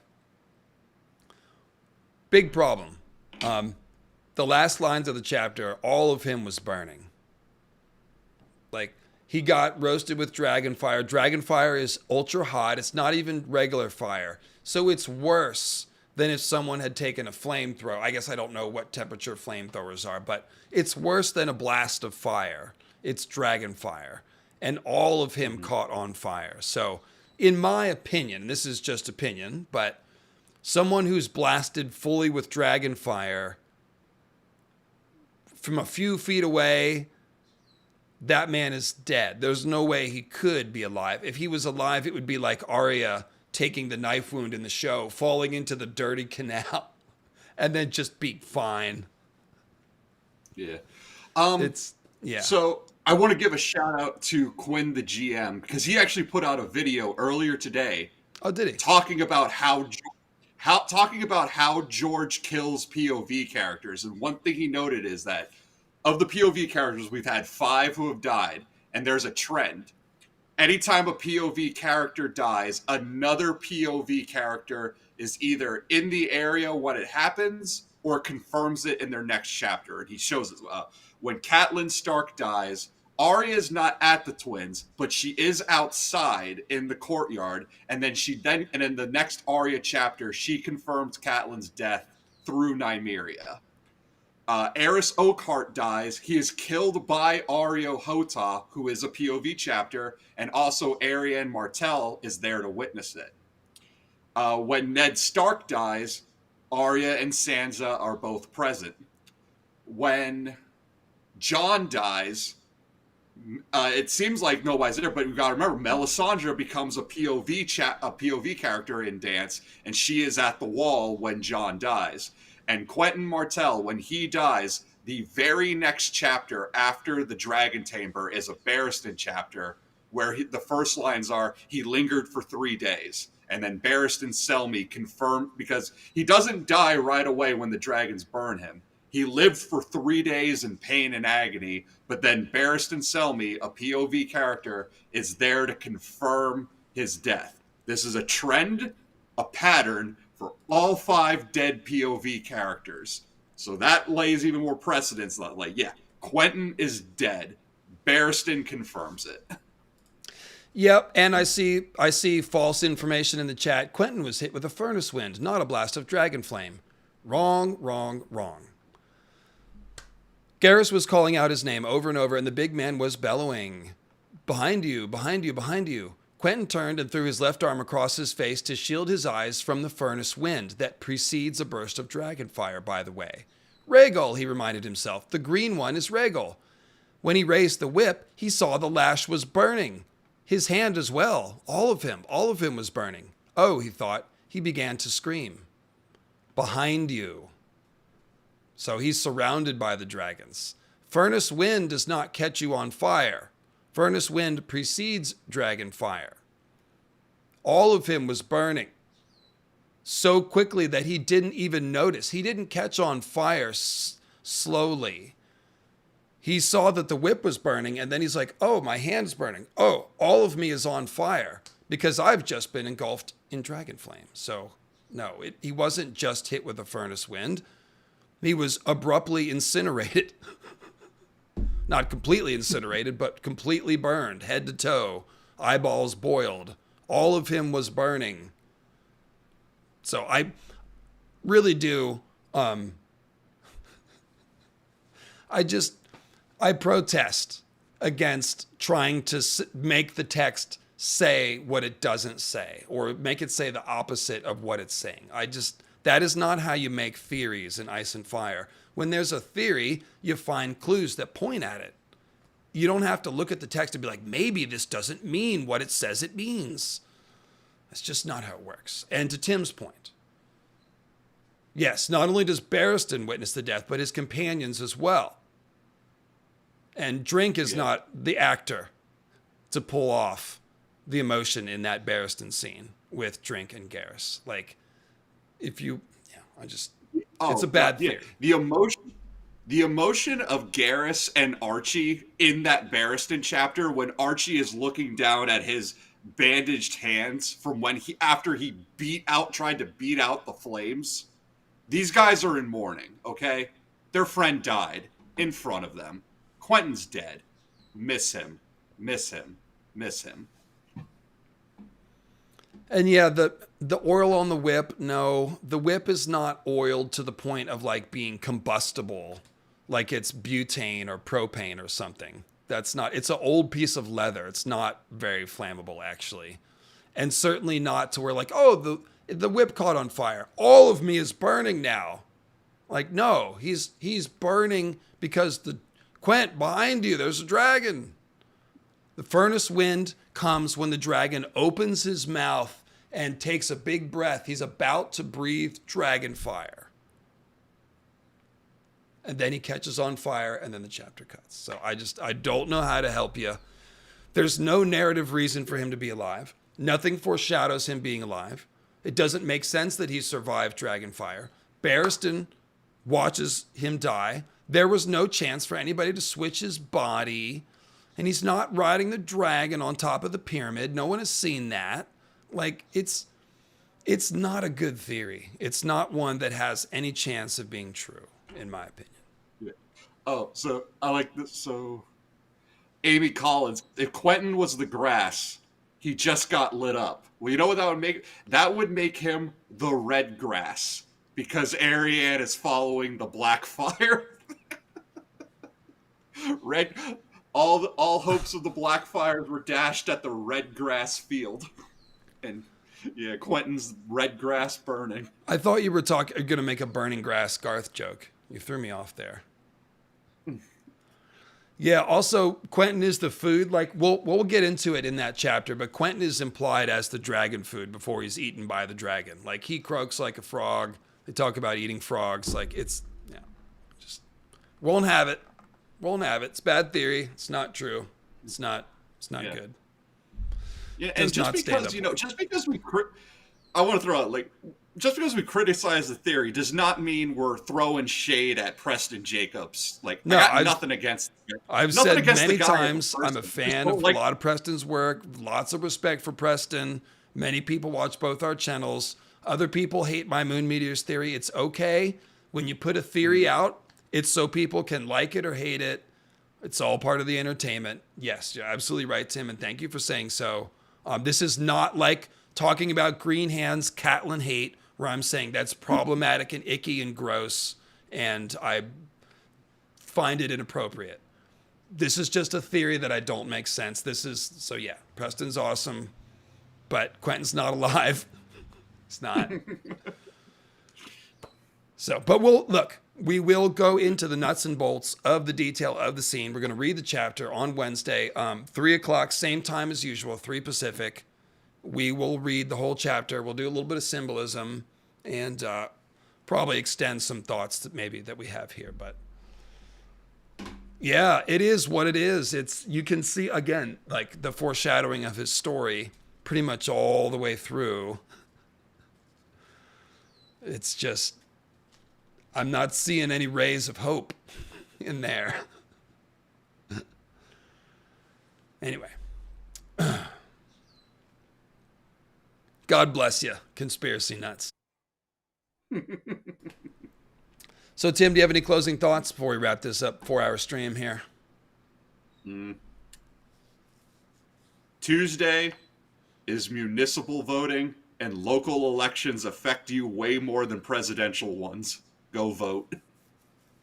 So maybe what we'll do is we'll take a look at the Barristan scene where he talks to Garrus and Drink. That's only a little part of a chapter. We'll read that too, with Quentyn's death chapter. It's all in the next Barristan chapter. So yeah, we'll read some of both of those to get the whole picture. Thank you, Michael Talks About Stuff. Shout out to Michael Talks About Stuff. Very cool YouTube channel. Check him out if you have not. And let's see. Brett with a PayPal asking me to do a collaboration with Amanda from the Disputed Lands, who I often shout out.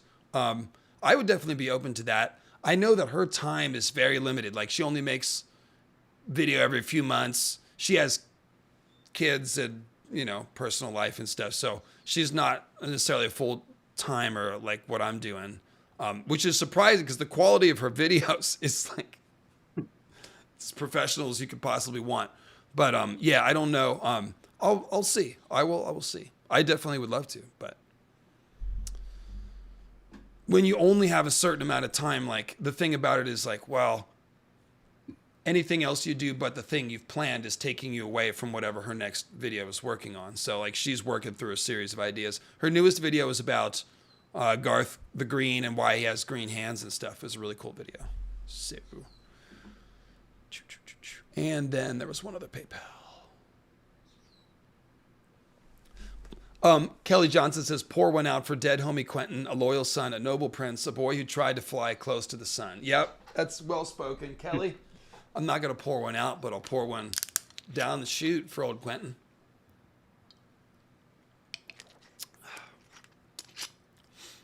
Here, here. Gone too soon. Yeah, just, in over his head, like I said, he was just not the right man for the job. Dany set it up. He never should have come here. Simple as that.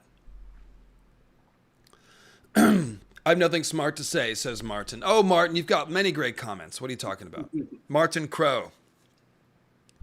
As we learned, the correct pronunciation of his name.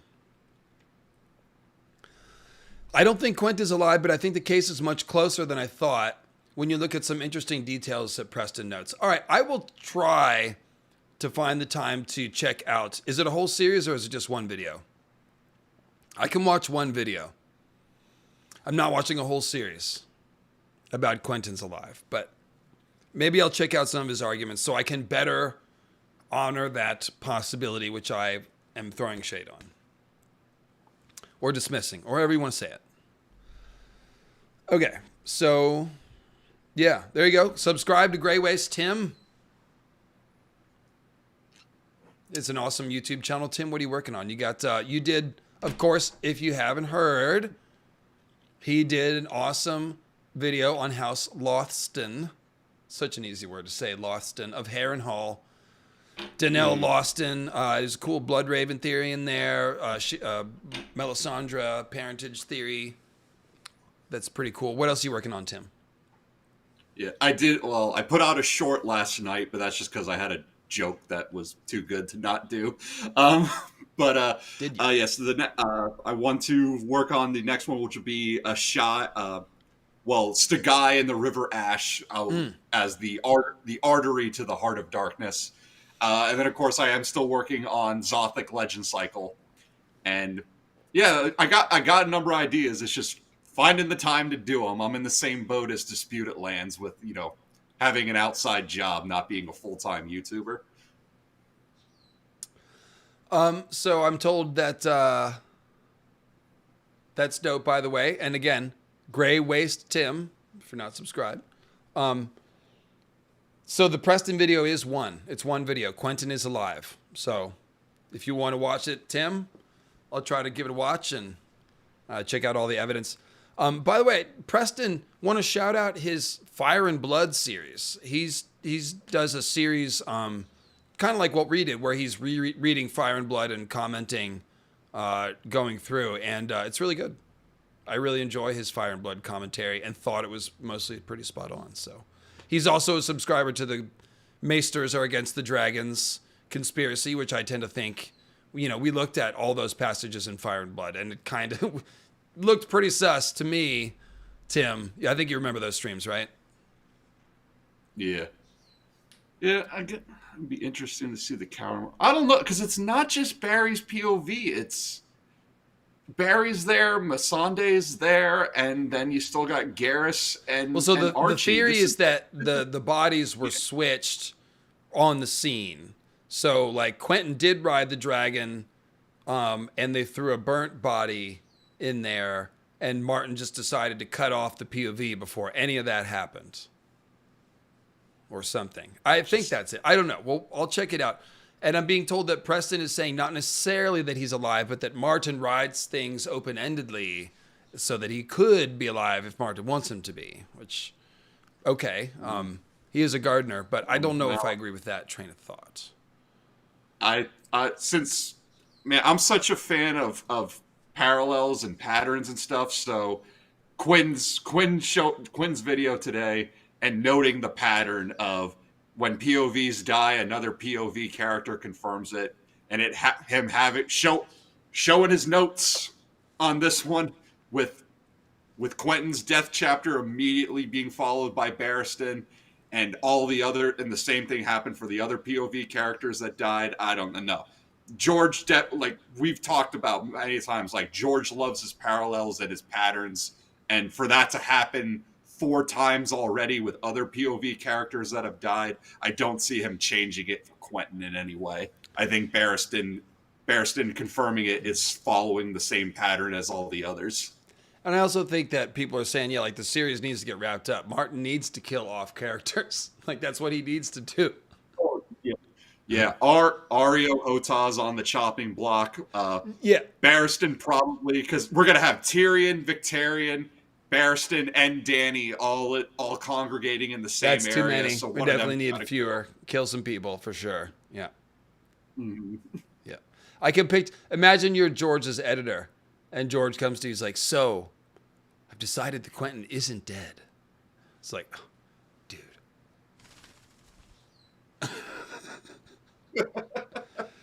No, George, leave him dead. We have enough chapters already. It's like, yeah. That's the reason why Quentin's dead. The Meereen stuff is already the most unpopular parts of these books. How many POV characters do we need there? Yeah, it was more mediocre Quentyn and more Meereen drama. Now, of course, obviously these chapters are really good. We had a lot of fun reading them. But they're fun because like Tatters is in them and the Clanker Lords and all these other characters. Like Quentyn is right in the middle of it. Again, like a self-insert who's just not like, what's going on? Like, what is this world that I'm in? Anyway, so cool, guys. Very fun stream, fun to do, fun character to talk about, very compelling. And I hope that you guys all enjoyed taking the ride with Quentyn. It's like getting on a roller coaster and you can see that the track ends at the middle of one of the drops and just drops you off into thin air. But you're like, well, this is the one I got to ride. And you're like, well, there are other roller coasters. Like, nope, this is the one. Okay. Let's do it. Tink, tink, tink, tink. I don't feel good about this. Tink, tink, tink, tink, tink. All right. Cool. Well, thanks, Tim. Thanks for joining me. And we'll see you guys on Wednesday with the Dragon Tamer and a little bonus, Barristan. Always good to read some Barry. He's good, POV. And yeah. That's it, guys. Thanks a lot. Leave a comment on your way out if you would be so kind. And we'll see you on Wednesday. Good night.